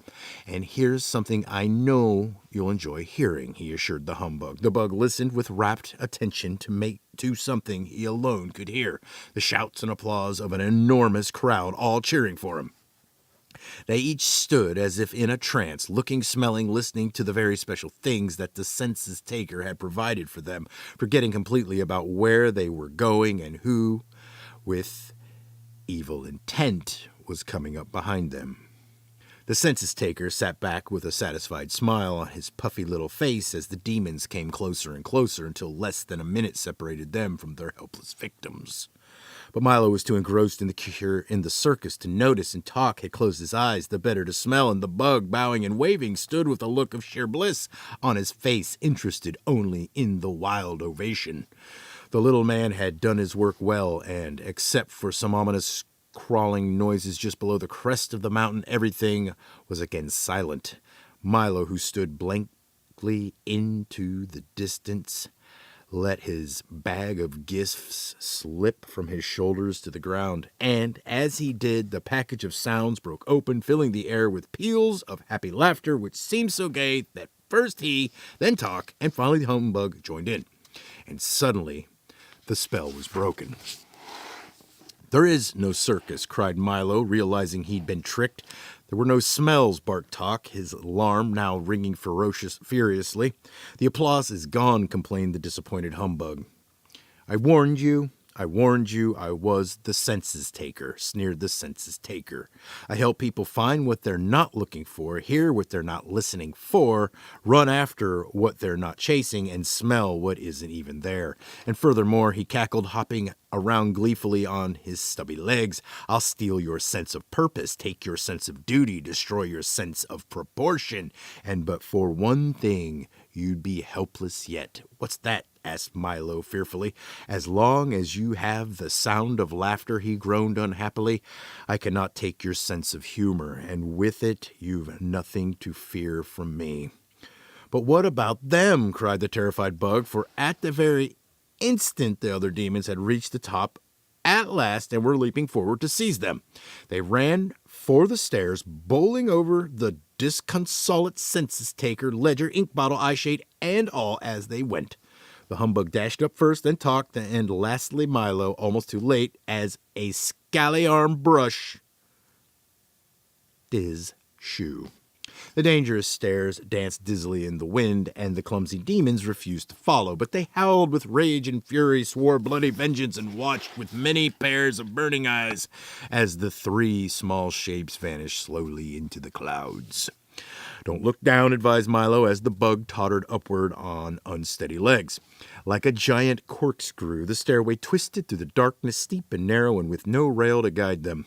The wind howled cruelly in an effort to tear them loose, and the fog dragged clammy fingers down their backs, but up the giddy flight they went, each one helping the other, until at last the clouds parted, the darkness fell away, and a glow of golden sun rays warmed their arrival. The castle gate swung open smoothly. They entered the great hall on a rug as soft as a snowdrift, and they stood shyly waiting.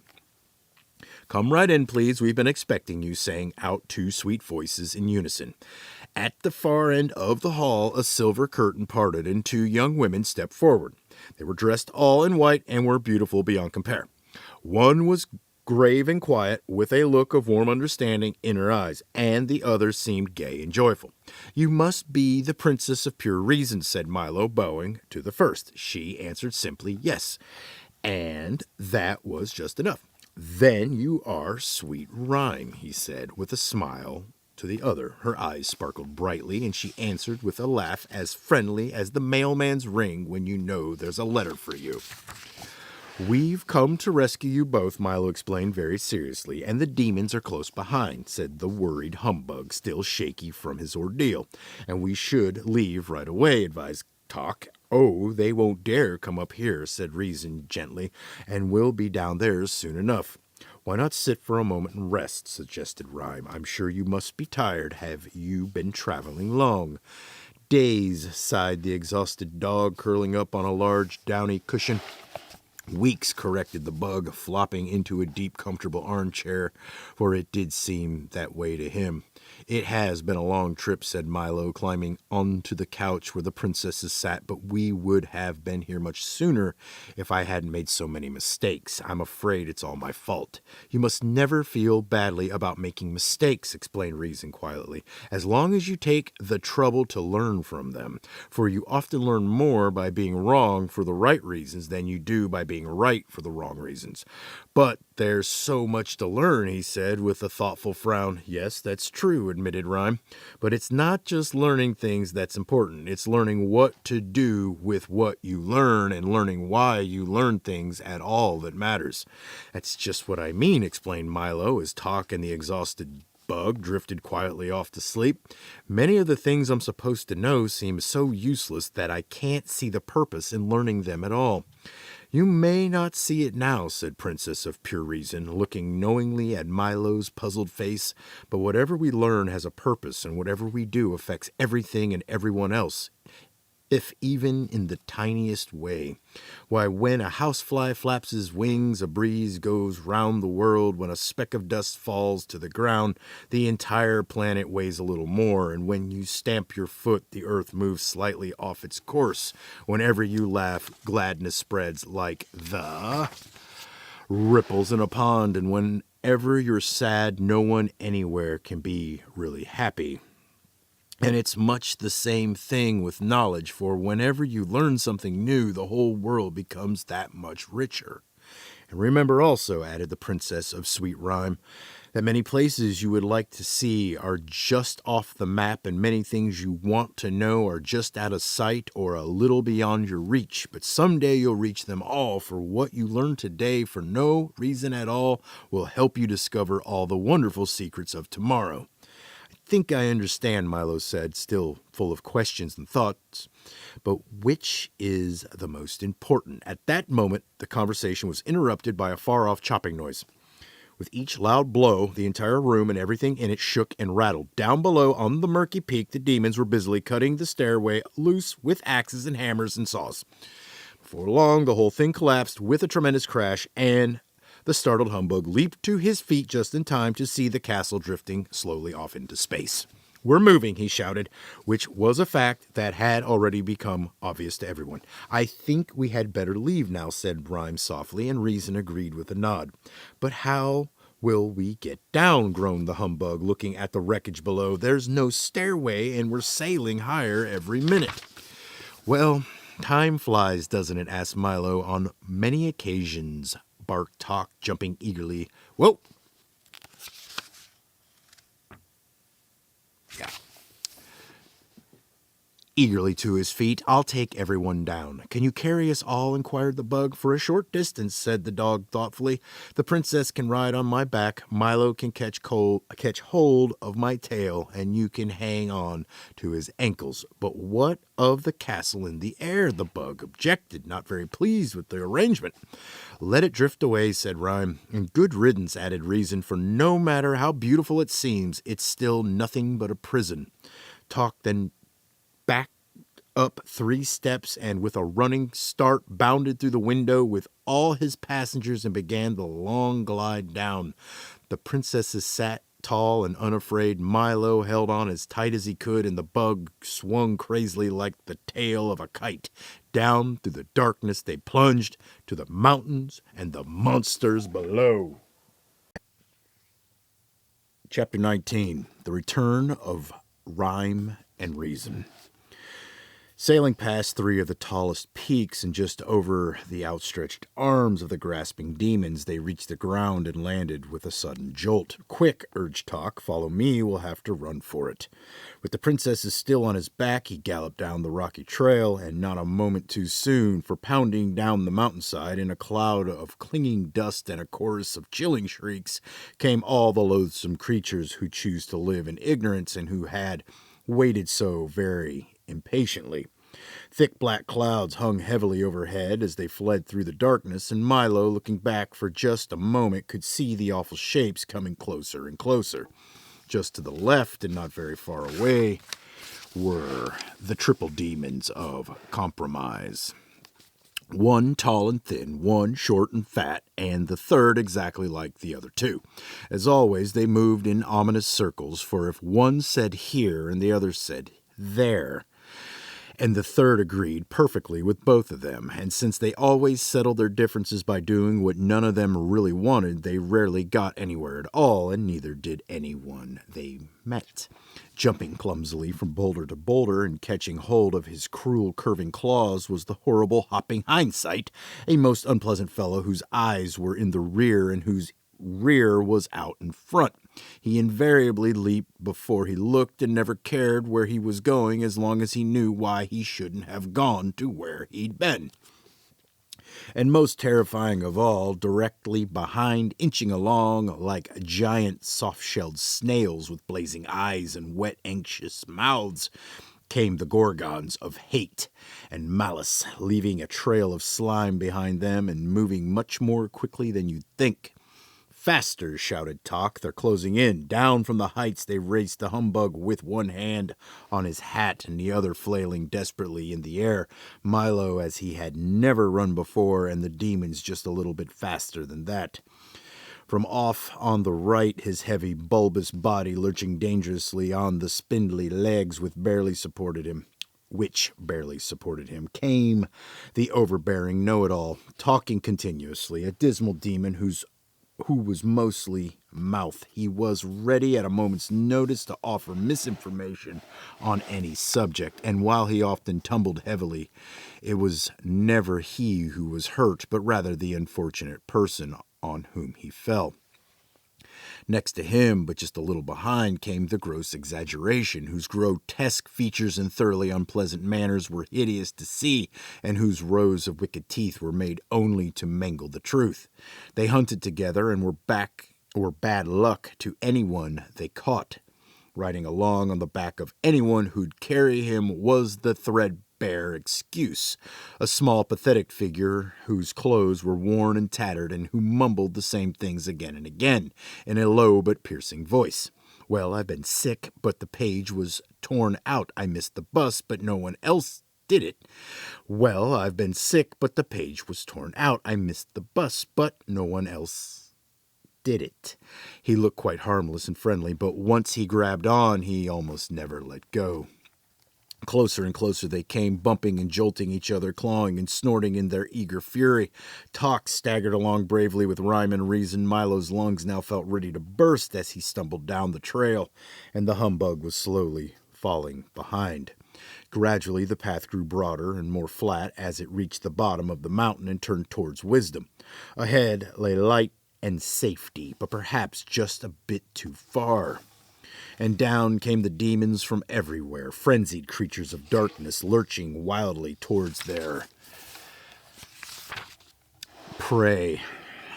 From off in the rear, the terrible Trivium and the wobbly gelatinous giant urged them on with glee, and pounding forward with a rush came the ugly Dilemma, snorting steam and looking intently for someone to catch on the ends of his long pointed horns, while his hoofs bit eagerly at the ground.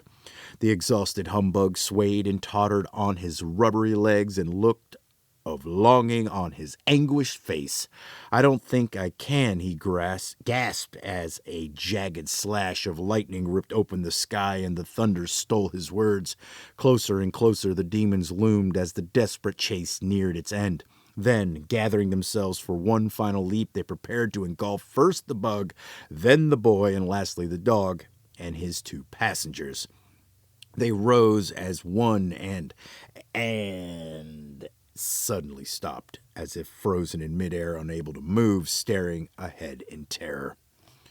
Milo slowly raised his weary head, and there in the horizon, for as far as the eye could see, stood the massed armies of wisdom, the sun glistening from their swords and shields, and their bright banners slapping proudly at the breeze. For a moment everything was silent, then 1,000 trumpets sounded, then 1,000 more, and, like an ocean wave, the long line of horsemen advanced, slowly at first, then faster and faster, until with a gallop and a shout, which was music to Milo's ears, they swept forward toward the horrified demons. There in the lead was King Azaz, his dazzling armor embossed with every letter in the alphabet, and with him the mathematician brandishing a freshly sharpened staff.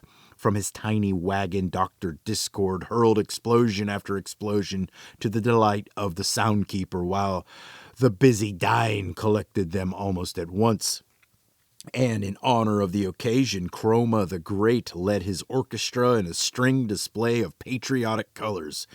Everyone Milo had met during his journey had come to help, the men of the marketplace, the miners of Digitopolis, and all the good people from the valley and the forest. The spelling bee buzzed excitingly overhead, shouting, "Charge, C-H-R-G-E, charge, C-H-A-R-G-E. Canby, who, as everyone knew, was as cowardly as can be, came all the way from Conclusions to show that he was also as brave, and even Officer Shrift, mounted proudly on a long, low dachshund, galloped grimly along. Cringing with fear, the monsters of ignorance turned in flight with anguished cries, too horrible ever to forget, returned to the damp, dark places from which they came. The humbug sighed with relief, and Milo and the princesses prepared to greet the victorious army. "Well done," stated the Duke of Definition, dismounting and grasping Milo's hand warmly. "Fine job," seconded the Minister of Meaning. "Good work," added the Count of connotation. Congratulation proposed the Earl of Essex. Cheers recommended the Undersecretary of Understanding. And since that's exactly what everyone felt like doing, that's exactly what everyone did. It's we who should thank, began Milo when the shouting had subsided, but before he could finish, they had unrolled an enormous scroll. And with a fanfare of trumpets and drums, they stated in order that, henceforth and forthwith, let it be known by all men that rhyme and reason reign once more in wisdom. The two princes bowed gratefully and warmly kissed their brothers, and they agreed that a very fine thing had happened. And furthermore, continued the proclamation, the boy named Milo, the dog known as Talk, and the insect hereinafter referred to as the Humbug, and hereby declared to be heroes of the realm. Cheer after cheer filled the air, and even the bug seemed a bit embarrassed at having so much attention paid to him. Therefore, concluded the Duke, in honor of their glorious deed, a royal holiday is declared. Let there be parades through every city in the land, and a gala carnival of 3 days' duration, consisting of jousts, games, feasts, and follies. The 5 cabinet members then rolled up the large parchment and, with many bows and flourishes, retired. Swift horsemen carried the news to every corner of the kingdom, and as the parade slowly wound its way through the countryside, crowds of people gathered to cheer it along. Garlands of flowers hung from every house and shop and carpeted the streets. Even the air shimmered with excitement, and shutters closed for many years were thrown open to let the brilliant sunlight shine where it hadn't shone in so long. Milo Talk and the very subdued Humbug sat proudly in the royal carriage with Azaz, the mathematician, and the 2 princesses, and the parade stretched for miles in both directions. As the cheering continued, Rhyme leaned forward and touched Milo gently on the arm. They're shouting for you, she said with a smile, but I could never have done it, he objected, without everyone else's help. That may be true, said Reason gravely, but you had the courage to try, and what you can do is often simply a matter of what you will do. That's why, said Azaz, there was one very important thing about your quest that we couldn't discuss until you returned. I remember, said Milo eagerly. Tell me now. It was impossible, said the king, looking at the mathematician. Completely impossible, said the mathematician, looking at the king. Do you mean, stammered the bug, who suddenly felt a bit faint. Yes, indeed, they repeated together. But if we'd told you then, you might not have gone, and as you've discovered, so many things are possible just as long as you don't know they're impossible. And for the remainder of the ride, Milo didn't utter a sound. Finally, when they reached a broad, flat plain midway between Digitopolis and Dictionopolis and Digitopolis, somewhat to the right of the Valley of Sound and a little to the left of the Forest of Sight, the long line of carriages and horsemen stopped, and the great carnival began. Gaily striped tents and pavilions sprang up everywhere as the workmen scurried about like ants. Within minutes there were race courses and grandstands, side shows and refreshment booths, gaming fields, Ferris wheels, banners, bunting, and bedlam almost without pause.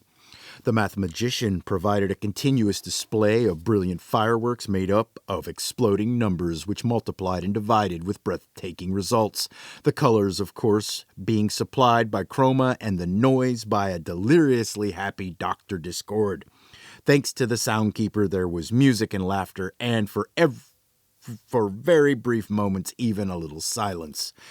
Alec Bings set up an enormous telescope and invited everyone to see the other side of the moon. And the Humbug wandered through the crowd, accepting congratulations and recounting in great detail his brave exploits, most of which gained immeasurably in the telling. And each evening, just at sunset, a royal banquet was held. There was everything imaginable to eat. King Azaz had ordered a special supply of delicious words in all flavors, and those who liked exotic foods in all languages too. The mathematician had provided innumerable platters of division dumplings, which Milo was very careful to avoid, for no matter how many you ate, when you finished there was more on your plate than when you began. And of course, following the meal came songs, epic poems, and speeches in praise of the princesses and the 3 gallant adventurers who had rescued them. King Azaz and the mathematician pledged that every year at this time they would lead their armies to the mountains of ignorance until not one demon remained, and everyone agreed that no finer carnival for no finer reason had ever been held in wisdom.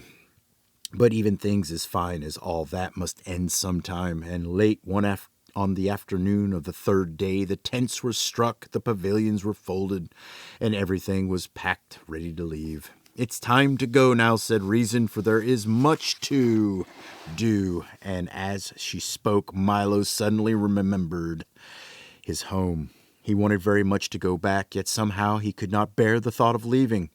"And so you must say goodbye," said Rhyme, patting him gently on the cheek. "To everyone," said Milo unhappily. He looked around slowly at all the friends he'd made, and he looked very hard so as not to forget any of them for even an instant. But mostly he looked at Talk and the humbug with whom he had shared so much, the perils, the dangers, the fears, and best of all, the victory. Never had anyone had 2 more steadfast companions. "Can't you both come with me?" he asked, knowing the answer as he said it. "I'm afraid not, old man," replied the bug. "I'd like to, but I've arranged a lecture tour which will keep me occupied for years. And they do need a watchdog here," barked Talk sadly. Milo embraced the bug, who, in his most typical fashion, was heard to mumble gruffly, "Bah!" but whose damp eyes told quite a different story. Then the boy threw his arms around Talk's neck and, for just a moment, held on very tightly.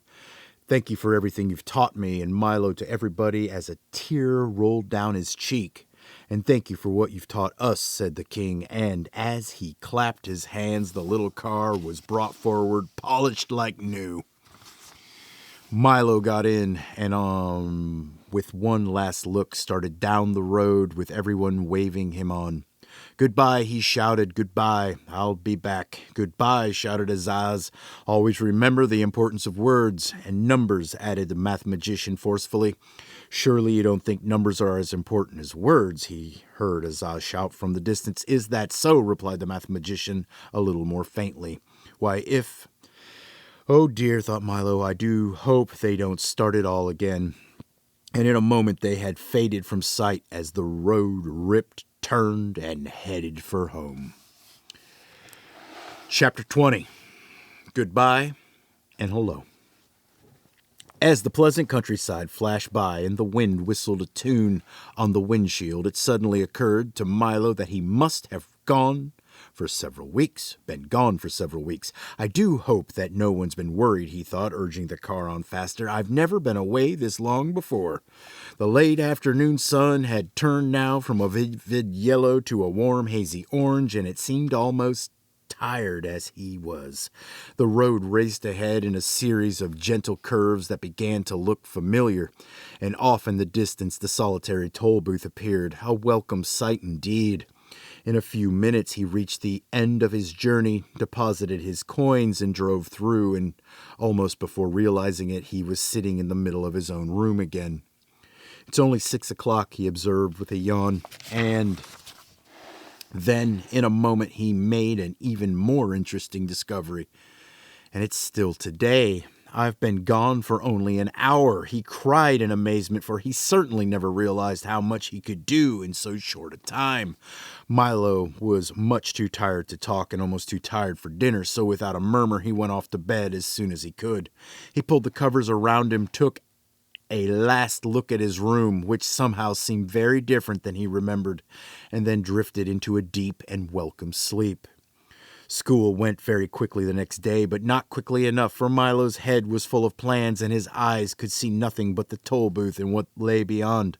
He waited impatiently for the end of class, and when the time finally came, his feet raced his thoughts all the way back to the house. Another trip. I'll leave right away. They'll all be so glad to see me. And all, he stopped abruptly at the door of his room, for where the toll booth had been just the night before, there was now nothing at all. He searched frantically throughout the apartment, but it had vanished just as mysteriously as it had come. And in its place was another bright blue envelope, which was addressed simply, "For Milo, who now knows the way." He opened it quickly and read, "Dear Milo, you have now completed your trip courtesy of the Phantom Tollbooth. We trust that everything has been satisfactory and hope you understand why we had to come and collect it. You see, there are so many other boys and girls wanting to use it too. It's true that there are many lands you've still to visit, some of which are not even on the map, and wonderful things to see that no one has yet imagined. But we're quite sure that if you really want to, you'll find a way to reach them all by yourself. Yours truly." The signature was blurred and couldn't be read.